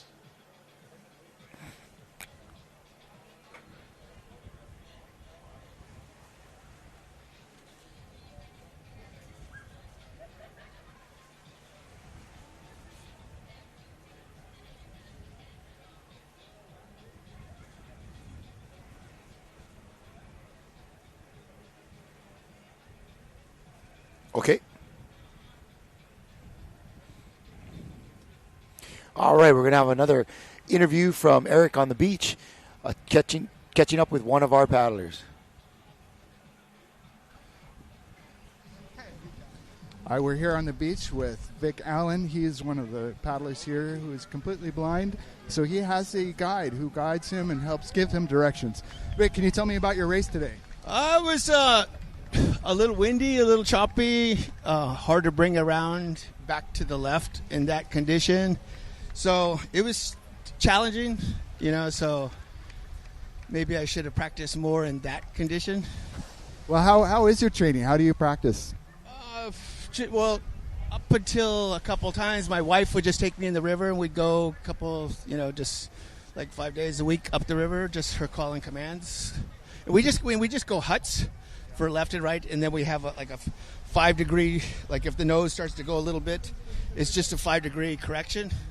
But this was starting to get to be 10 and more, and so much that I had to actually hold water on my right. Do you almost need new calls for this kind of race?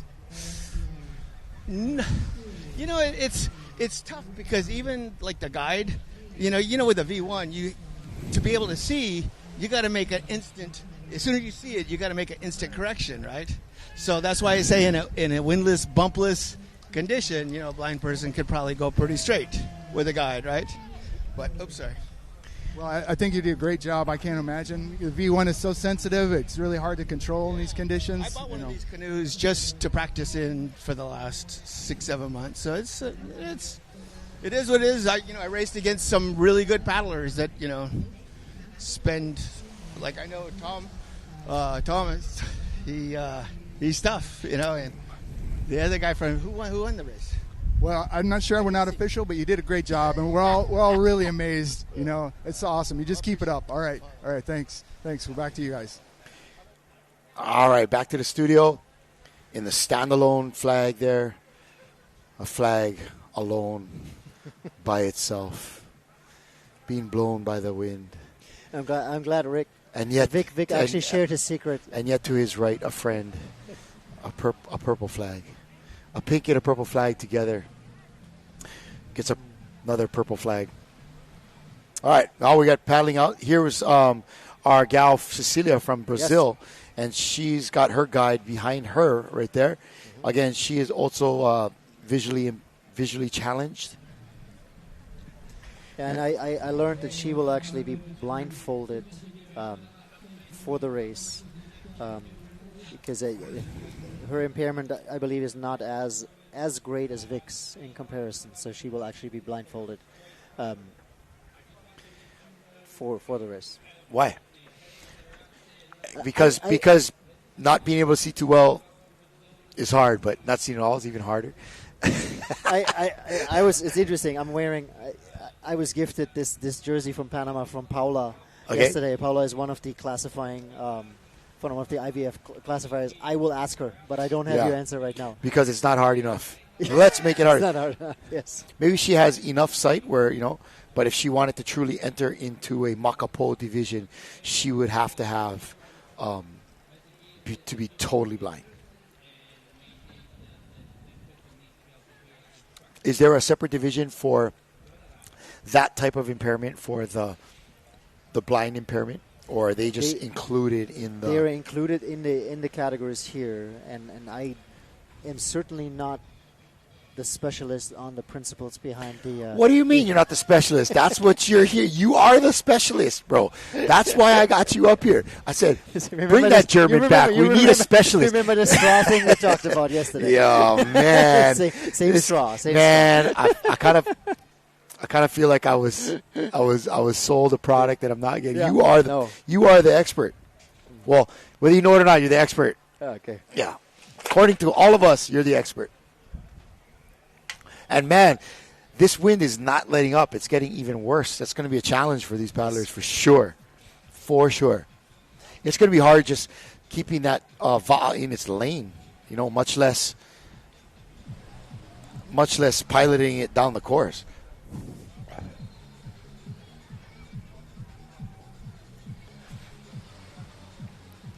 I wonder if, there would be other ways that they could have the sensitivity of knowing kind of the direction that they're going by feeling the wind on a certain side of your face and keeping it like always at that degree, you know. And you can always tell wind direction just by how it feels. And if you kind of kept that same angle, that'd be hard, but it certainly wouldn't be very exact, not exact enough to get you down a course.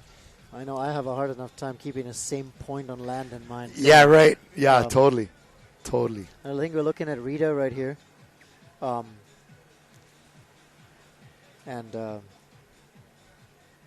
She used to just paddle for fun, and then now that's over. She's in it. Number 4, that's Heilani. This is her very first World Championship. Heilani Tama. And if I'm not mistaken, yes, it's interesting. But Heilani's son is 10 years old, and he's here with them, and he's bored out of his mind. And he has actually made friends with my son, and they are enjoying my son's PlayStation. While everybody else is racing. You didn't let him have a PlayStation, did you? Oh no. He knew what to do with it. So. Oh man, yeah, we're getting a little bit of wind right now. It's blowing in, brother.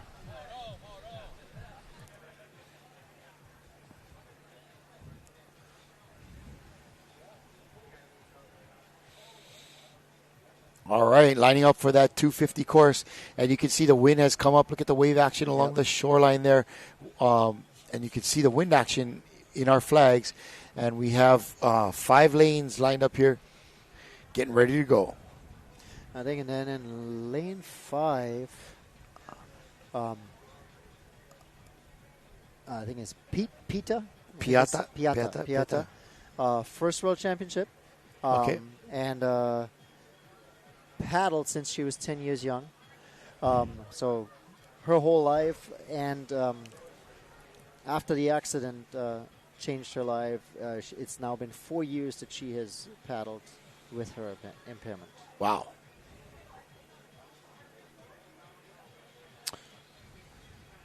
It's always interesting for me to know exactly what is the impairment, what is the level of impairment that each of the paddlers have.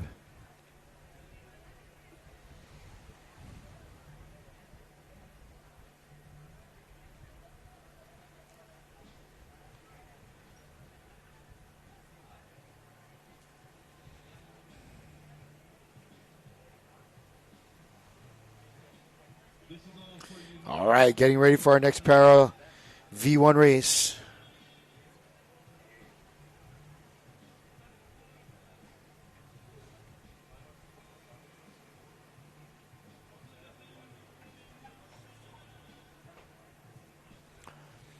Here we go, folks. Here we go.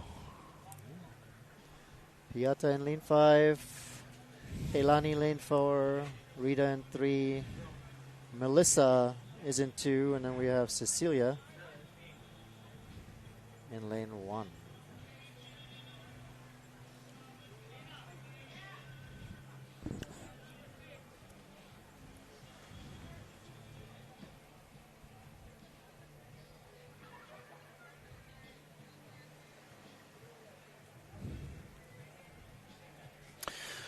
Yeah, it's definitely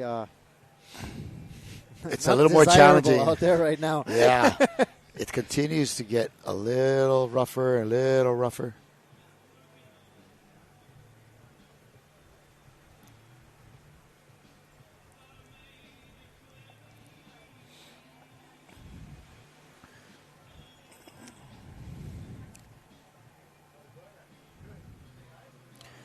Here we go, here we go.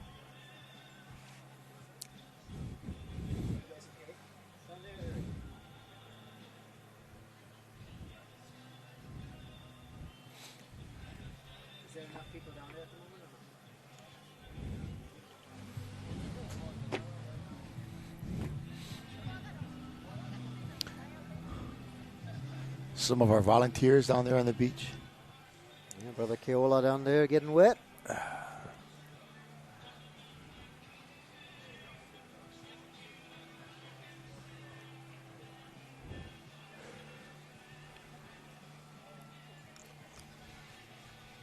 Yep.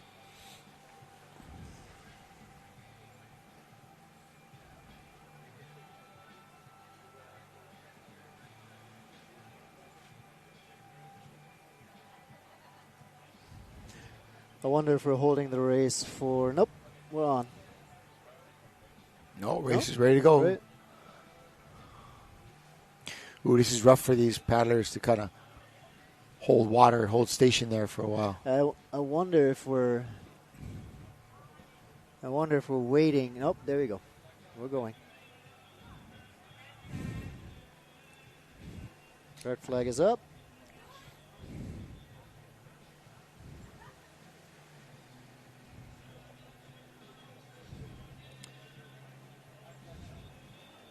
And too far.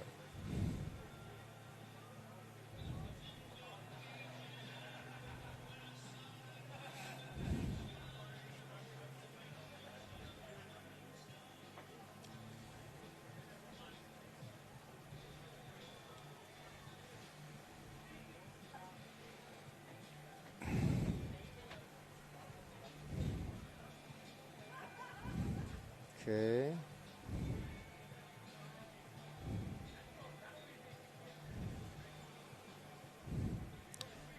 And we're on. There we go. Had that start of our next race. Again, can you give us a recap of who we're watching right here? Yeah, so we're... Okay, we look... Piata is making it quite easy for us to find her. She's out of the hole extremely fast. And lane 5. Then we have Heilani in lane 4. That's Tahiti. And again, Tahiti with Rita in lane 3. And we're looking at Melissa in lane 2. And as USA Outrigger Racing Canoe Association. And then we have Cecilia, who is paddling with her guide, showing her and telling her which way to go. That's Batanuku right there. Man, and she has jumped out to a nice lead here.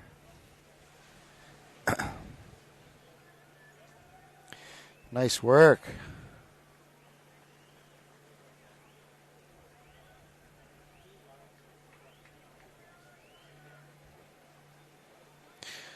Lane 2, Melissa Warden. And lane 5, coming across, Patanuku. And I believe there may have been, I'm not 100% sure, but I think they may have combined some categories in this race. But wow, that was solid. That was solid. And it looks like I think that is lane 2. Melissa Warden came in second. Oh, she's stoked. Look at that big smile. Oh, all right. A lot of emotion there from Peatanuku. Congratulations, sister.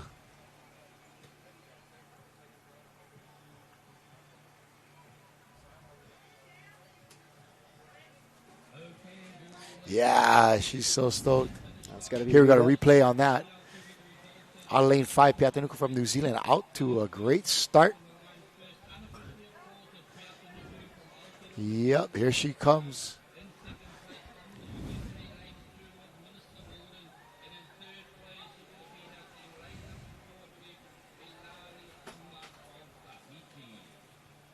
Again, there's our final times there. That's Peatanuku in a minute 23 in first place. That is Heilani Tama from Tahiti in second in a minute 37. And in third place, that is Melissa Warden from the USA in a minute and 40 seconds. We're going to have some more power racing coming up right after this. Heading into lane race number 75. We have Yana, Jacques, and Christina coming in. Well, they're going to be combining two races. This is a women's and men's together. Is that what I'm seeing there?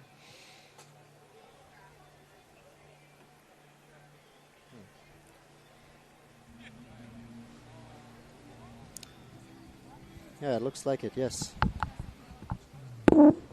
It's the VL3 race. Dale Johnson, New Zealand, Christina Aranyu here from the Big Island, Jacques Courtier and Jana Remy from USA.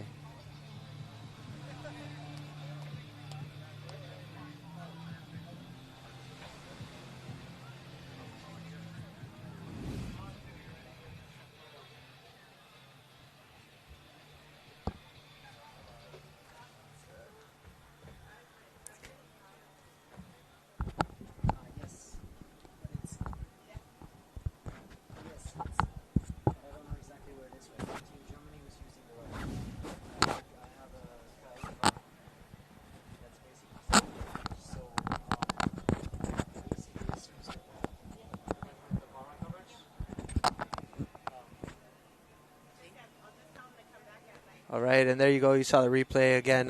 Back to you live right here at the booth. I'm Michael Kalama, bringing the 2024 IVF World Sprints Championship. And we're just going to go ahead and just keep following up with our para events.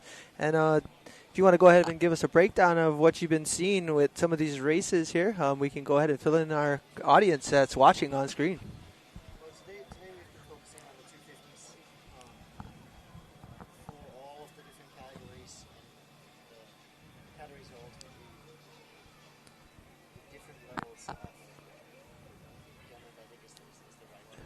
Yeah.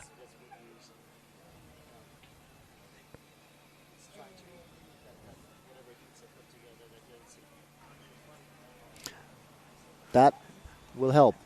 And just like that. So again, we were just kind of filling everybody in on what we're seeing here with the para events that we've been hosting. But right now on the water, it looks like we just finished one of our last heats, and we'll be closing up a little bit of the V1. I believe this might be our last V1 heat. Yeah, from what I see, it looks like it was the last V1 for the para, but we are so excited to have these events. And as you know, it doesn't stop anyone from getting out on the water and racing and paddling and representing their countries. But what an awesome event. And tell us a little bit of what you thought about the preparation it takes for the V1, again, maybe on what it does take for them to get the boats out on the water. So I think that's really a big piece in the puzzle is the preparation, the equipment, because based on the different abilities, the seats are slightly different, the positioning is slightly different. You're securing into the boat is a little bit different, and the difficult thing about it is finding the best positioning and seating to where you can maximize the body parts that are able to generate forward propulsion. Got it. And then at the same time secure you in. Yeah, so as you can see, like even right now, we're watching some of our Kokua helpers, helping some of our athletes get out of the V1, and definitely a lot of challenges. And like I said, it doesn't keep anyone from getting out there onto the course and racing here in Hilo Bay. And, we do have a challenge. Obviously, we are in the open ocean. And but again, just a lot of Kokua, a lot of help from our volunteers. And as you can see, some of our athletes. Yeah, and Jeremy is the coach for Tahiti right there, okay. The green shirt. And I hope Eric, who has also just jumped in there, who's been doing our interviews, I hope Eric can make sure that he catches Jeremy and gets him to talk a little bit about his athletes, because Jeremy has a ton to share. Phenomenal impact he's made. So as far as the equipment is concerned, I think the interesting thing is that the gatherings like this are a wonderful thing to see what other countries are doing and how they're doing it. Jeremy, for example, has seen some of the equipment pieces we use for safety for our athletes, and some of the pieces that we have installed to do proper para huli drills, and how to recover the hulis and do those safety practices. So that's I think been another return for everybody involved, is that in the conversations with the other teams and the other nations, that there's a good learning degree. Got it. And it looks like we are loading up for potentially, I think, our last para event here. We do have some That paddlers. must be Dale right there that was just okay. loaded into the canoe.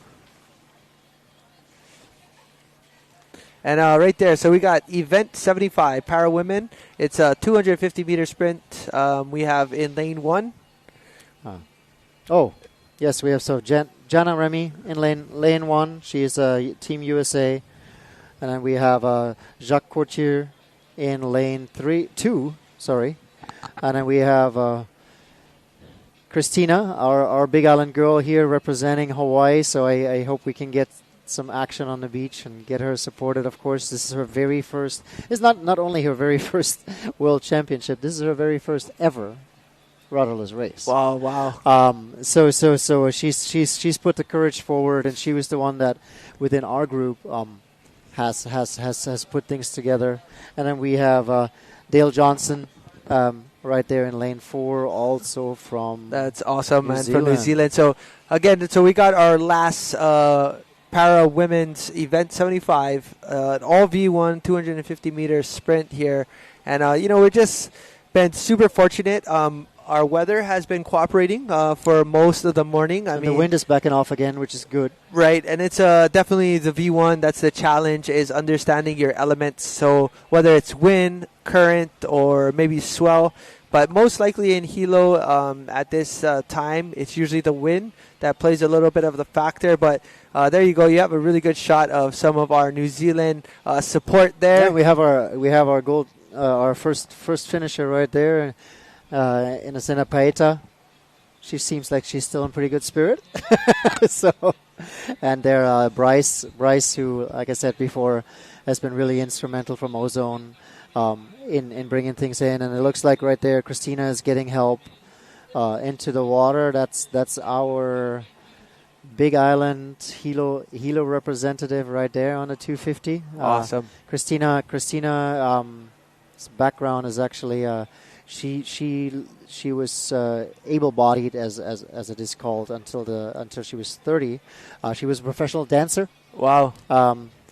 And she had to end a quite successful dancing career due to a traumatic incident, and to her paddling, she says has brought her really out of a really deep negative place. Yeah, I think that's an amazing thing on the stories of all of our individual athletes, and having them race in an event like this. And like you said, your first one, and just taking that chance to get out on a V1 and see how you can fare on a course for a 250-meter race is amazing to me, and I love that. So we're excited to have this. It will be our last para event for today. now, for this morning, I should say, or late evening. And we're going to go ahead and get this crew out on the water. And then once they're set up, again, it takes a little bit of time and preparation. And, we're just so thankful for all of the kokua we get from all of our volunteers and coaches that take a lot of time to, prepare these athletes as they get ready to take on this course. So yeah, and as you can see, the athletes are actually helping one another as well. Yeah. In making sure they're getting on the way. Okay, so it looks like we're going to go ahead and just watch as we get all of our participation out on the water. Once they get to the course markers, we'll see the escorts and officials go ahead and make sure they're all staged and ready to go. So one of our most important thing is always going to be safety first here on the race course, and of course making sure that everything is fair. But here we're just very fortunate. And would you say that if it's your first race and you're in a para event, how do you think you're feeling? Very similar to any other competitors that are out there, or maybe a more individual challenge, you think? Since I know Christina well, and I've known her through our club, I know she had to dig extremely deep to even sit in that boat right now. Wow. And to she's out of our the club that we have here on Big Island, Ohana Wala Lima. We have majority intellectually and developmentally challenged athletes in our crew, and right. She is the only one when we knew Hilo World Champs was coming up and our para team was getting together. I give her so much credit for having the guts to say I'm going to do it. Yeah, so cool. And so it looks like we're going to go ahead and turn ourselves right now live to Eric on the beach. We got an interview ready for you guys, and we're turning it over right now. Hi, we're here with Jeremy. He's one of the coaches for the para teams, and we're going to hear a little bit about his coaching and his teams and how they got here. Hi, hello everyone. Thank you for sharing on TV. We are very happy with our team to be there. We've got a T-shirt with the message is "Let's go Hilo." We work on the project from about just 3 months ago to have some money and come here simply to participate in those IVF championship. So very happy to be here with the team. Well, that's great. I think we're going to go live to the race, and we'll come back to the studio. I guess.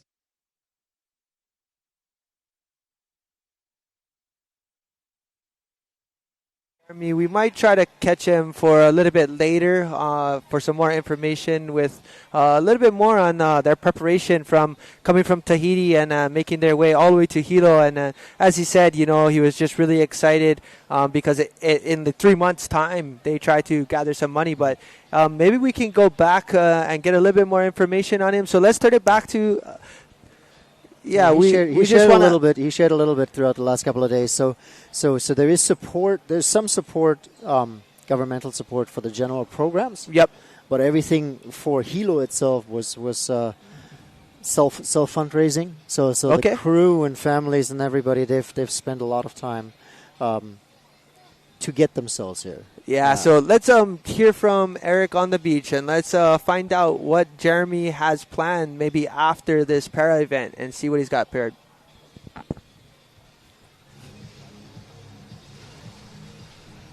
I'm sorry, I missed that question that we were going to ask, but we've got Jeremy here with us again. Jeremy, can you tell us a little bit about how you get the paddlers prepared for this kind of event? Okay, in Tahiti, they all paddles in VAA association, VAA club. So several of them got their own coach in VAA, and as a federation, we organize a project. And we select the best of them. And the particularity of the para is there is a performance on the water, but without... sorry for my English, it's not my native language. But they got special needs, about the transportations. We rent some adaptive van for them, because we are 2 wheelchair. About the house and the, how do you say in English, the accommodations, they need to be adaptive too. So we searched on 2 months ago some ways to fit those needs. So that is great. We are very well, and it takes part of the performance, because all details are special and more for us with our special needs. And we are really glad they're here and are excited to see them on the course. And how are they finding it here? Are they enjoying themselves? Yeah, we've got a very good team, and they did a very good job, so I'm very happy for them.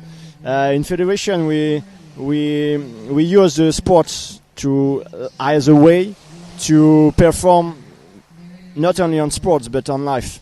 So I hope this goal will serve them for the rest of their life. So this is very positive, very positive. Very happy for them, and yeah. That's good. And have you found a lot of support here with getting everyone set up and all the extra things that they need for their canoes? On material, you need adapted material. Yes, some difference of the level of handicap of disability.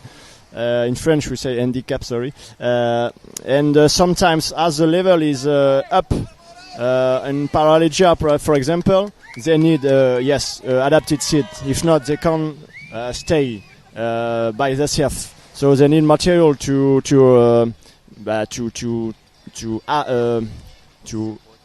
support. And several one, other one just have food rest, but in Tahiti there's no food rest. Only the bar and some they are allowed. They're used to for some disability to paddle without material.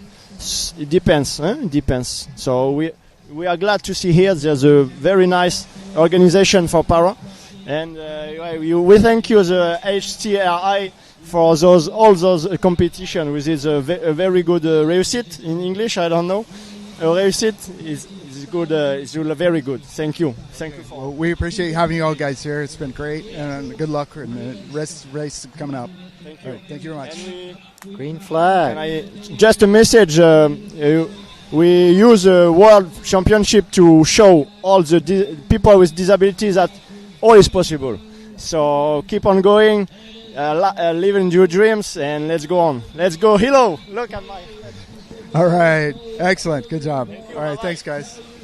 And thanks, Eric, and thanks, Jeremy, for all of that information. But right here, live, event 76, we've got our para 250 on the course, showing us that anything is possible and to keep pushing forward. And let's go, Hilo.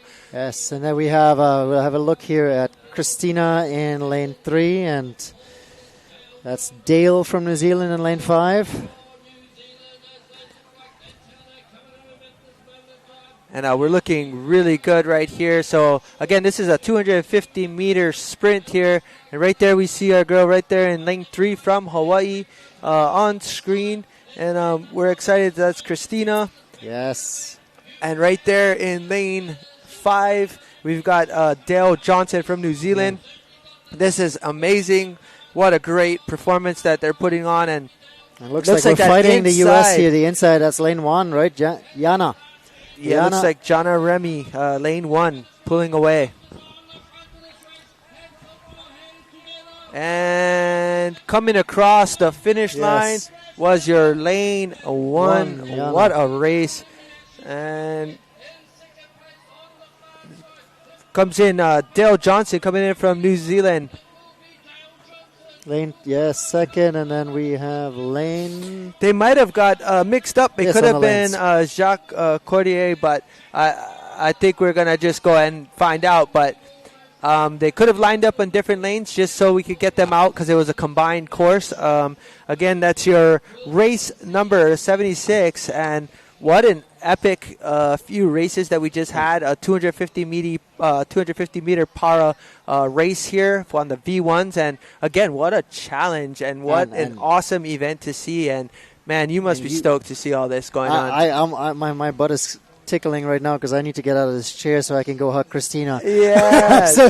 No, but we want to go ahead and, just definitely thank you for, coming up here, joining us, giving us all that information, and we would love for you to go and celebrate over there. And, we don't want you to miss that. So thank you so much, and go ahead and enjoy. And thanks again. Appreciate it. Mahalo.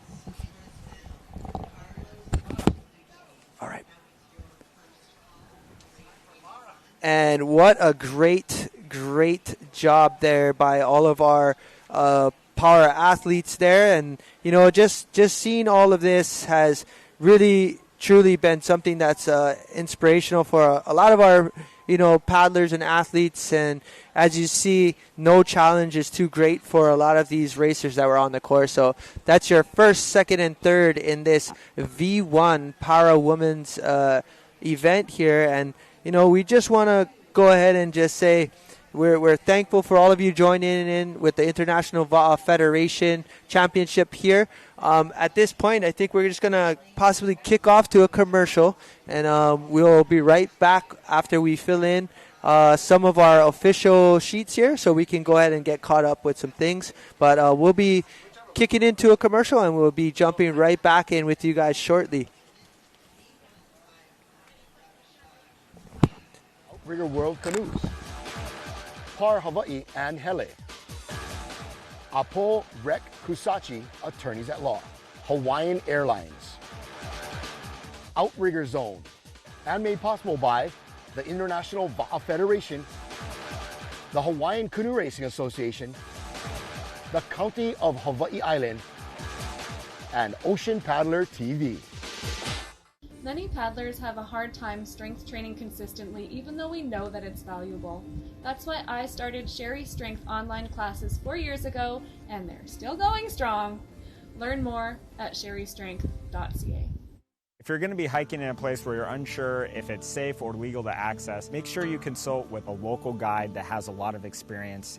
This island is an incredibly rugged, raw, and beautiful place. It's always important to be vigilant about safety of yourself and your loved ones.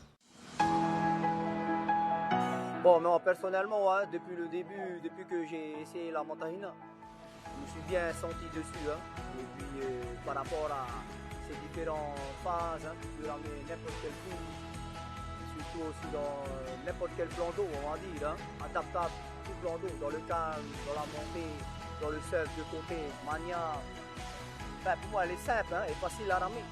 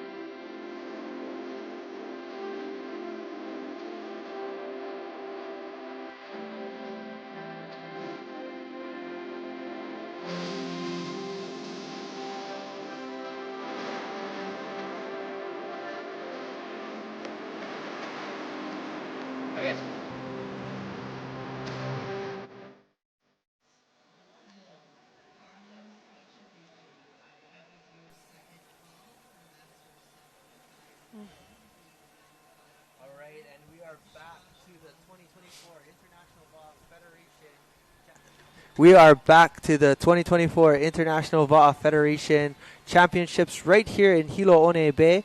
And with me on live camera, we're going to go ahead and introduce you right now. And your name is? Lara Collins. And Laura, what do you do for the International Va'a Federation? I'm the president of the International Va'a Federation. And we have this running joke here with Kala'i and myself. We think of you as our, arms in Tomb Raider. We were like, she's the real Tomb Raider. I don't have here. the guns for it. You got the guns. No, but Laura, tell us, what do you think about the event so far? And is there anything that you want to go ahead and share with the audience that's watching? Oh, yeah. I mean, I think the racing has been super exciting, especially the finals today. Like, seeing everybody out there, it's so close, neck and neck racing. And thanks to the HCRA and all of the clubs from Hilo for putting on a great event. Yeah, thank you, Laura. And then right now, live, as you can see, we just finished our power event on V1s, but currently on the water, we have the Masters 60 men V1 500-meter straightaway, and this is the semis currently right now. And in lane 1, we have New Zealand, lane 2, Fiji, lane 3, Tahiti, lane 4, Brazil, lane 5, Hawaii, lane 6, New Zealand, and 7, Canada. So again, your Masters 60 men V1 500. We're just coming up on the halfway mark, so that's just 250 meters. And Laura, have you tried the V1 yet? I have. And what do you think about the V1? It's challenging for people, especially on a windy day. But more practice makes better, right? Absolutely. So there you have it. And we're currently look like a pretty tight race right here because this is the semifinal. So we will see some advancements for this final course. But again, this is the first heat of 2. So we're really excited to see who's going to go ahead and fare on the course. But it does look like the inside might have a slight lead here. So your boat's in lane 1 and 2, which is the far left-hand side of your screen.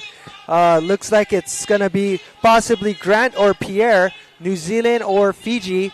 Who's it going to be? Yeah, I think the Fiji guy won the gold medal at the event in 2022 in London. So, right. Yeah. So it's going to be exciting because it's coming down to the last 10 meters here. Who's it going to be? Fiji's pulled ahead. and Fiji. lane 2. Lane 2 ahead of lane What 1. a race. Grant Barabal and Pierre Guyot. So Pierre is from Fiji. He just took the first place just now in the semi-finals here for your men's 60 V1 500 meter sprint. What a race. That was close. Great race. Like super close. It's so exciting to see an event like that, and especially, these men at 60 years old, they are really, for me, just such an inspiration to be out on the water at that age. 60 is the new 40, right? Oh, man, it's amazing to see, though. Competitive and like that, like you said, no stranger to the course and the podium, but he still has one more. That was lane 2 from Fiji. That was Pierre Guyot. And again, coming in front of the pack. Followed up by, looked like Grant Barabal in lane 1 from New Zealand. And we will get an update shortly on our screen. But there you go. A lot of excitement on the beach. And you see, what was the vibe like out on the beachfront with all of the spectators? I just went for a walk along there before. There's so many people out there. Like, the vibe is super electric. And just everybody's just enjoying being here, being together with all the different countries. Yeah, it's great. And there you go. Here's our replay of this first semifinal there. You've seen a little bit of glancing on there, just checking out the competition and seeing where they're at. But it looked really tight for quite the race. And when we see the finish, you'll see it was really close between first, second, and third. So, yeah, I'm looking forward to seeing this final right here if it was that close, because we're definitely going to see some fireworks in these finals. Definitely going to be close for the finals, for sure.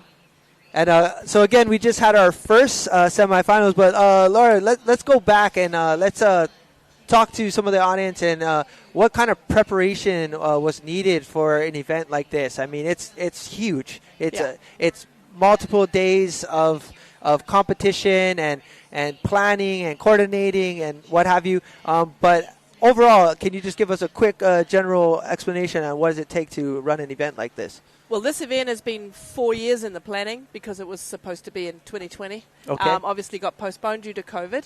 And so probably for the last 2 years, we've been working, the IVF has been working closely with HCRA to put plans in place. And then you never know how many entries you're going to get until about April before the event starts. So, when we are close to nearly 3,000 paddlers, it's the biggest one we've ever had. That's awesome. It was exciting. That's awesome. 3,000 competitive racers here, right here in Hilo Bay. And, I mean, what great opportunity for all these paddlers to be here. And this one I am very much looking forward to. Again, Masters 60 men, this is your second semifinal, V1 500.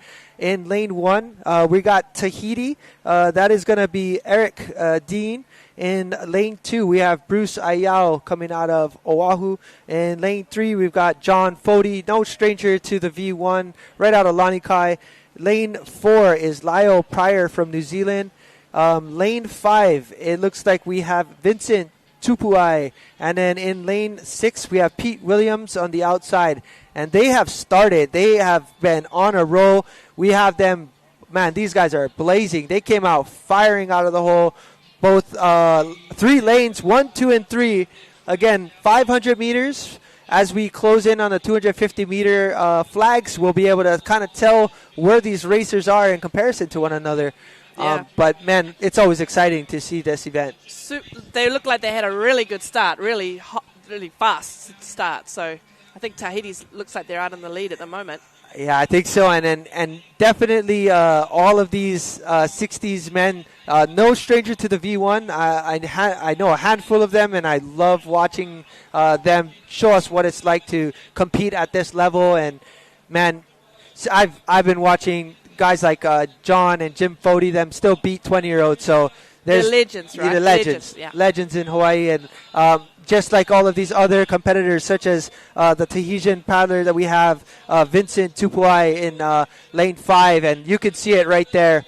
1, 2, 3, and lane 5 look like they're almost neck and neck, but we are seeing a little bit of a push, probably from lane 3. That looks again like John Fody there holding his own against the inside of lane 1, Eric Dean from Tahiti, but this is going to be a great finish here.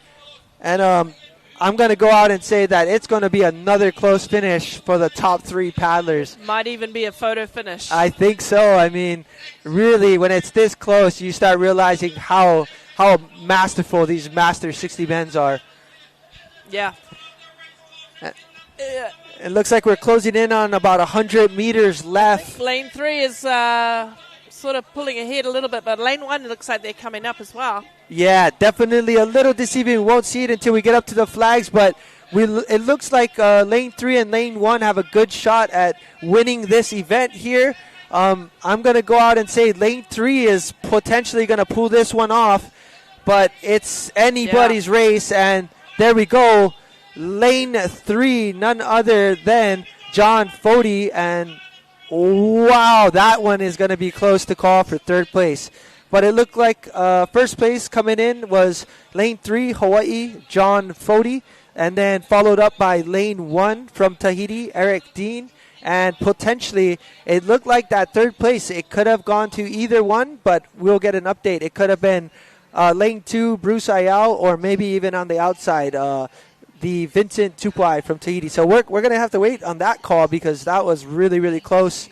And who knows? Maybe resort to a photo finish on that one, or at least a still replay. So, but again, we just had our 500-meter V1 sprint with our 60 men, and with this, this alternating V1, V6, V12, is that all something that's already predetermined from prior years, or is there multiple adjustments that are made for the races or the way they're held? We try and alternate them so that we maximize the fleet the best way possible. Got it. And there you go. There you have it.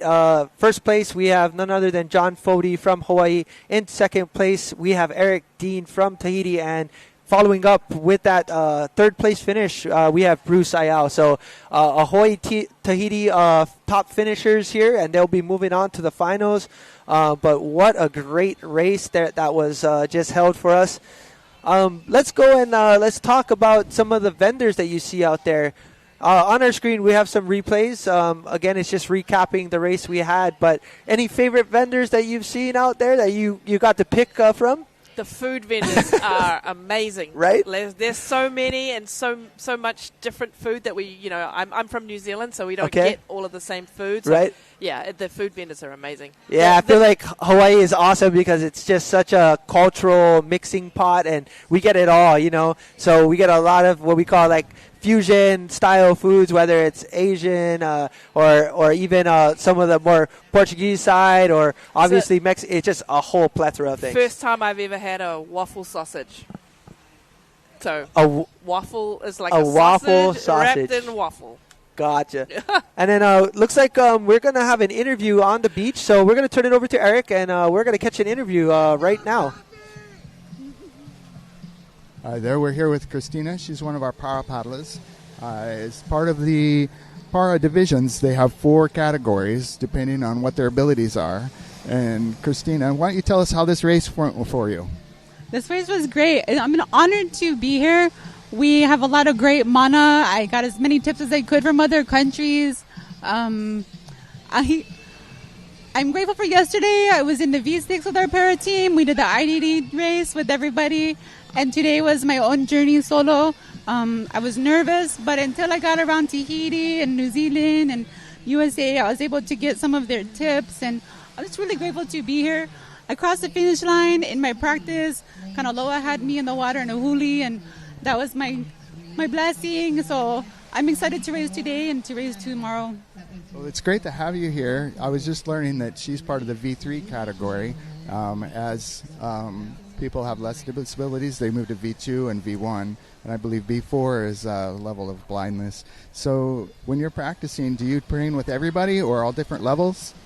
So I try to practice with as many clubs on our halaus as possible. I have Charcot-Marie tooth, and it's a degenerative disease, but I don't like it to stop me. And I feel included with a lot of the clubs. I've had some amazing coaches.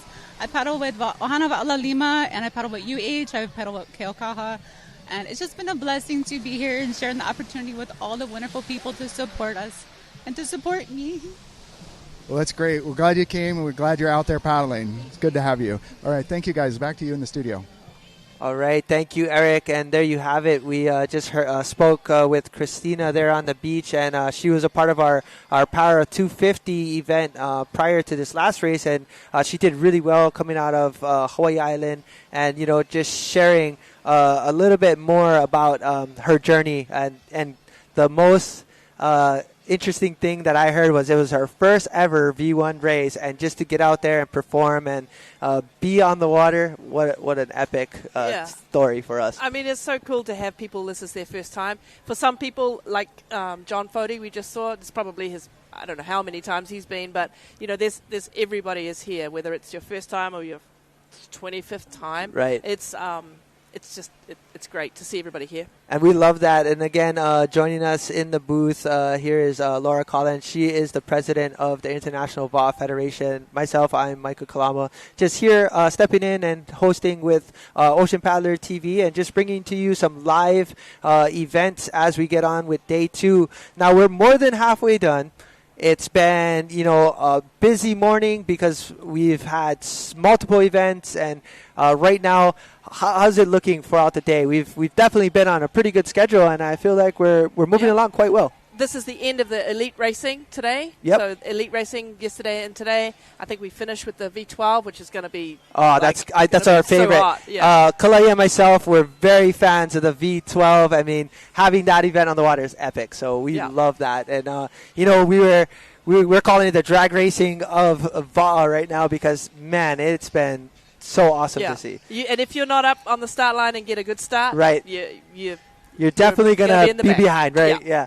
So currently on the water, our escorts are currently staging all of the V1s. Now, we've been explaining to a lot of our viewers having the white flag up, basically telling us that the course is clear, also that you can be out of the loading zone and going into their starting stage. Is there a way that you guys planned a lot of this coordinating? Is that typical? Yeah, it's typical using flags instead of using voice commands because there's so many different languages here. Right. There's probably 9 or 10 different languages, so flags are a great way to communicate with everybody. Yeah, there you go on the beach. Look at all that. We have so many people in attendance, cheering on all of their country, men and women. And this vibe has been so unreal being out there. So I got to pass through. And, of course, I was at a food vendor, and the elite started. And people were running out, just to make sure they didn't miss it. Yeah. But, all right, here we are. So we are now currently on, it looks like we are on rapid charges right now. So we have our Masters 75 women. This is event number 80, a V1 500-meter course. Now, this is a rapid charge, so we didn't get the update, but hopefully we'll get that up on the screen. But we're going to go ahead and let you know as best as we can who is in what lane. But, again, this is a rapid charge. So a rapid charge is basically racers that have previously raced but didn't qualify for a final or an advancement. So this is a chance for them to redeem themselves and potentially get that chance to make it to the finals. Yeah, it looks like there's a black flag out there, which means somebody is over the start line and gives them an opportunity to come back. Black flag is going down and the red flag is going down. Looks like maybe they're going to try and restart this race. Looks like it. I think they're going to go ahead and make sure to stage. It looked like somebody completely crossed the entire lane and is kind of sidelined right now. So I think they're going to let this athlete go ahead and readjust the canoe. So it looks like they might have to turn it around a little bit. And again, it is quite a challenge to sit on a V1, maybe with some of that wind and that texture on the water to be able to set their canoe in the proper lane. And as you can see, it looks like they're sharing the lane, correct? And there we go. We do have our 5 women, 75 on the sheet right in front of you. So we have, looks like we have Australia in lane 1, and that's Scory. Lane 2, we have Baldwin from the USA. We have Hergert again in lane 3 from the USA. We have New Zealand, Riley in lane 4, and in lane 5. We have Michovic from Hawaii. So we have our 5 potential women that one of the 5 will be moving on, correct? Yeah, it's correct. And I mean, how amazing, Master 75 woman, right? Like, So cool. It's so cool. Like having people of all ages out there, I think it's amazing. No, and that's the thing about paddling and bringing our communities together. It doesn't matter if you are, 5 years old or, again, upwards to 80 plus years old at this point. I do know somebody that's in their 90s still paddling. I haven't personally met anything over 100, but I wouldn't doubt it. Yeah. If they can get in the boat at 100 years old, they'll be on the water. And Why what a not? way to live your life, you know? The best. Yeah. The best way. And again, it looks like we had a little bit of trouble on the starting line. So for those of you viewing, again, we were talking about the flags and how to stage themselves. So we do have a second heat, and it's just to keep things flowing. But currently what it looks like is our escort and officials are letting this course reset here for this event. And once everyone is within the designated spot, it looks like we'll be getting on our way. So we're just making sure that we have the proper adjustments made. But again, Laura, just going back, though, I mean, all of your time spent in the International VA Federation, what is it like working with different countries and possibly language barriers and things like that? How do you guys get around these things when you are hosting at a different country? Yeah, different country. There's all over the world, Europe, South America, Asia. I think obviously language is problematic, but also interesting to learn different cultures, different languages. The one thing we all have in common is the love for the sport of outrigger paddling. Love that. So, love that. That's what brings everybody together, and it's something that we all have in common. So once you find something you have in common with someone, it's easy to make communication. Yeah, that's and so get to know cool. them. And I notice bringing everyone together in the morning. So in the morning, do you guys have a meeting with different countries just to go over how things are going or any updates? What kind of things do you guys do in the morning? Every morning at 7 a.m. there's a meeting for the area coordinators. We talk about any changes that are going to take place for the day, anything that was an issue the day before that we've adjusted or to try and make it better. We want to always improve for the paddlers. And then those area coordinators take the information back to their countries and their teams. Yeah, so that's really cool because I do know like any event, you're always gonna potentially run into a few issues, and it's always great to have that community support from all countries and just bringing it together and making sure it's a successful event. It's a long event, Yeah. There's going to be some issues, but the best way to resolve any issues is just communication. Yeah, I love that. Yeah. And, I've been so fortunate to go down and meet a lot of these coaches, and it's so cool. Everybody's sharing their culture and their tent spaces and their food with one another. So it's been really incredible to see that here, especially in Hawaii. Some of us were fortunate enough to travel to the UK to watch some of the world's distance sprints, and that was quite the enjoyment. But here in Hilo, was there any challenges that we had to kind of work through initially, or has it been pretty smooth so far? Yeah, it's been pretty smooth. I mean, there's always some challenges, but you just find solutions with everybody.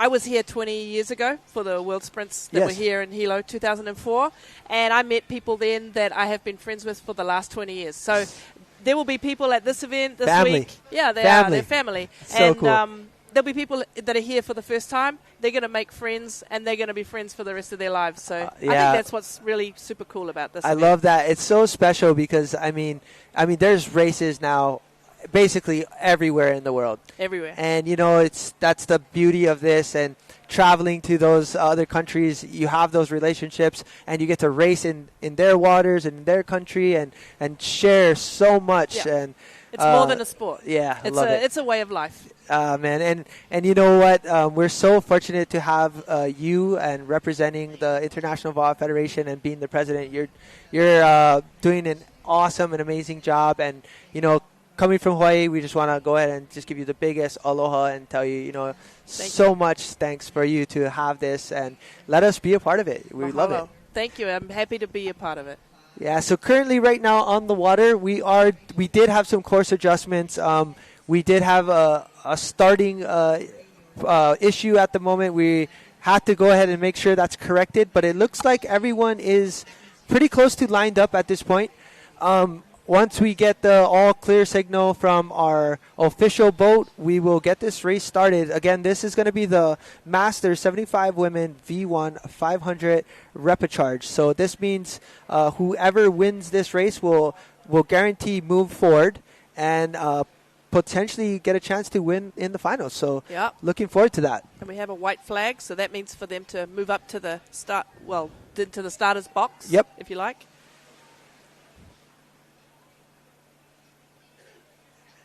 And I will say, very thankful to have all of these water officials on the water the entire time, putting forth a really good effort here to make sure our racers are all set and prepared. And again, we have a red flag, so we're about to start this race. We are going to get on the way right here and right now.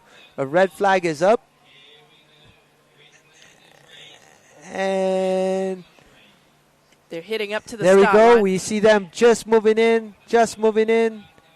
And unfortunately, we have a black flag once again. It looks like it might be lane 2. That's just slightly across the flag line there. That's the one thing we do need to make sure that these paddlers are behind the line, but it's the second time that's happened. So as you can see right there, we're having a little bit of a troubling start with some of these paddlers, but once we get it all situated, we'll have them lined up again, and we'll make sure we get this race moving. But these are the challenges we have with maybe some of the ocean conditions. But looks like our paddler right here on Australia gets a little bit broadsided every so often. I think we have a green flag. And we just got a green call there, so it looks like everybody has started the race. 1, 2, 3, 4, and 5. So we have 5 competitors right here. And again, this is your Masters 75 Women, 500 meters now. And we're going to see how these athletes do as they make their way through this course.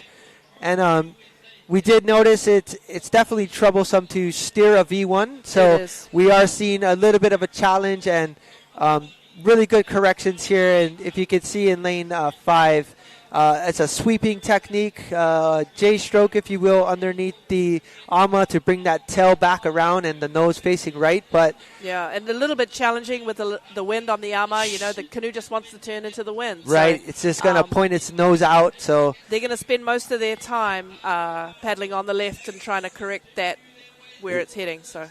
Oh, and we got a good self-caught there. Almost tipped and hoolied on that one and caught the AMA. Perfect. So lane 4, it looks like that was our New Zealand competitor. I think her name is Galen Shasha. Oh, yeah, Shasha. Okay, that's how you say it. We said Sia. So we were just like, anybody know how to pronounce it? Let us know. We'll be more than happy to shout them out. But we're so, man, these races are so awesome to watch. And at 75 plus years old and just, man, I want to be out there when I'm 75. On the course, it's so cool. So we have lane 1, Australia, making their way down. Looks like she's doing fairly well. And then, of course, in lane 5. So as you can see, lane 1 and lane 5 have just reached that halfway mark. It gives us a really good idea of where these competitors are at. But so exciting, so consistent there in lane 4, doing really, really well. Yeah, it's super difficult out there steering, you know, the V1 and yeah, but they're doing a great job. No, they're doing awesome and they're making their way. They're halfway through the course. At this point, whoever wins this race will be moving on to the finals. So good luck to these ladies right here on the course, the Masters 75 Women V1 500 meter course straight away. And it looks like we're closing in. I think lane 4 might be slightly ahead. It's a deceiving angle on the camera. I think so. And we're about to see. I mean, it's definitely looking really close between lane 4 and lane 1. So either one of these ladies will be advancing to the finals. And lane 1, very consistent. And lane 4 is putting in some effort. It's definitely putting pedal to the metal on that one.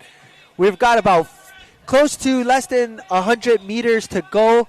And we're about to see who's going to move on to the finals for the 75 master women here. Yep. Australia and New Zealand look like they're both out in the front there. Yeah, great race by both of these ladies here. And coming up to the finish line now. And here we go. We're at that final buoys here right before the end. So who is it going to be? Oh, my goodness. I do not want to call that. And it looks like lane 1 from Australia pulled that off on the last maybe 10 meters there. Looks like it. And lane 4 coming in second. Now, does lane 4 potentially get a chance to move on, or is it just going to be the top person in the repechage? I believe it might be the top 2 that go through. Yeah, so from what we've been seeing, it looks like it's going to be a final for 6, and right now it looks like the top 2 from this repechage will move on, and then following up on the next heat would have been the same.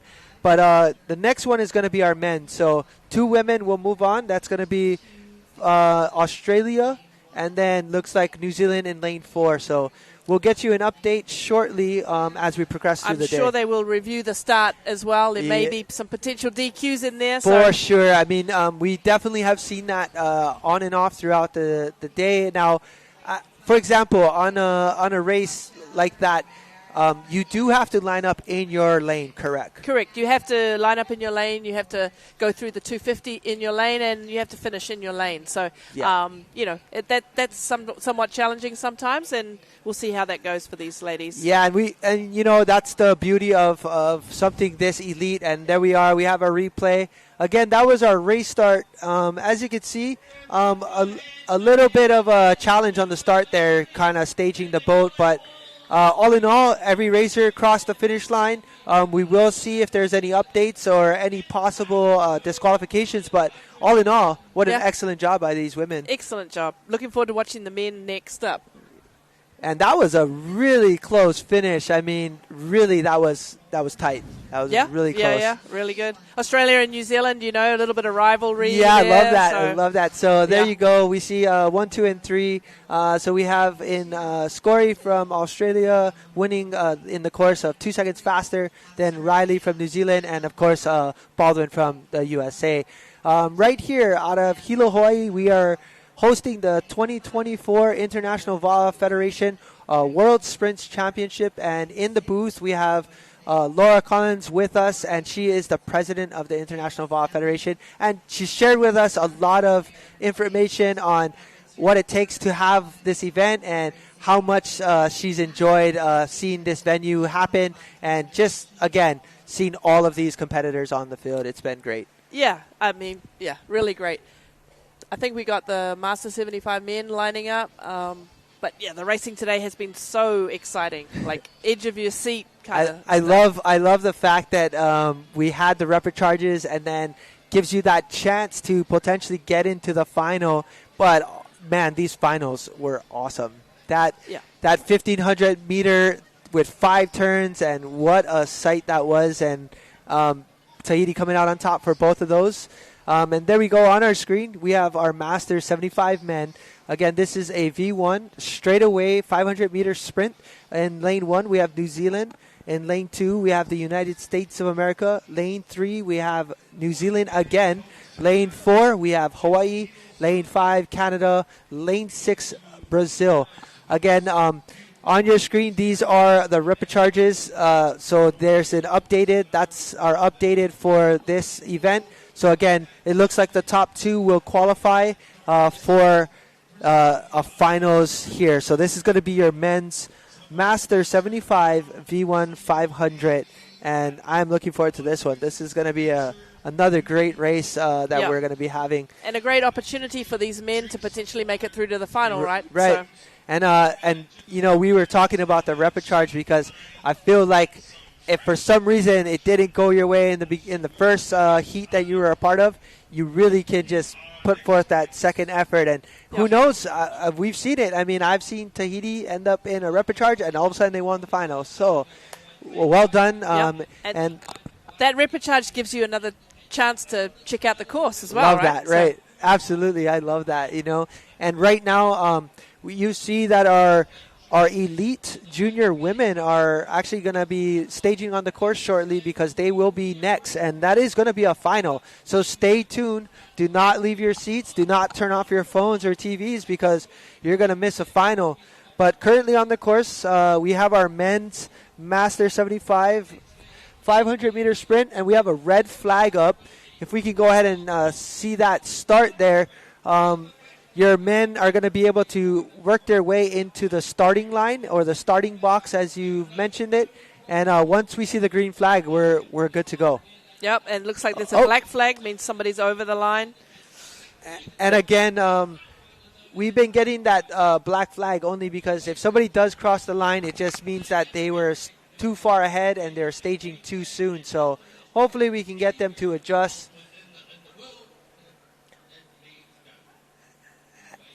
And it looks like lane 3 is well past the flag line there, and that's probably why we couldn't start the race. And again, we do reset the course a little bit. Oh, we got a hold water there. So for those of you viewing, it is quite a challenge staging your V1 without any help. And so, again, it just takes some coordinating, but all competitors need to kind of watch out for one another and make sure everybody's looking out and making sure they're getting in the lineup correctly. You don't want to be up at the start line before anybody else, basically, because if you're up there too soon and you go over, you got to come back. So you kind of want to all move up to the start line together. Is the best plan.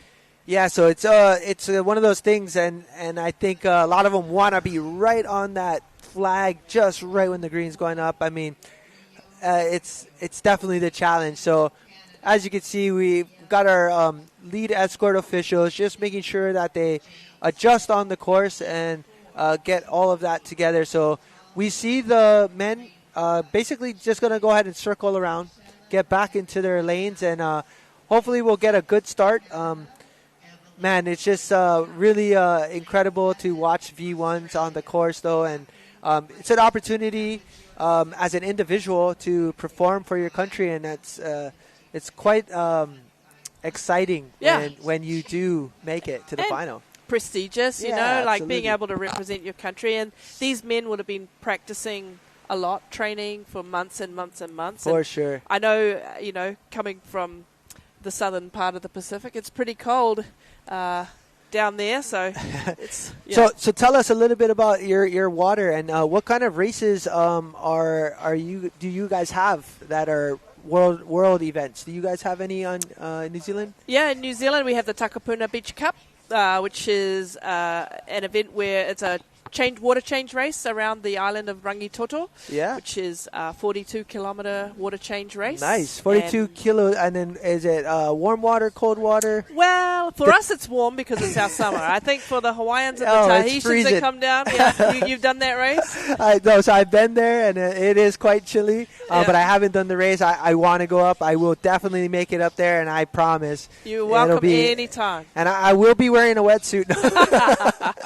No, I love it. I mean, it's just exciting, and those are the things that bring a lot of us paddlers together is events around the world. And I follow a lot of paddlers from New Zealand, and of course I host them here when we have our Hawaii events. But really, I mean, that's so cool. There's races basically everywhere now around the world. In a few weeks' time, I'm going to Singapore for the Singapore Ocean Cup. So cool. You know, and Singapore is the next host of the World Sprints in 2026. So tell us a little bit. Is that going to be a sprint race like this, or is it a little different? Yeah, the sprint race like this, but obviously not in the ocean. It's going to be in a lake, a man-made lake, right in the heart of the city of Singapore. So cool. I think I'm looking forward to being there, and I know everybody else is excited. I mean, anytime people get to travel and paddle, they're going to do it. We're going to find a way, and we're going to do it. It's the best kind of traveling. Traveling, paddling, meeting new friends. Next year we have the World Distance Championship in Brazil. That's going to be super exciting as well, and get all around the world. So cool. And where in Brazil is this world distance going to be taking place? It's just near to Rio, so I think it's in a place called Vitoria. Okay. I might have got that wrong, but it's near Rio. Awesome. And, so again, International VA Federation has been hosting multiple events for many, many of years. And likewise, here in Hilo, it's just been really, really awesome. We're on day 2.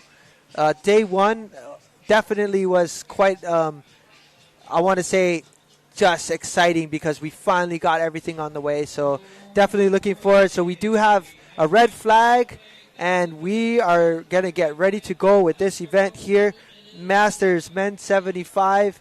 And here we go. We're going to see a green flag. There we go. And green flag. Let's go. Men's 75. Looks like lane 3 from New Zealand. Had a good just out start. in front. Yeah, good start. We had an excellent race prior with another New Zealand paddler. So New Zealand has definitely been showing up, and they've been leading the pack in a few of these V1 events. Yeah. But definitely love seeing all of these competitors on the water. Canada, I think that. Yep. Paddler from Canada. That is the paddler from Canada right there in lane 5.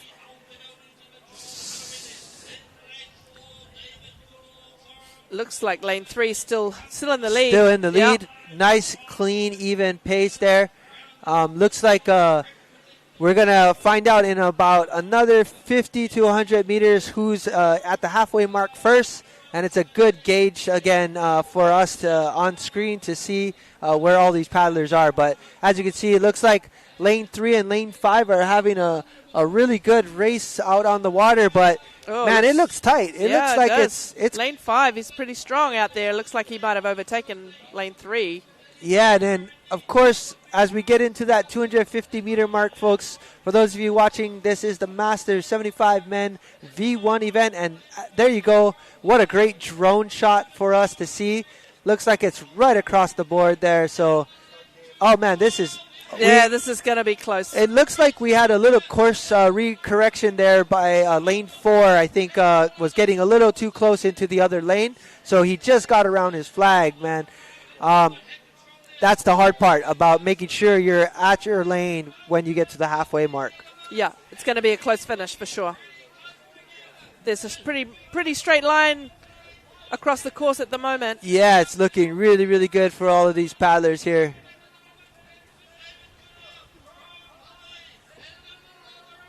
Oh, wow. This Canada is going to be a looks really like good they're finish. Out in front right now. Wow.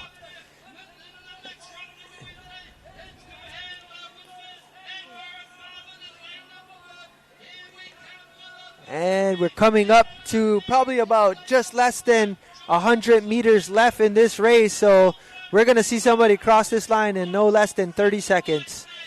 Lane 5 looking really strong there from Canada. Yeah, he didn't have the best start, but he's certainly looking like he's got a great finish. He's definitely been really consistent. Nice, clean, just same pace, same stroke, keeping the boat moving nice and smooth. Wow, this is going to be a really great finish here. Looks like 1, 3, and 5. It's a battle for 1, 3, and 5, and it looks like lane 5, Canada is about to take, and Canada. Yeah. So lane 5, lane 3, lane 1, just like that. What a great race! Wow. Wow, that was exciting. That was exciting. Yeah. Wow, Laura, that was such a great race, and that's the V1 Men's 75 with that, Laura. So thank you so much for joining us here in the booth and sharing a little bit about your experience and giving the opportunity for all of us to enjoy the International VA Federation. Is there anything you want to tell us as we get ready to move on to our final course and have you get back to your duties since you got to be in so many places? Oh, I'm happy to join you this afternoon. It's just great to be here. It's great to watch the racing. I think this is the best view in the house. So, yeah, the racing this afternoon, like the V12 finals, are going to be super exciting. I'm really looking forward to those. Yeah, there you have it, ladies and gentlemen. Thank you for joining us here on the Ocean Paddler television show. Again, Laura, thank you so much. For those of you just joining us, this is Laura. She's going to be exiting the booth, going back to her job, but she is the president of the International VA Federation. It's been a pleasure. Thank you so much. Thank you so much. Thank you. We're done?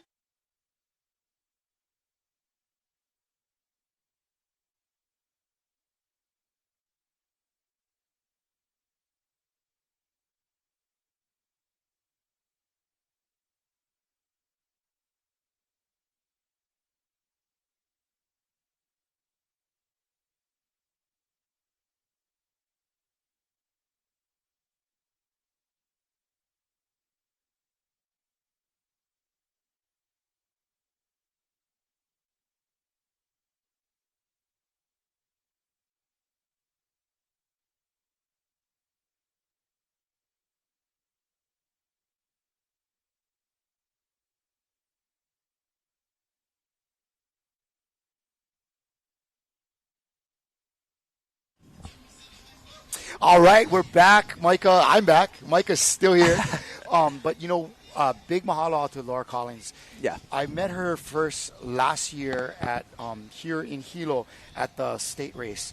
And she was kind of coming to check it out, make sure that this would be a good place to hold the world sprints. And she got me at the time really pumped up on being here for this race. And it certainly has delivered, and so has Laura and her team. So big mahalo all to them, everybody at the IVF, for making this happen here in Hawaii, and what an honor it has been for us Hawaiian paddlers to host this race. Absolutely, and thank you, Laura, for jumping in and sharing a little bit more about the IVF and this 2024 World Sprint Championship. But right now, Kalai, you are back right in time to see and witness who's going to win this Elite Junior. You know me, race. bro. It's all about the timing, bro. It's go. All about the timing. So let's get a graphic on who we have up here real quick. I know we had some of these crews qualify earlier today in the repechage. Is that correct? That is correct. And come on, Josh, do we have a graphic? And currently right now we can tell you in lane 1 we have Tahiti. In lane 2 we have Hawaii. Lane 3 we have Rapa Nui. Lane 4 Chile. Lane 5 USA, they actually qualified on the repechage. Copy them. Had a great race this morning. And then Australia ended up actually coming away with the faster time, so ended up obviously getting in the second spot. Nice. So there we go. We have your 6 finalists right here, Elite Junior Women, V6 1,000 meter turning race. We have a red flag. That means we're getting ready to start this race. Ooh, and you know what else is getting ready to start? The rain.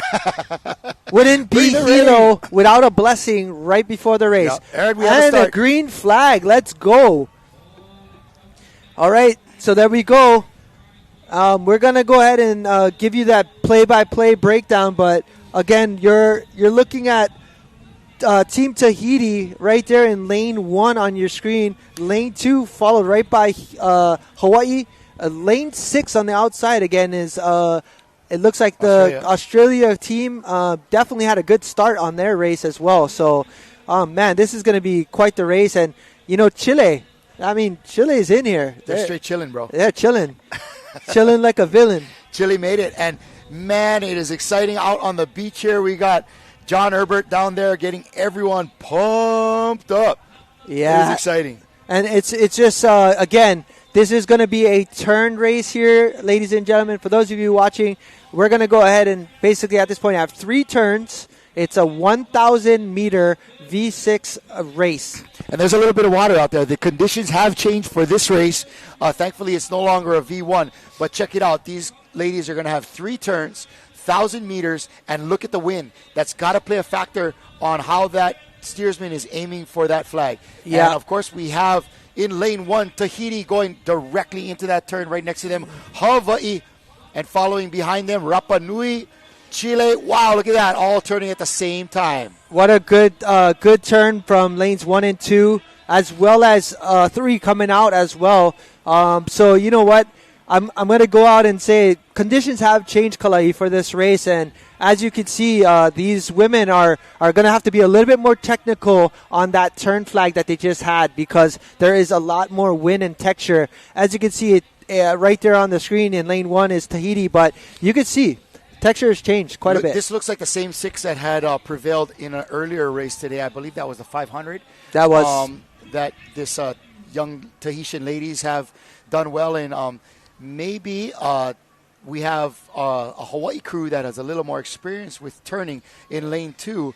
But right now, it definitely seems like as much as a boat length that the Tahitians are ahead. Yeah. Again, it might not look from this angle, but when they hit the flag, you'll see it. Yeah, this is the part. Here we go. So we have 1 turn of 3. So we're going to gear up for our second turn here. At this point, when they hit this flag, that's 500 meters. They're going to hit the halfway point. And, man, it's anyone's race, though, because it looks like this field is really tight still yet. But as we get into this turn, we're going to see. So Tahiti has already started their turn, and Hawaii is just now coming into their flag turn right here. So we see a 1-2 right now, Tahiti, and followed up by Hawaii. Again, the challenge is being a little bit more precise and precision on the turn. Definitely. Look at that. Nice turn from Tahiti. Nice turn from Hawaii. And they are back out there. This is lane 5, the U.S. going in for their turn. There's your girl, Poppy. We saw her just prior to this race. She's in seat 5. She was excited to be out here with her teammates, representing the mainland U.S., doing their thing over here in Hilo, Hawaii. And they're on their way back for the last half of this race. And I'm going to tell you right now, this race is between Tahiti and Hawaii. It is definitely only those two out front.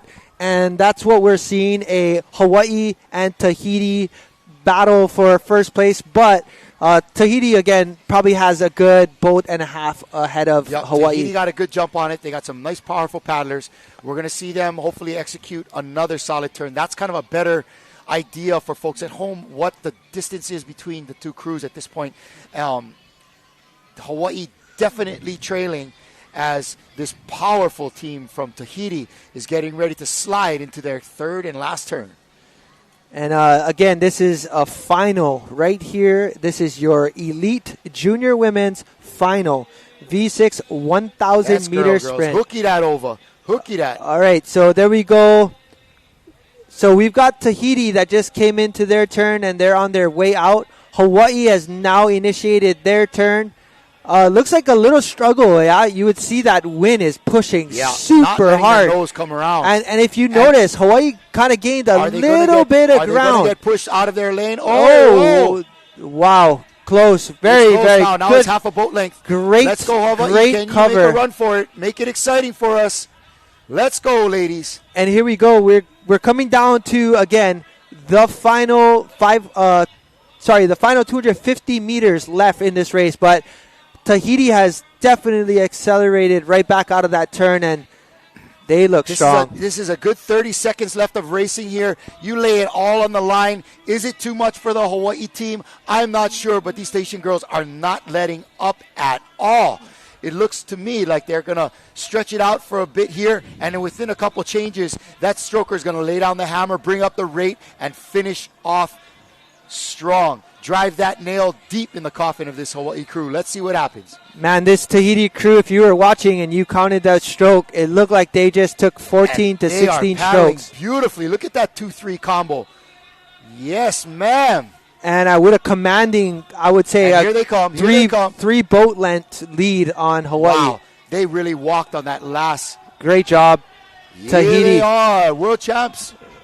And coming up right behind them, bringing home that silver medal. In fact, the highest, the best finish for a Hawaii crew we've seen yet today. Yep, second place. And junior girls. Well done by these Tahitians and Hawaiians in first and second place. All right, but it's going to be exciting. The fight is going to be for third place.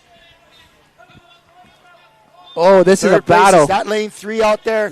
I need a camera angle on that right here. Good. Leave it here, looks fellas. like Rapa Nui is coming into the flag line right now.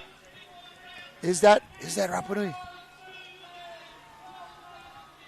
Ooh. Oh, come on, cameraman.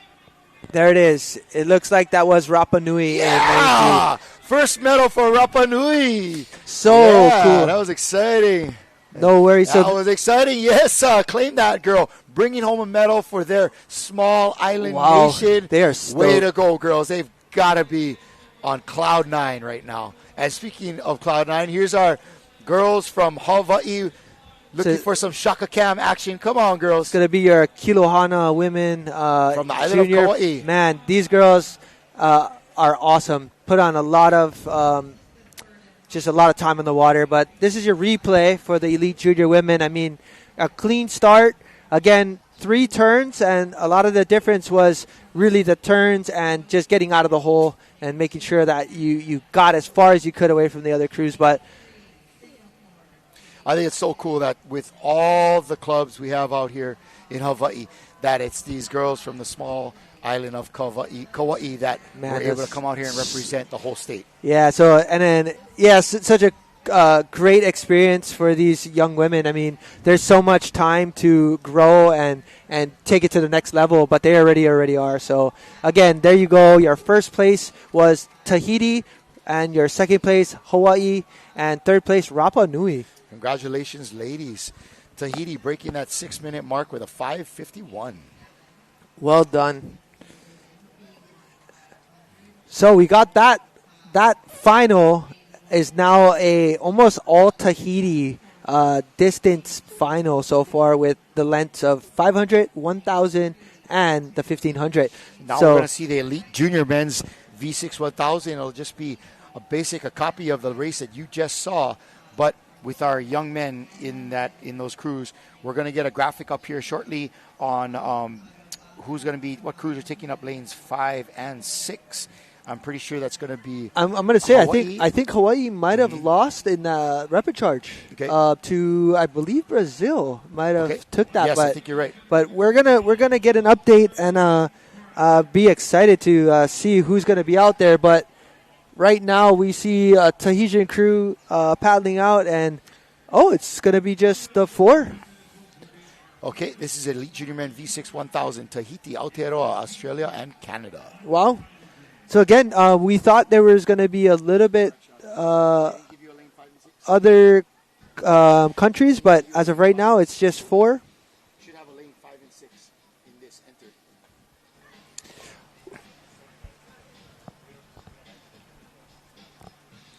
So at this point, we're just waiting for the update. But currently, in lane 1, you will see Tahiti. In lane 2, Aotearoa, New Zealand. In lane 3, Australia. And in lane 4, we have team from Canada. This is your elite junior men V6 1,000-meter sprint. This is going to be 3 turns here, same as what we just watched previously.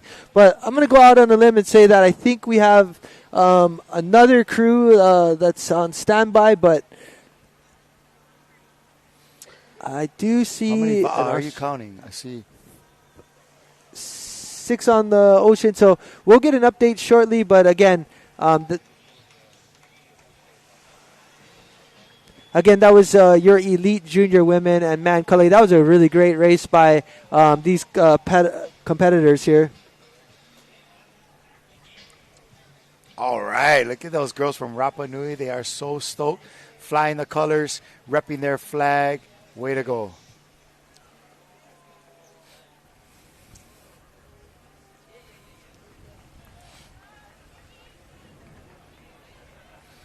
All right, we're coming up on our elite junior men's final. Another 1,000-meter race, 3 turns. Lane 1, it's going to be Tahiti. Lane 2, New Zealand. Lane 3, Australia. Lane 4, Canada. Yeah, so it looks like that's all we have. We just have a 4 country final right here for the elite junior men. But wow, such a incredible race, and Rapa Nui is going to be so excited right there. Your 3rd place, they're taking home a 3rd place medal. That is such an exciting thing. Man, they're going to be celebrating for the rest of the day. So yeah, so cool. They're on a high. Congratulations, Rapa Nui.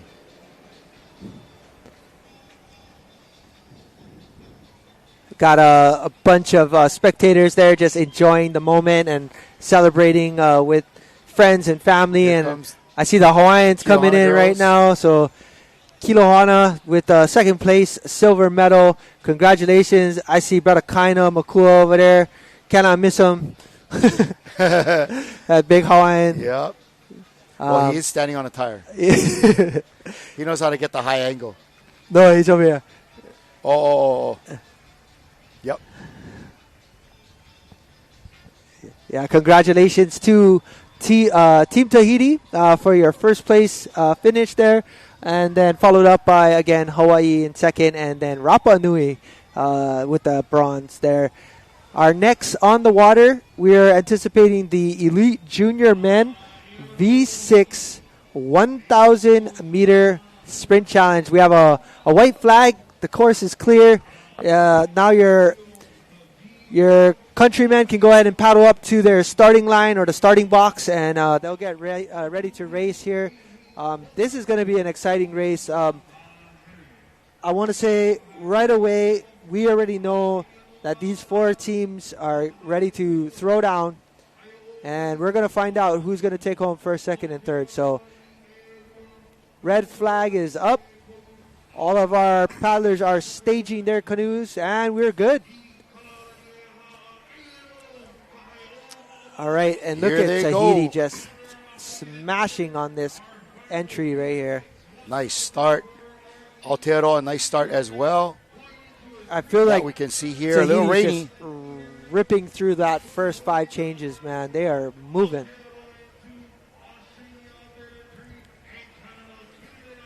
And it looks like they're all settling now into about the 100-meter mark.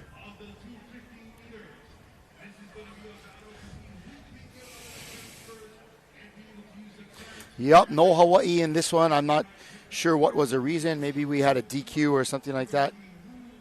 But we definitely have Tahiti in lane 1, lane 2, Aotearoa. In 3, Australia. And outside in lane 4 is going to be Canada. And here we go. So we have our first turn coming up right here. It's your Tahitian men, lane 1, laying it in. Aotearoa following up closely behind. Lane 3, Australia pulling in really close as well. So right now, back it up. It's almost. They're backing it off the flag. It didn't bury, so I'm assuming that's going to be an okay thing if they get around, because they have a chance to still medal in this event. There you go. So they didn't bury the flag. They're actually coming around it now. That's your Canadian team there. And here go the Tahitians. This is your next Shelva'a team right here. Man, these kids are... Yeah. What action going on here. Action. Look at these boys. Nice work. A little quick look back by your steersman, just checking to see where the field's at. And, you know, it gives you a chance as well if you know you can come in onto your turn and make sure it's accurate and you don't risk the chance of running the flag, especially because you have 2 more turns to go. So just a nice little head check there and just making sure everything is good to go. Nice paddling by this team from Australia. Yeah, they look really, really good right now. Man, they are moving. And Tahiti into their second turn. Aotearoa into their second turn, and followed up by Australia.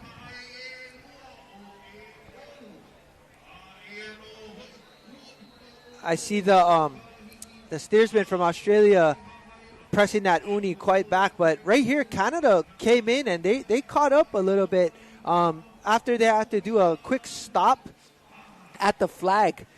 So they were trying to stop at the flag. That guy in 5 got to watch out. You don't want to huli that. You don't want to huli that canoe. And again, here we go, boys from New Zealand doing really, really well. A small little hiccup there on the change, but hasn't stopped them from keeping everything in time. But Tahiti's rate looks like it's pretty up there. Yeah, they're very settled. And but man, these kids are just about the same as Aotearoa right now. Yeah, the stroke rate's about the same. Oh, and they're picking it up. Yeah, they've kind of been doing a little bit of changes as they come into that turn. They just blast through a little bit for probably about 2 changes. And here we go. We got a uni from seat 1. Now they're kahi over. Oh, almost lost the paddle going over on that one. And that's the final turn. So this is still anybody's race here. Oh, wow. Look at Aotearoa. They're going to have a hard time getting this other buoy. I think they're making the smart decision. They're just making sure they get clear of the buoy.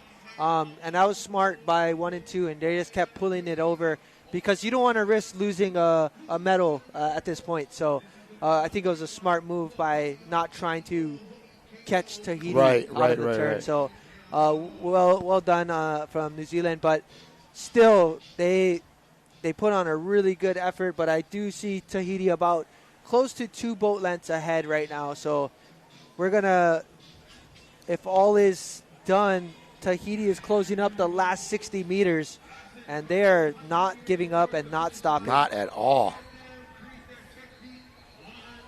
And here comes Aotearoa right behind them. Right on a tear, man. They are moving.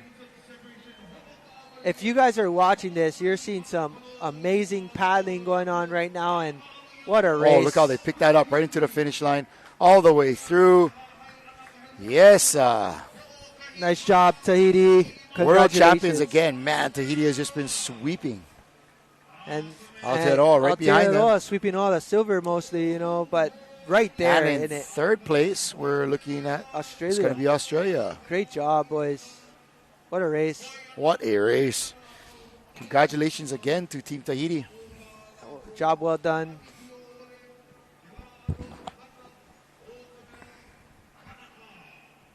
And right there was your finals. That was Tahiti, followed up by New Zealand, and then Australia for your Elite Junior Men's V6 1,000 meter race.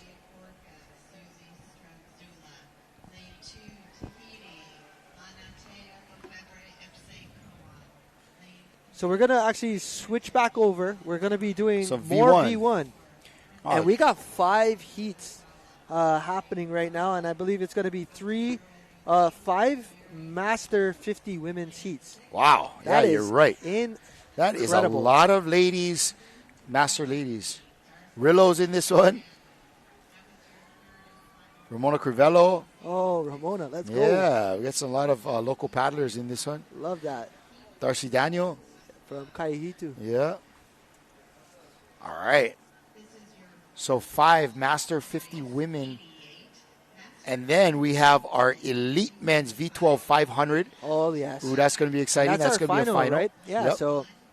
And then a couple of repercharge for the Masters and Masters women and Masters 70s to round out the day. And then our Elite Women's V12 final to finish us out. All right, ladies and gentlemen. So we have probably about, give or take now, we have about 8 events left. That's going to take us into close to about an hour to finish up. But you don't want to miss out. We are definitely going to have some finals coming up for you.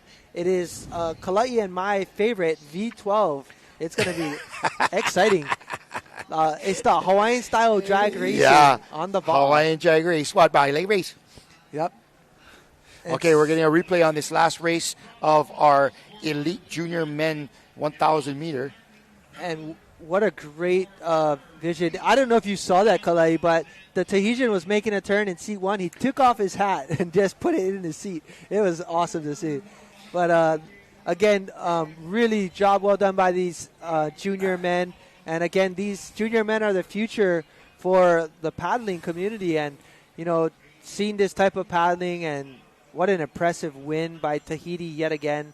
And then New Zealand coming in shortly after, of course. New Zealand having a great race. And Australia, wow, great job, Australia. Not too far behind and coming up with a bronze medal here. So. And there are your results right there. It's Tahiti in first place with a 4:59, just breaking that 5-minute window. Aotearoa of New Zealand coming in with a 5:09, about 10 seconds behind, and just 9 seconds behind them. In third place, Australia. All right, here we go. We're getting ready for a qualifier race for V1. This is 500 meters, our Masters 50 women.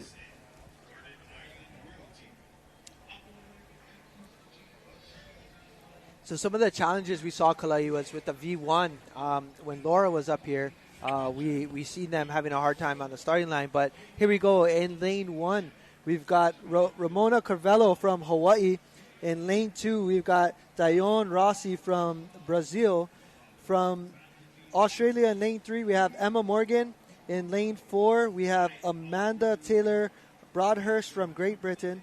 In lane 5, we have Rachel Blackmore from New Zealand. In lane 6, Lori Jorgensen from the United States of America. And in lane 7, we have Claire James from Australia. So a full house almost right here for the 50 women V1 500. So again, they will be lining up on the far side of the course. It's a 500-meter straight shot.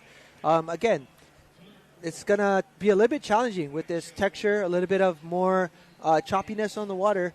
But we're about to see there this is definitely course. some wind out there, Micah. There's definitely some wind that's going to be coming from the AMA side. It's going to be forcing our paddlers, forcing their boats to round up into the wind, and therefore our paddlers are going to have to counteract that by paddling on their left, trying to keep themselves down into their lane. And there we go. We have a white flag. The white flag just indicating that the course is clear and the paddlers can make their way to the starting box. And once we see a red flag, they should be near the starting line and in the starting box ready to go. There it is, red flag. And getting ready. And a black. Oh, somebody's got to back up. The thing that I've been noticing is the way they're staging is once you're staging, green, that was fast. That was a fast one. Here they go, and they are off. Whoa, lane 3 is hammering. Coming at it.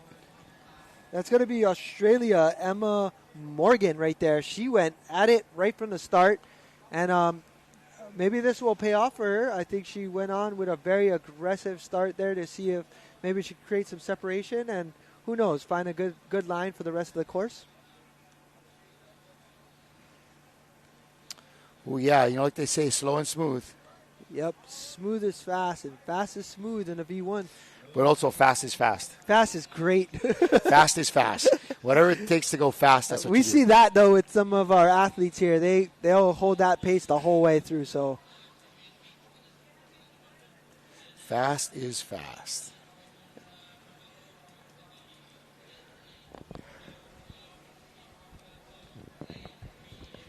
And then right here we got a really good race happening for some of those in the top of the pack here. Oh, here comes lane 5. That is New Zealand, Rachel Blackmore. She's catching up on that lane 3. As you can see, they're going through the flag just about the same time. Blackmore is reeling her in here. On the outside out there, it is Australia in lane 7. But right now in lane 3, it's also Australia. Emma Morgan trying to hold off Rachel Blackmore and Claire James. And these ladies are moving. Yeah, they are. Here comes Blackmore in lane 5. She's making a move.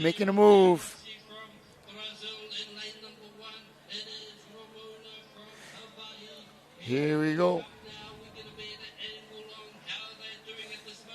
Here comes lane 5, New Zealand.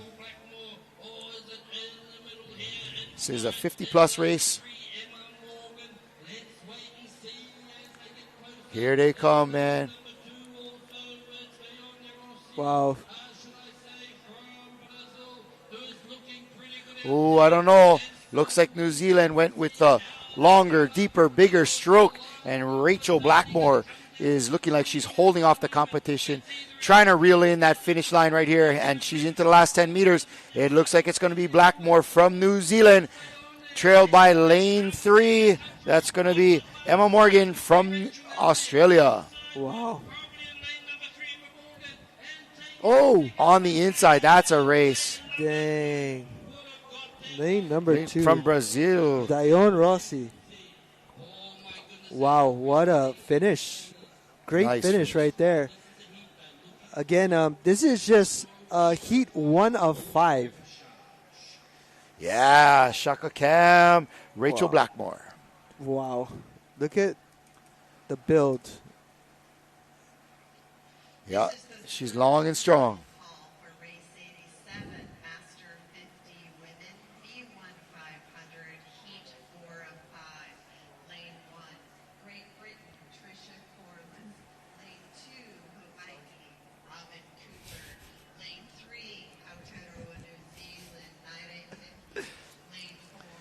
Beautiful race by those ladies. Blackmore on the outside able to pull it off, but what a start from Morgan.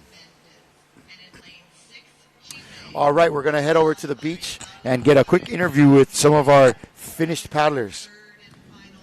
We're here with the Junior 19s elite paddlers. I believe they got third in your division. Why don't you tell us about that race and how it went? Yeah, so the race went quite well. We had a beautiful start and a great first turn. We kept up with Tahiti and New Zealand. And then we slowly fell a bit behind, but we stayed strong. And going into the race, we knew we had a good chance. So, yeah, we got third, and we're happy with that. How long have you guys been paddling together? Barely a year. We come from all across the country, and so we've had 3 camps, 3 weekends together to get everything sorted and get the familiarization with the crew. Well, that's great. And how are you guys enjoying your time here? Oh, my goodness, it's great. Just loving the atmosphere and the people and the country. So, yeah, it's amazing. All right, that's awesome. And thanks. You guys did awesome. It was good to see you out there. How about Shako for everybody at home? All right, back to you guys at the studio.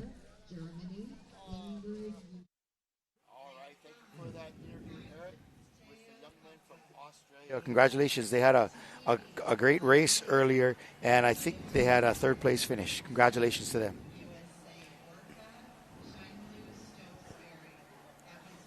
Yeah, again, thanks, Eric, for that interview there with the Australians. That was your elite junior men. They got third place, and, they were really happy with that finish, and they put up a really good performance, and got them a bronze medal to take home and share with all of their country men and women there. So very happy for Australia breaking into that podium. Yeah, Australia. So again, we have we have 4 more heats of our Masters 50 women, and just excited to see how all of these women fare for this course, and that'll obviously move them on to a second race. And it's going to be quite interesting to see how this all pans out, because there's so many in this event. I mean, we have 5 heats, and that's close to 30 different racers. So right there, New Zealand rounded it out with the first place finish for that Rachel heat. Blackmore. And then second, Emma Morgan. And third place was Dione Rossi from Brazil. We have some folks chiming in on our Facebook feed saying, Emma, you beast, from Naomi Turvey, one of her friends. Go Emma Morgan, Australia, from Kathy Barsby. We have a lot of folks tuning in from Australia, Aotearoa, even Brazil. So, whoop, whoop, Rachel Francis. Yeah, Lisa Gill saying, what a great race, man. And there we go. We have our start of our second 50 Masters Women V1 500 meter. All right, this is heat number 2.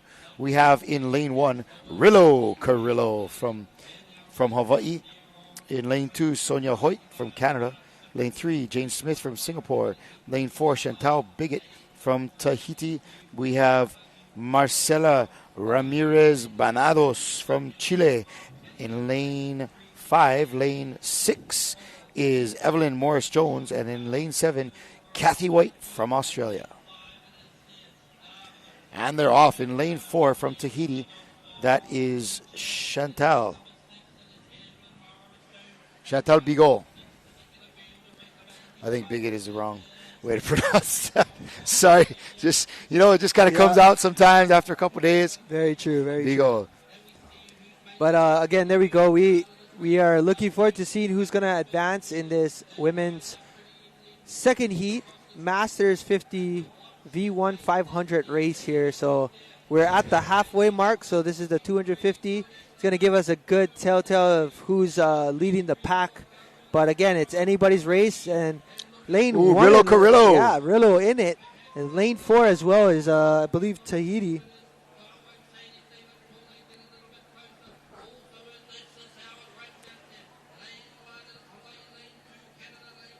Man, Rillo's doing really, really well right now. Nice, strong paddler. Yeah, Rillo's a powerhouse, man. She's a longtime paddler and coach here in Hawaii. Yep. And she is giving, giving our Tahitian paddler, Chantal Bigot, a run for her money right now. Yeah, this is going to be a really good finish here. They've got about maybe 60 meters left, but it looks like it's going to be a battle between Hawaii and Tahiti right here. Michelle Bradley's cheering on. She's saying, "Go Rillo" from our Facebook feed. Ooh, lane number 1. It's going to be real tight, man. Yeah, this is going to be a battle. Tight. Come on, ladies. Lay it on the line here. Let's go. Let's go. Oh, boy. Man, that is tight. Oh, lane 1. Lane 1. Rillo pulls it off. Rillo with the win. Hey, all you guys down there in technical land, we better get an interview with Rillo. That's all I'm saying. That was amazing. An interview with Rillo is always worth the money. What a race. And coming in lane 5. That is from Chile. That is Marcelo Banados Ramirez. Great race by these ladies right there. So looks like Hawaii, Tahiti, and Chile top 3 right there. So we'll get you your update. But what a race there. And again, if you're watching and tuning in, do not turn off your TV. Do not get off your phone. We have a few more V1 events here with your heats for the women's 50s, Master 50 Women 500-meter V1 race. And following that is going to be our finals for our V12 event. That's definitely something you don't want to miss. Here we go. Rillo on the start out there in lane 3. And again, this is our replay of this last race. And Tahiti number 4 again, right there. Strong. Chantal, Bigot. And Rillo, man, just on the inside, just hammering away. Powerhousing it out there. Let's go. And there's your finish. Rillo, 1 Rillo. and 2. Nice job. What a race.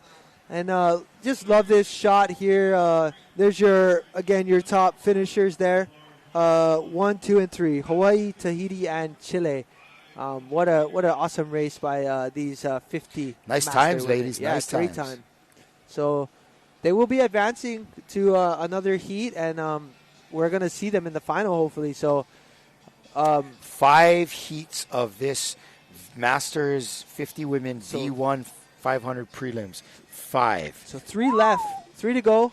And as you can see, I mean, we still have a ton of people here on the beach supporting all of their countries.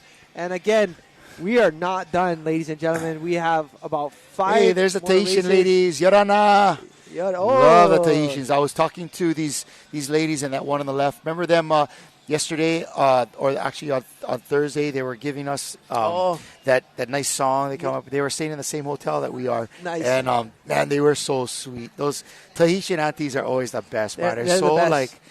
They're so sweet and loving. But man, they're not shy for put you if they need to or put you in place. No, they're definitely not. They're definitely not. They'll definitely be like, hey, get over here, boy. Yep. Yeah. But much like Hawaiian aunties. Yeah, definitely. It's all from Polynesia. Yep. All right. We're going to have a breakdown of our upcoming race here. But hey, guys in the studio.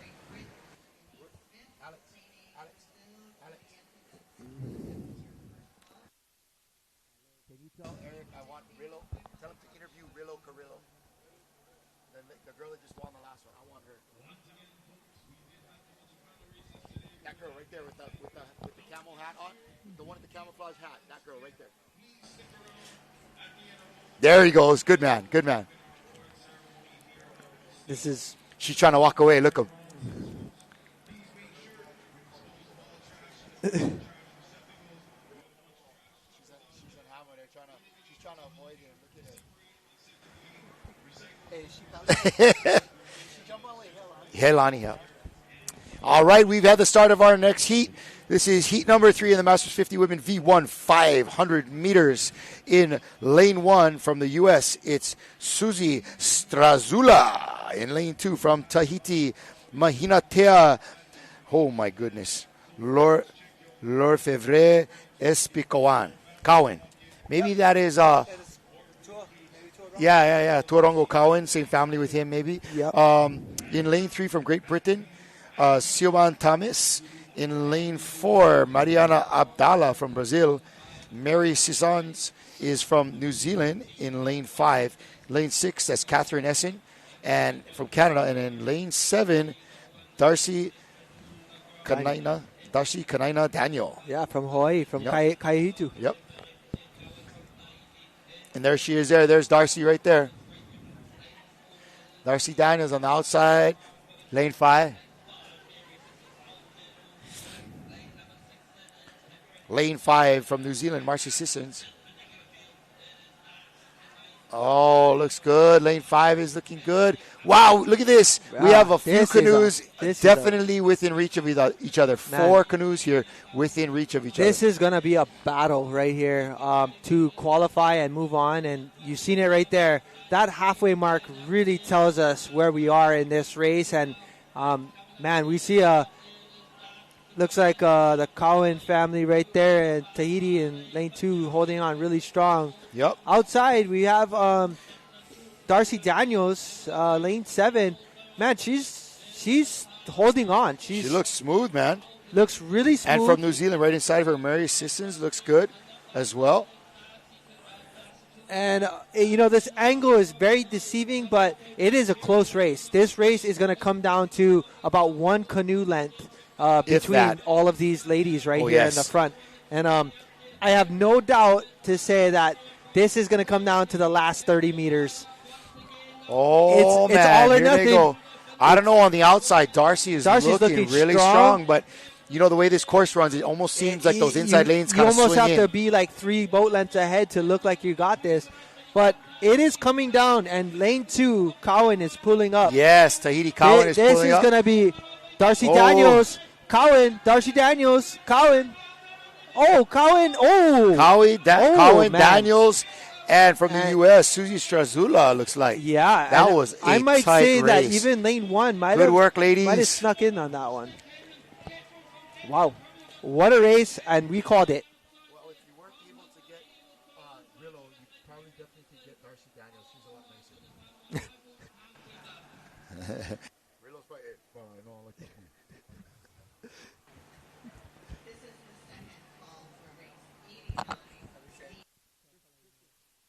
Can we get, if we can't get Rillo, can we get Darcy Daniel? She just came first or second in that race. Tell him Darcy Daniel from Hawaii.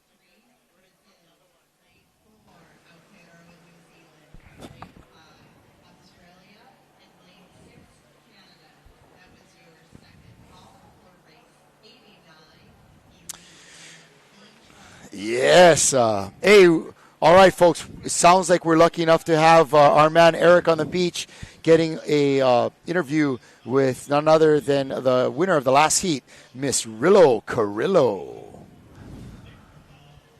Guys in All right, we're here with Violet Carrillo. She's one of the women's 50s paddlers today in the V1. She did really well. Can you tell us about your preparation and how this race went? The preparation, honestly, I don't know. I just coming off of regattas with Hialani Canoe Club, and that's about it. I'm a OC1 paddler. I have no idea of V1. I'm just trying to keep the thing straight. This is your first V1 race?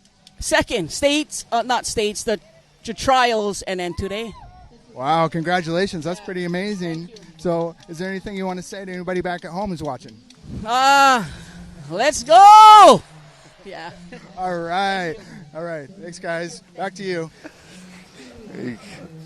That is classic Rillo right there, man. I don't know. I just came out here to do this and smash. And so this is the results of our last race. Look at that, Kalai. Look at that. 245.33, 245.63. Wow, that is tight. 245.86. Yep. Mahina Tea Cowan, Susie Strazula from U.S. and Darcy Daniel from Hawaii. We're going to look at a replay on this one. Wow, what a great finish, what bro. a battle. That was... I think Cowan kind of really pulled forward on it at the end. Yeah. That last 10 meters, man. Yeah. Made it. What a great race.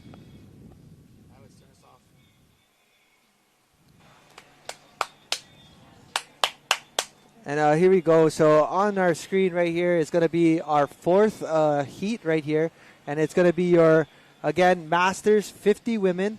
This is, again, your 500-meter sprint straightaway race, and we got in lane 1 Great Britain Trisha Corliss, in lane 2 Hawaii Robin Cooper, in lane 3 Gare Pehi from New Zealand, in lane 4 Joanne Reher from Fiji, and lane 5 Ana Mendes from Brazil, and lane 6 we have Yvonne Arevalo Herrera. Yep, and a little commentary on that last interview with Violet Carrillo. Everybody knows her as Rillo. And what's funny was that it listed her name on the official documents as Rillo, which is her nickname, Rillo Carrillo. That's but so anyway, you know, she's obviously a powerhouse in women's paddling. She's been on so many really strong crews. She's paddling with Hilo Canoe Club on Oahu right now. I know she does a lot of coaching of the women's crews and stuff like that, but that is classic Rillo. You know, I don't know. I just try to keep it straight. It was like, my second time, and I'm just a chance of it. Let's go. Yeah, she going with the let's go, and that's classic Rillo. You know, she's just out there to get it done and have fun in the va'a and enjoy what's out here. And you know what? It's been a great day. We're going to continue with few more races here this afternoon, and you know what, we're gonna basically get these last heat of ladies out here. We're gonna power through and let's go. Yeah, we're gonna power through. We're gonna get immortal words going. of Violet Carrillo. And there we go. We have a clean green flag. Good start for heat number 4 of 5. And again, this is your Masters 50 women. We've been seeing some exciting V1 races this last couple of races, some really close finishes, and I'm excited to see what that's going to look like on a finals day, because if it's that close, oh man, what an awesome event we'll be having on our finals day. Oh yeah, look at this. Here they go. Nice start. Everything's kind of always a little tight off the start in the V1. Not everybody jumps out so much, but you know, again, we have a talented field right here. This is race number 87, correct? Yes. Masters 50 Women V1. You'll see it at the top of your screen there in the left. And we're going to try to get a feel for how they're doing right here. What you're looking at in lane 3, that's from New Zealand. Ngari Pehi.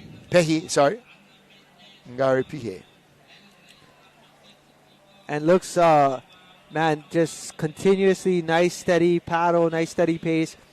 Some of the things, you know, to see is the different styles that all these paddlers have, yet same goal, be the first one to cross the line. So that's pretty eloquent, bro. You know, I wanted everybody to understand that you can race this V1 however you like, because nobody has a particular style, and it's amazing. I've been seeing people sit straight up, some guys leaning forward, some using body, some don't. But, man. All right, in lane 3, that's Pehi from New Zealand. In lane 2, right next to her, that is Robin Cooper from Hawaii. Looks like she's having a little bit of challenge steering her boat away from the paddler in lane 3. And here comes lane 1. Here comes lane 1, Trisha Cooper from Great Britain. And it looks like lane 1 is also moving up into lane 2. It looks like lane 3 is like pinching down on lane 2 almost. And on the outside in lane 5 from Brazil, that's Ana Mendes. Lane 3 is having a really good race, and looks like lane 3's got probably about a boat length on everyone currently that's behind her. That's going to be your paddler from New Zealand, Nair Pehi. And I'm going to go out and say that she's going to secure this victory. She's got about a boat length ahead of whoever's in second, which is going to be potentially the paddler from Hawaii, Robin Cooper. But Pehi taking in that first place, followed by Cooper. Oh, nice finish from Cooper. What a good finish. And then lane 1, Trisha Corliss. Lane 5 on the outside, Brazil, Ana Mendes. What a great race. Lane 4, Joanne Reher coming in from Fiji. And haven't seen much of Fiji, so that was pretty awesome to see. I'd like to get a replay on that. It seems almost that the gal in first place might have finished on the wrong side of the flag. We will definitely get an update. I know that they're sharing the lane, but... what do you mean by they're sharing the lane? So where the flag is, they might be on the right side of the flag or the left side. So it's going to be 3 and then 4 and then 5. Well, let's hope not. It's never fun to see somebody get disqualified, especially when you have a chance from getting a medal. Yeah, especially when you have a great race like that. But here's our replay. Yeah, 1, 2, 3, all the way out. Okay. And that's their halfway mark there for the last race. A little bit of a discrepancy right here.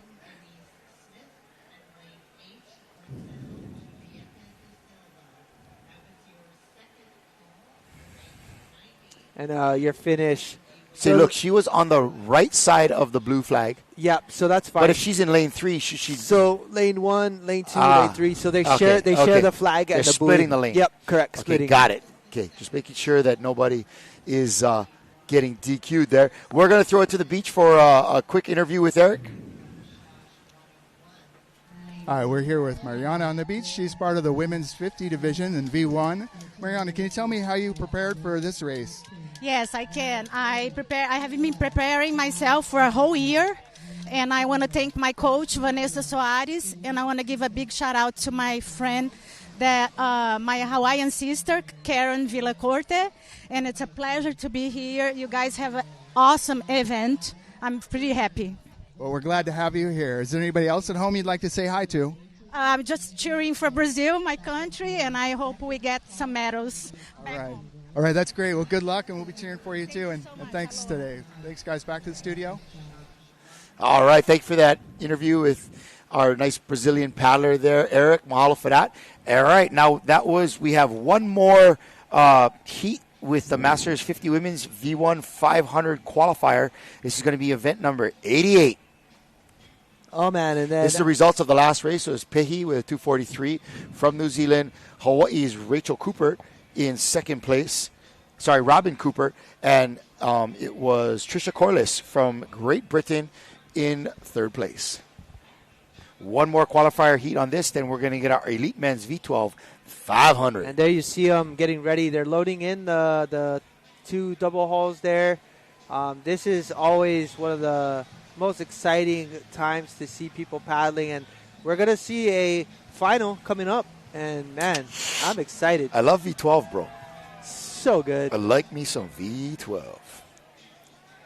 But currently, right now, we're just we're staging right there for our last heat. Somebody has crossed the line again. So here we go. These are the ladies we have in this heat coming up from Chile. It's Nitsmi Banado Silva in lane 1. In lane 2 from Singapore, it's Tomoko Mint. In lane 3, it's Mel Durbin from Canada. Ingrid Duchem from Germany in lane 4. Tea Pauka from the Cook Islands in lane 5.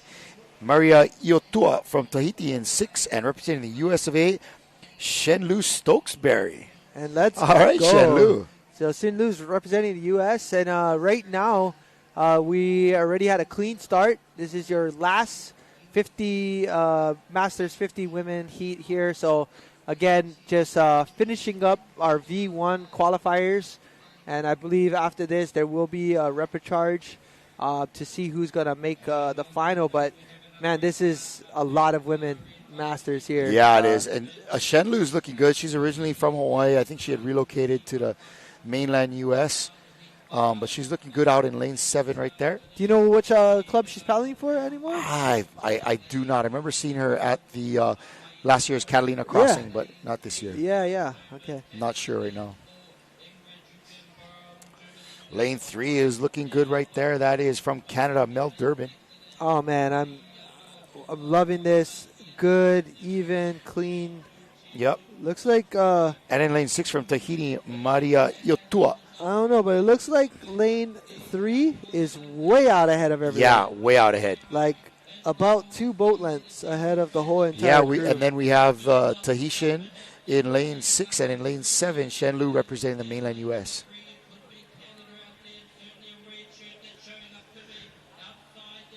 Here they go. And lane 3 again is Mel. It's almost like she's getting a little bit of a run on some of these runners. You see this? Yeah, I see that line. Yeah, Shenlu's catching a little bump.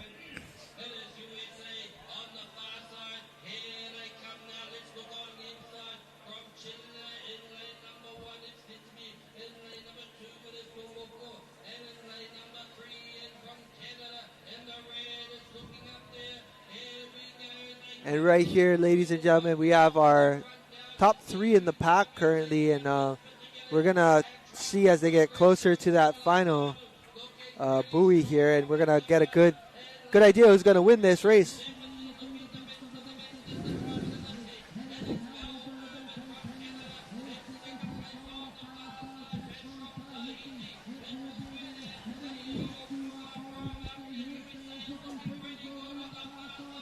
Oh, here comes lane 3, cruising into a nice finish there from Canada, Mel Durbin. From Tahiti in lane 6, that's going to be Maria Iotua and Shenlu Stokesbury in lane 7, representing the USA.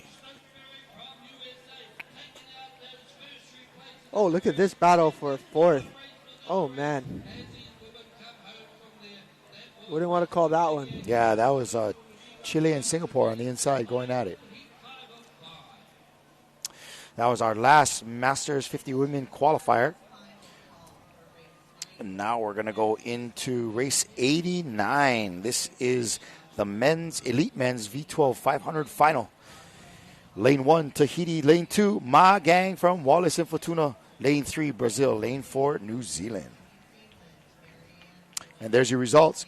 It's Durbin from Canada, Iotuo from Tahiti in second place, and Stokesbury from the USA in third with a time of 2:55. That 2:46 is a fast time, bro. Man, that was blazing because it was 2:55 for the other one. So, yeah. Just to give you an idea. That's why this heat racing makes it interesting. But when you really, really get to see it go on is during the final. And there's our replay. Good start there from lanes 2 and 3. And but it definitely paid off in the long run. And just coming up to that halfway mark, we could see that lane 3 was pulling quite a distance on everyone.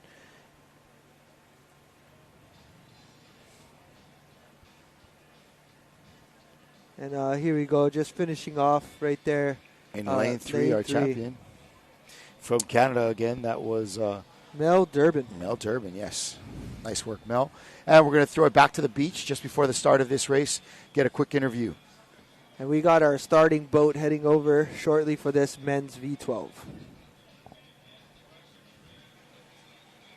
All right, we're down here on the beach with Joanne. She's in the women's 50 division doing V1, and she had a great race today. So can you tell us a little bit about your background and your race today? Sure, thank you. The race was exciting. We've been waiting for this day. My start wasn't so good, but I think I did well considering. The place here is beautiful. The people are friendly. We're so grateful to all the locals here and all the volunteers that have put in a lot of work, like yourself, so thank you.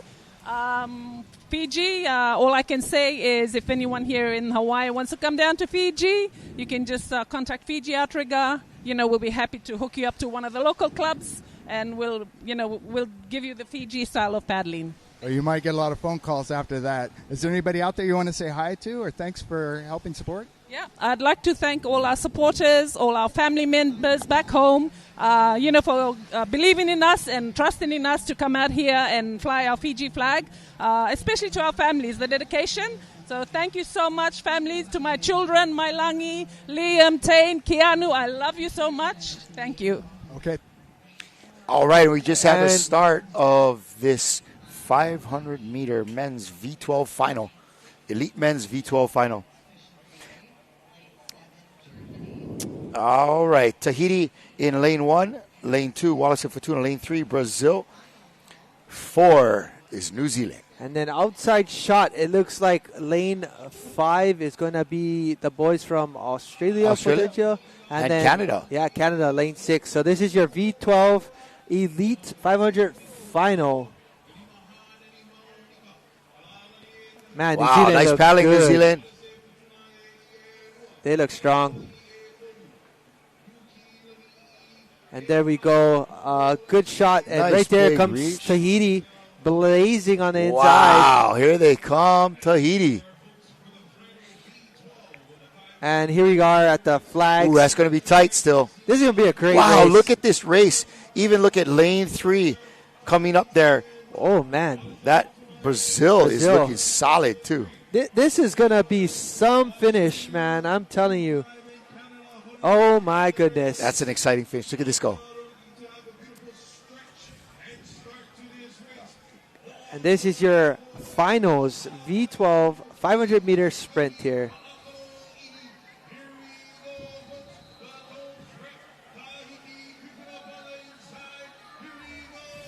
Wow. Oh, this is going to be close. This is there you go. Wow. Oh, my Man, goodness. they are closing in on that flag. And who's it going to be? Man, that battle for second place is almost more interesting. We have Tahiti coming across the line. Aotearoa. Oh, man. I'm going to Third go out place, and I don't know. say that possibly 3 pulled it off. I'm going to say Brazil might have got that, but what a... God, come on, Wallace Fortuna. I'm going to say that was... I do not want to call that. Yeah, that was very tight. I don't want to call that, but we're going to see a replay shortly, and we'll get a recap. But, again, Tahiti pulling off another V12 Again, finish. Again, Tahiti, New Zealand, 1-2. Wow. Tight. Superb paddling for both of these crews. Great job. Right there, your Tahiti men pulling off the win for the V12 500-meter straightaway sprint. What a race. Oh, man. Yeah, and those Tahitian coaches are full of big smiles. Loving it. Here's our replay. Again, we had a good start. Everybody were able to get off the line and start pushing it. Aotearoa looked really strong as well in the middle of that race, and it was pretty even all the way up until that point. As you can see right here, it looks even. They're slightly ahead of the other clubs, but right here, Tahiti just turns it on after this. Man, once Tahiti was within 100 meters, they just started crushing. They ran away with it right there. At this mark is about 100 meters left. And here's the finish. Tahiti. But look at this. Slow it down. Slow it down. New Zealand and... Oh, my gosh. Oh. That was inches, bro. That wasn't even feet. Wow, what I think we're going to have to go with Brazil, though. Yeah, I'm going to give that. I want to say Brazil won At least from this angle. And you know what? But, what again, a race. we're the unofficial official. What a race that was.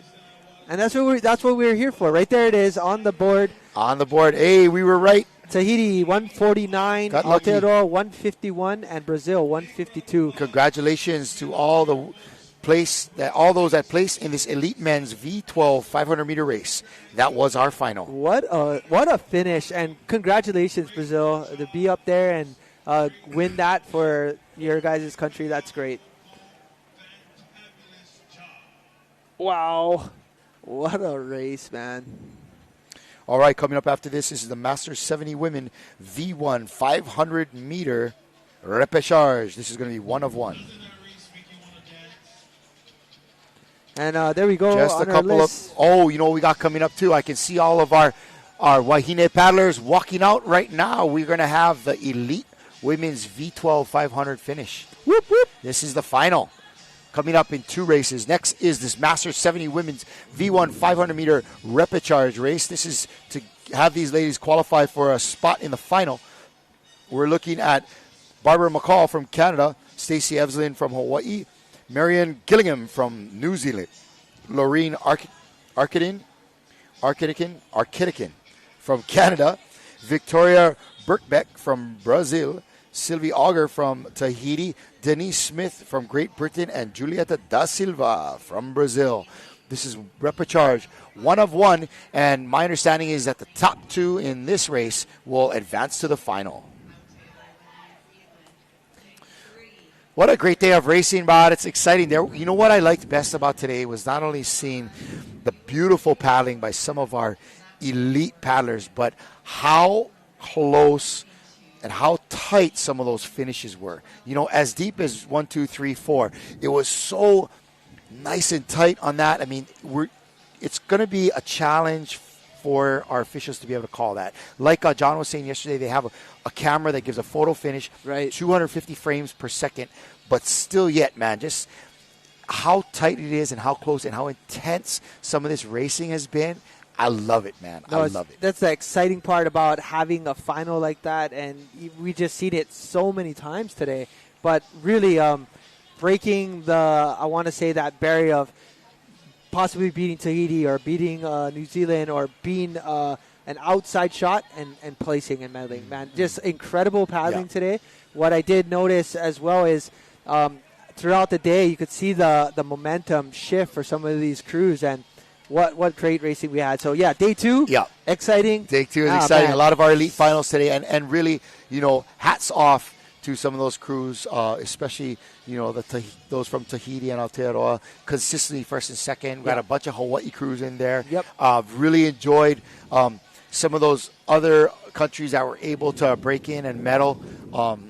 I really have enjoyed that part of it. And it's just the competition that is so quickly once they cross the line, followed by camaraderie. Right. Yep. I mean, you can see it. And like right now, these Tahitian men behind us, they're coming up, and they're just excited because they're carrying, again, just the fact of being here, winning again.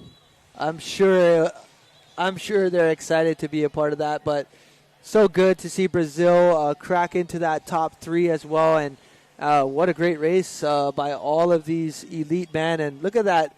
Yeah. That sense of. You see this right on our screen. This is the crew that came third and fourth. Third was Brazil. Fourth was Wallace and Fortuna. Yeah, and, man, they're spreading the aloha, congratulating each other on a good race. And, although Wallace and Fortuna was just edged out by this Brazilian crew, man, just the camaraderie, the aloha spirit is what prevails, We love that. And, there's such high competitiveness here. But at the end of the day, we all are here because we love paddling and we love va'a. And yes, sir. Definitely happy for Brazil to go home and say, hey, battle with the best, and we got third place and represented our country well. So going home with some hardware, baby. Yeah, so well done by all these guys. And again, there's your top team right there, Tahiti, winning the men's V12 500 meters. So super cool to see that. Yep, they're getting an interview from TNTV, and they actually are sharing this footage with them in Tahiti. So yesterday, Michael, we were so stoked to be able to pull off 200,000 views on all of our Facebook page, websites, and on the YouTube, right? So that was a combination between Ocean Paddler, IVF, HCRA, and, of course, Ocean Paddler Facebook.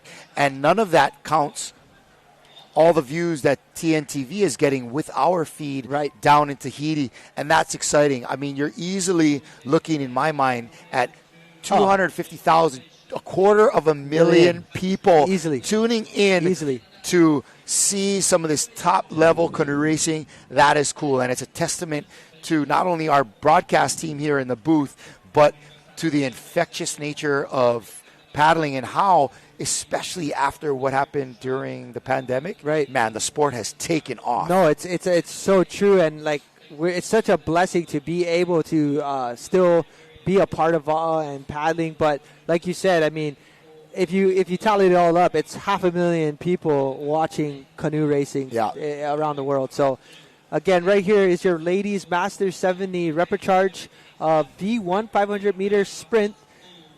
This is their chance to make it into the final. We've got a full eight crews on the water, or 8 solos on the water, and man, this is going to be a great finish. You can just see the line. It looks like it's very tight right now. Yep, this is a Masters 70 Women V1 500-meter repechage for qualifying for the finals. Event 90. Wow. And in lane 3 from New Zealand, that's Marianne Gillingham. Looks like she's in the lead. Here she comes in lane 1. That's Barbara McCall from Canada.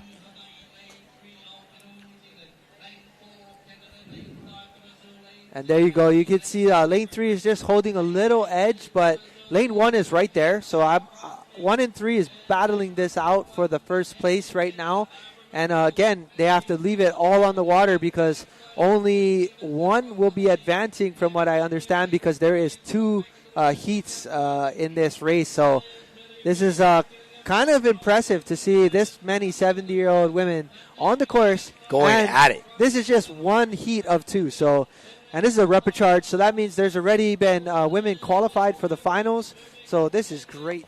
Yep, this is going to be a small correction on that. This is just a single heat for the repechage. So whoever the top 2 ladies are for this, after this, we're going to have the Masters 70s men. We're going to have the men in the same age group on the same length of course right after this.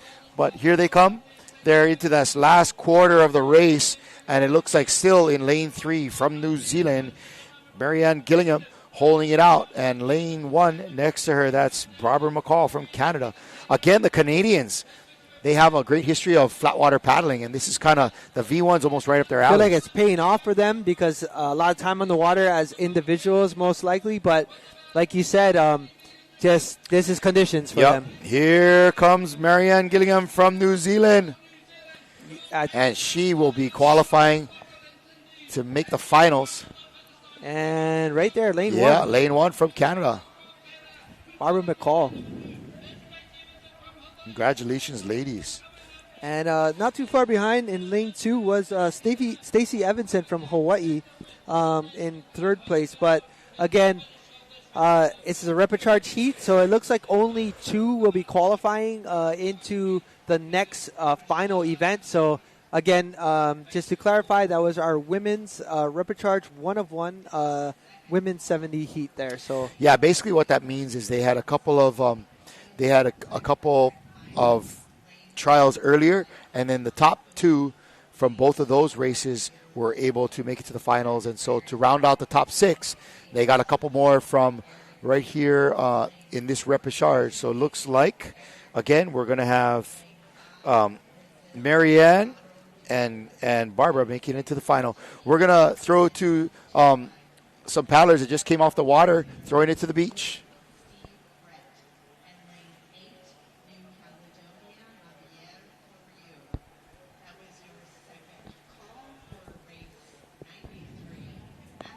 I'm here with Kiko. He's from Wallace and Fortuna with 11 of his other paddlers, and he's going to tell us a little bit about what it's like coming from Wallace and Fortuna here to race today.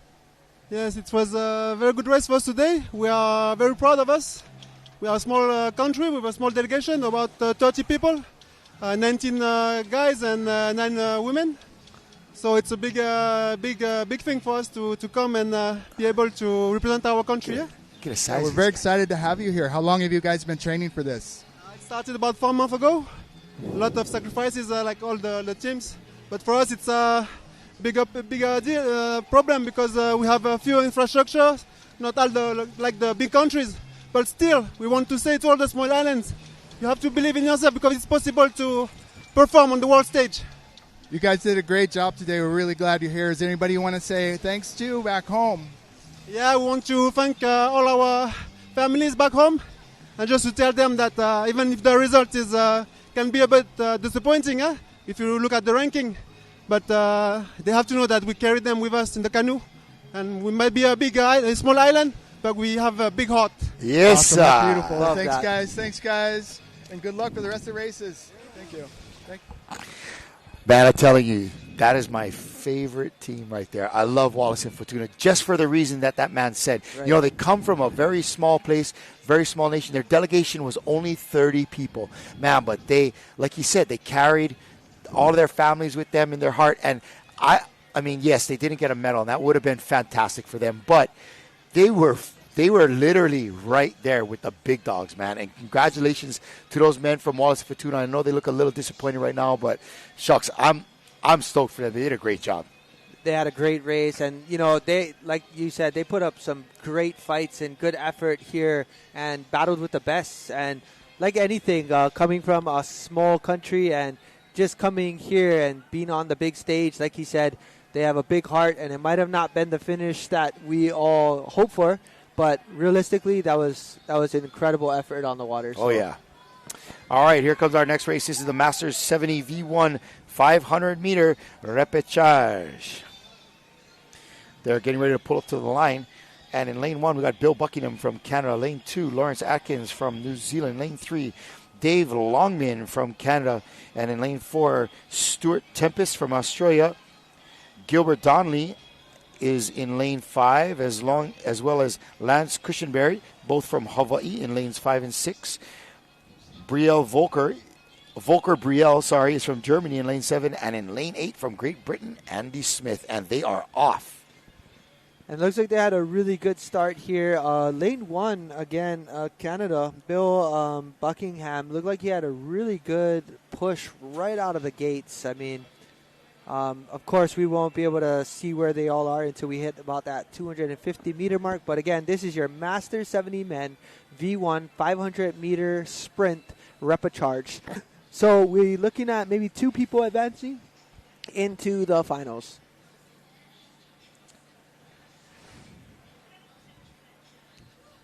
Oh man, you see that middle of the course? It looks like there was quite a bit of backwash. Probably definitely some tide change was happening around 2 o'clock. All right, here comes in lane 4 from Australia. That's going to be Stuart Tempest. The Tempest. Bring in the Tempest. He's looking good right now. Outside of him, in just a couple of lanes outside of him there. Looks like in Hawaii, maybe lane 6. Could that be Lance Cushenberry? Looks like it.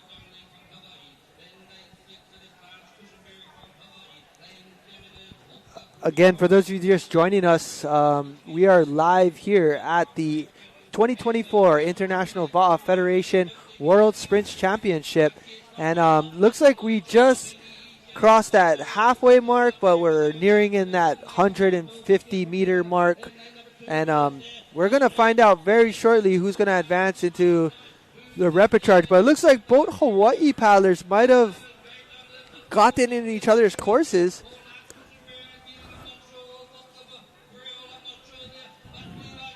All right, lane 4 looking pretty good. That is from Australia, Stuart Tempest.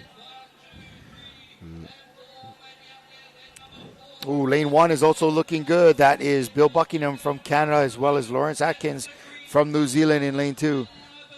You're not seeing them in your screen right now, but here they come. Oh, this is going to be a close finish for second place. Second place is going to be a battle. Here we go. Looks like Bill Tempest coming in lane 4. Yes. And in lane 1 from Canada, Bill Buckingham, second place. What a race. All right. What a race, man. So, again, that was your repecharge, final repecharge race right there for the men's 70. All right, coming up next, it's going to be our V12 500-meter elite women's final. Tahiti, New Zealand, Australia, and Brazil. So, again, this is one of our second to our last race. So, this is event number 92, the V12 500-meter elite women V12 race. This is going to be exciting right here. Don't miss it. Don't close your eyes because this is going to be fast.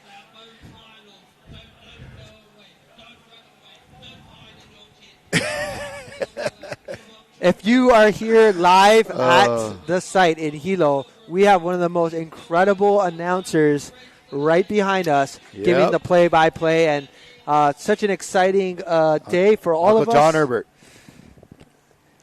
All right.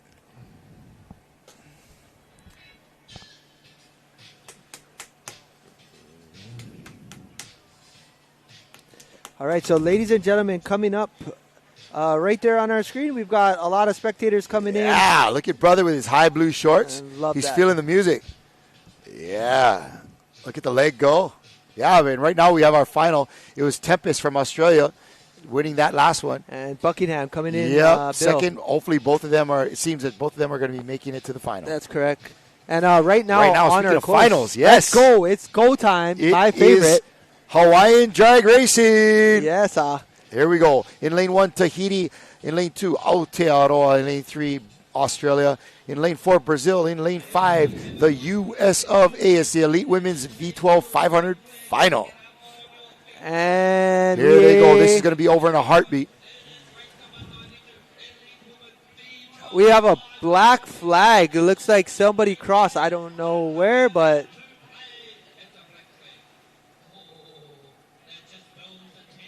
lane 2 maybe.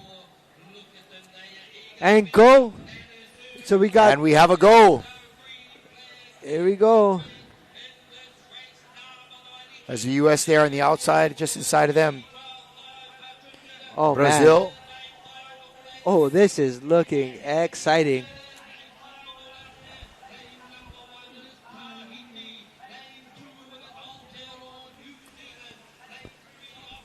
right here on your screen, we have a battle between Tahiti, New Zealand, and currently Australia, 1, 2, and 3. And it is tight. Wow. And I'm almost going to say that Brazil is looking good. And right now, it would appear that Aotearoa is just slightly ahead of the Tahitians. But here come the Tahitians. They are not giving up. Remember, folks, this is only a 500-meter race. Do not blink. It will be over. They're coming up on the halfway point here. This is a 250-meter flag. You're going to see momentarily right above them our Ocean Paddler drone giving you the best coverage possible. That's a 250 mark. Man, this is neck and neck with Tahiti and New Zealand on that. Tahiti, New Zealand, and Brazil. Looking good right now. Oh boy. goodness. It looks like both Tahiti and Aotearoa are turning on the afterburners here. They are pounding it coming into this finish. It is exciting, folks. We are into the last quarter of this race. Just 100 meters or so left to go. The length of your own football field.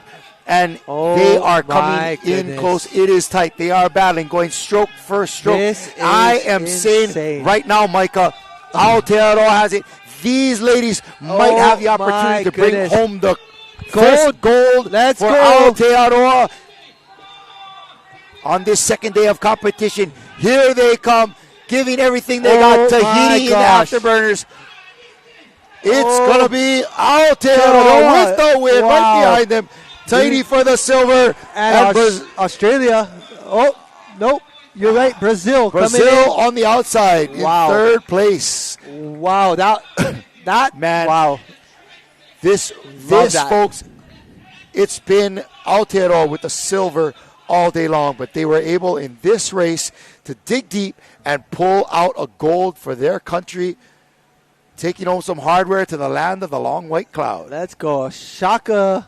There Shaka you go. Cam, ladies, congratulations. What a race. Yes, bless her. That's what we're talking about all day. All of these finals, man, that was exciting. That was exciting. We got one more race left to go here. I believe it's a Masters 60 V1. And look at those 500-meter final. Man. Wow, fast. Look how close.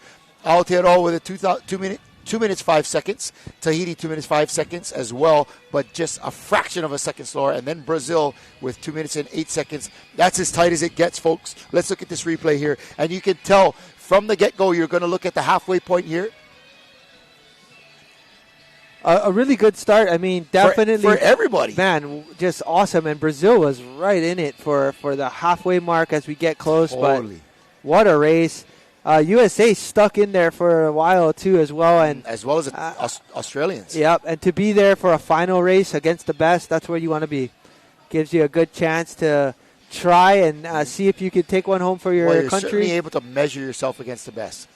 And that's always important to see how far the top is, you know. Right. And you can only go up when you're behind. But look at these ladies from New Zealand edging out the competition from Tahiti, with Brazil coming in third place, getting some hardware for the Brazilians. Congratulations. Very, very cool to see. What a job well done. This might be our last race of the day. We have another final. This is the finals for the men's 60. I believe we're going to see John Fody in this from Hawaii. All right, we're going to throw it to the beach for a quick interview.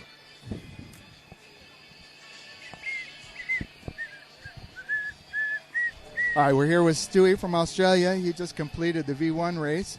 Stewie, tell me a little bit about how you prepared to get here. At Champion Lakes in Perth, WA, I've had two good coaches from New Zealanders, both Richard and DJ.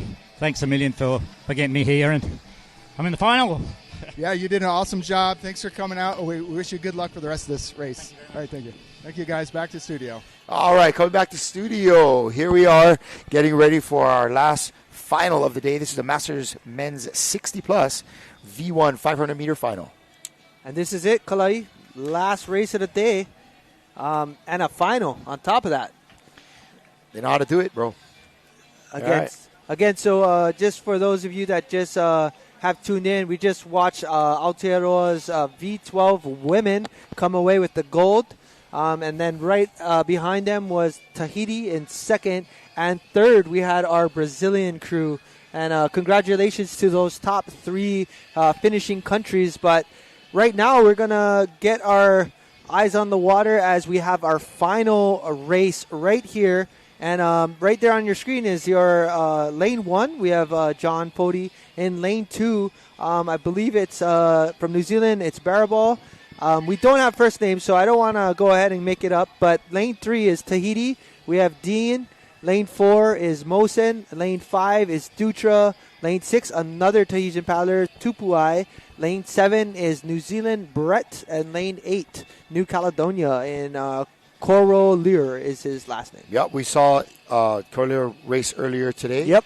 To make it into this final via the repechage. Yes. Correct.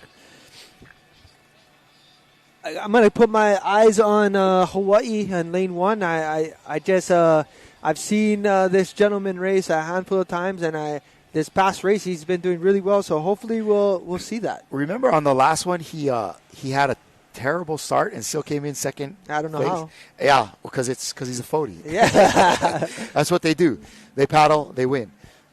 Good guys, long-standing members of the Lanikai Canoe Club on the island of Oahu, and just all around good fellas. They have a couple of brothers that paddle over there, and now a couple of sons of the next generation there as well. And so really kind of some of the mainstays of that. And we're going to be lucky to be able to watch him perform in lane 1. Now, we don't want to jinx him, but there are a lot of good paddlers on the water, and you can never count out the Tahitians on a V1 race. Never. And there's 3 Tahitians in this men's 60 final.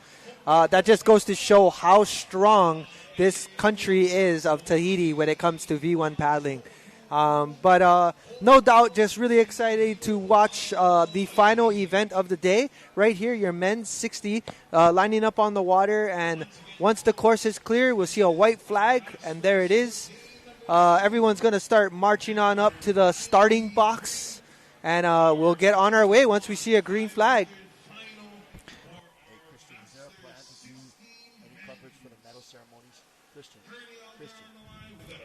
And green flag. Here we go. All right, so it's a clean start from the men's 60, but oh my goodness, let's go. Wow, these guys are no joke. Let's go. It's Look the at men's lane 60. 2. That guy is crushing from New is Zealand. Smashing. Oh yeah, this is a race. This is a battle. And I believe that was the trade-off from the last race as well, 1 and 2.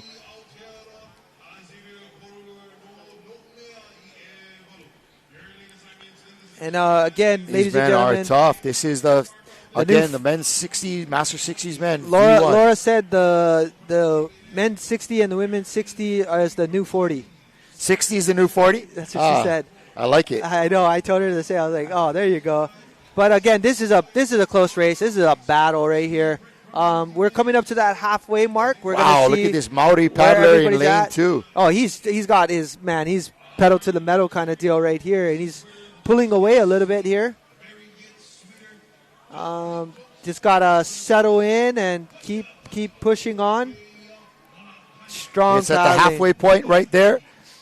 So again, we're seeing the 60 men's final right here. Oh, nice paddling.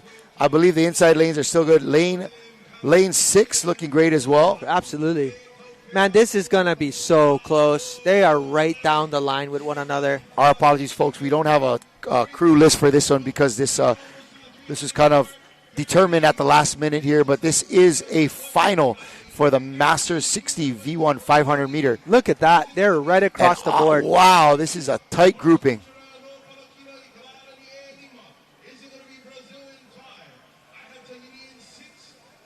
Ooh, man, I don't know. And here comes John Fody on the inside. You can see him inching ahead on that inside. And don't forget, the flags on the inside look much closer when you get to the finish. Oh, my gosh. This is going to be a battle, bro. And there comes John Fody pulling it out as only he can. Digging deep. He was patient. Now he's pulling ahead. Let's go. And in first place, it's going to be none other than from Lanikai. Yes, Oahu. Hawaii. John Fody. First. Aotearoa second. Tahiti in third. What an epic race right there. So that's your men's 60 final.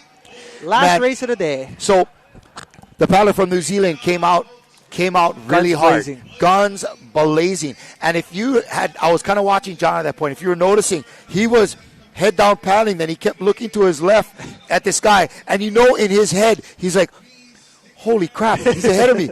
And then he keeps going another 100 meters to get to the halfway point. He's looking at him, and the guy's still got that high stroke rate. And you can see John looking at him going, man, when is this guy going to stop? When is he going to burn out? This guy is killing me right now. This guy's killing me. And then, sure enough, right about that three-quarter mark, that paddler from New Zealand had to kind of settle in, was unable at that point to hold off the onslaught of smooth, steady, deep, rhythmic pulls that John Fody is always able to pull off. And he crawls ahead at that point and has a strong finish, a whole boat length in front of the competition. What a race, though. Yep. I mean, those are the things that we look at and we get inspired on. And, very congratulations. But, Micah, even in a race, 500 meters, you can see how sticking to your game plan, biding your time, believing in your paddling, and waiting for the moment to strike. Right? Knowing the competition, knowing what you're capable of, knowing that there's going to come a time, albeit within a 3-minute window, that the competition isn't going to be able to withstand this onslaught, and you're going to come ahead. So again, Fody from Hawaii in first place with a 221, barrel ball behind him from New Zealand with a 224, and Dean 226 from Tahiti. That is your medal round right there, the final for the Masters 60 men V1 500, and John Fody bringing home the first gold for Hawaii here. We'll take it. And we'll take it. What a great day on the water. But more exciting, we do have some finals for tomorrow. We'll be back here for day number 3. But currently right now, we're just watching all of these paddlers celebrate on the beach as day 2 has started to come to a close for all of our events. But we're just looking forward to seeing what day 3 will look like.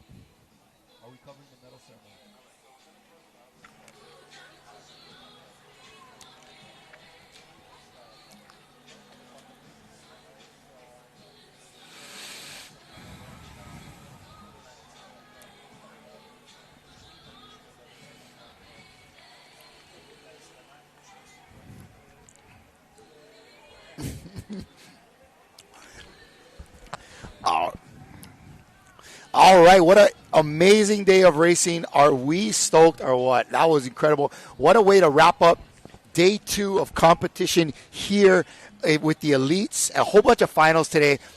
Man, Micah, I had a lot of fun, especially in that in some of these elite races. Although, big ups to all of our para racers in the V1. It was so cool to watch what it takes to get them on the water and the amount of effort and kokua that everybody's putting in, how inspirational those paddlers can be. But, man, my uncle's blood pressure was way up, was way up during the finals.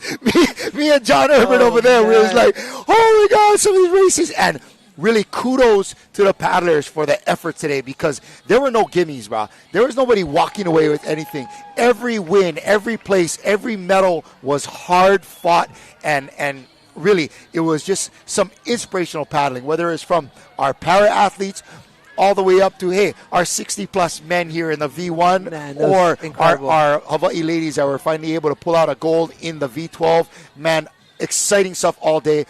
To me, the big story was, again, man, the dominance of Tahiti. Beautiful stuff. And you almost love to see them dominate, because they are such beautiful, technical, amazing paddlers, and they deserve every win that they get. And also Aotearoa behind them with some solid silver medal stellar performances from those guys. Hey, man, they train in cold. Oh, man. I can barely get out the door to train in our water sometimes. Those guys are paddling in like the snow. So I give them credit. Excellent job by all the paddlers from Aotearoa. And, of course, our gang from Hawaii representing, keeping us proud. But some great races out there, some definite surprises. This last V12 race, Right? the men from Brazil.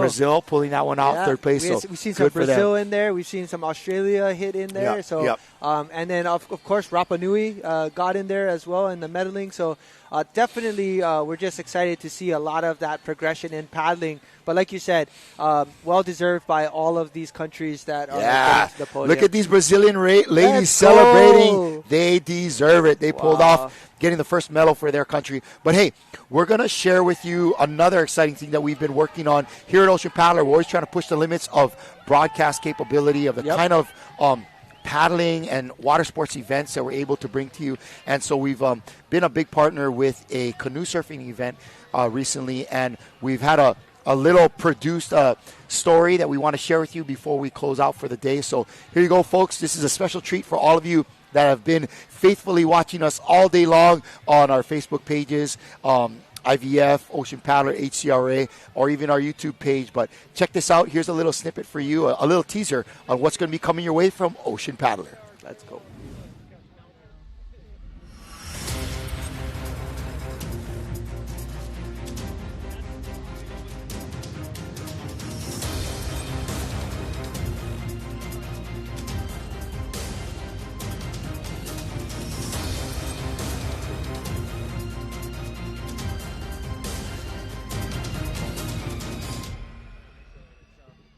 The dangers of canoe surfing is no joke.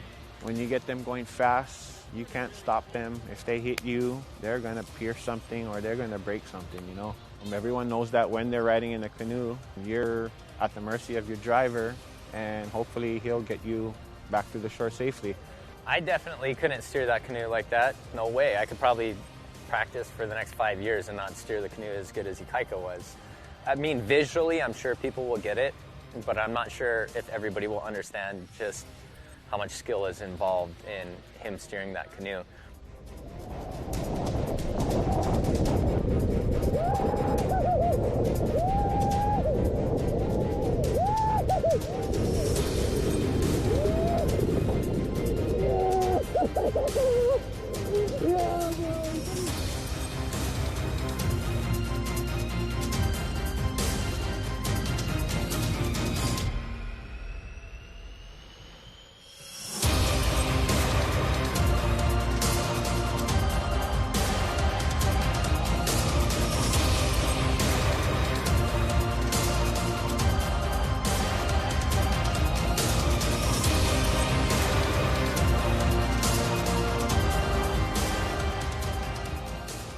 Surfing the canoes now versus the old days. I know you guys probably have seen pictures of someone bailing out of the canoe as they're coming down, and it was recollected that that wave was that avalanche. Yeah. Me, when I was young, I always looked up at the wall at Hollywood Joe's, and I always looked up and I looked at that wave, and I was like, holy, that's pretty crazy. One day we'll be doing that too. And then anyway, hats off to those guys. They kind of pushed the barriers back then, made it think that it's possible for us to do now, and that's probably how we ended up at Waimea, you know, seeing bigger wave, knowing our capability of catching that wave and wanting to go bigger.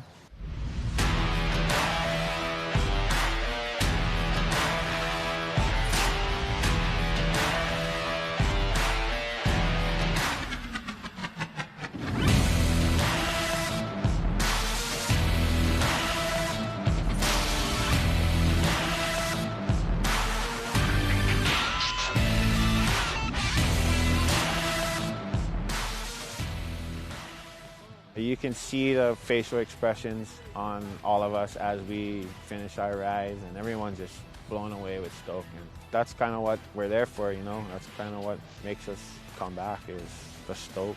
But we caught a bunch of waves. I think we got over a dozen waves. Mahalo to all the boys for letting us come out, and mahalo to the lifeguards for always being there to support not only us but everyone around.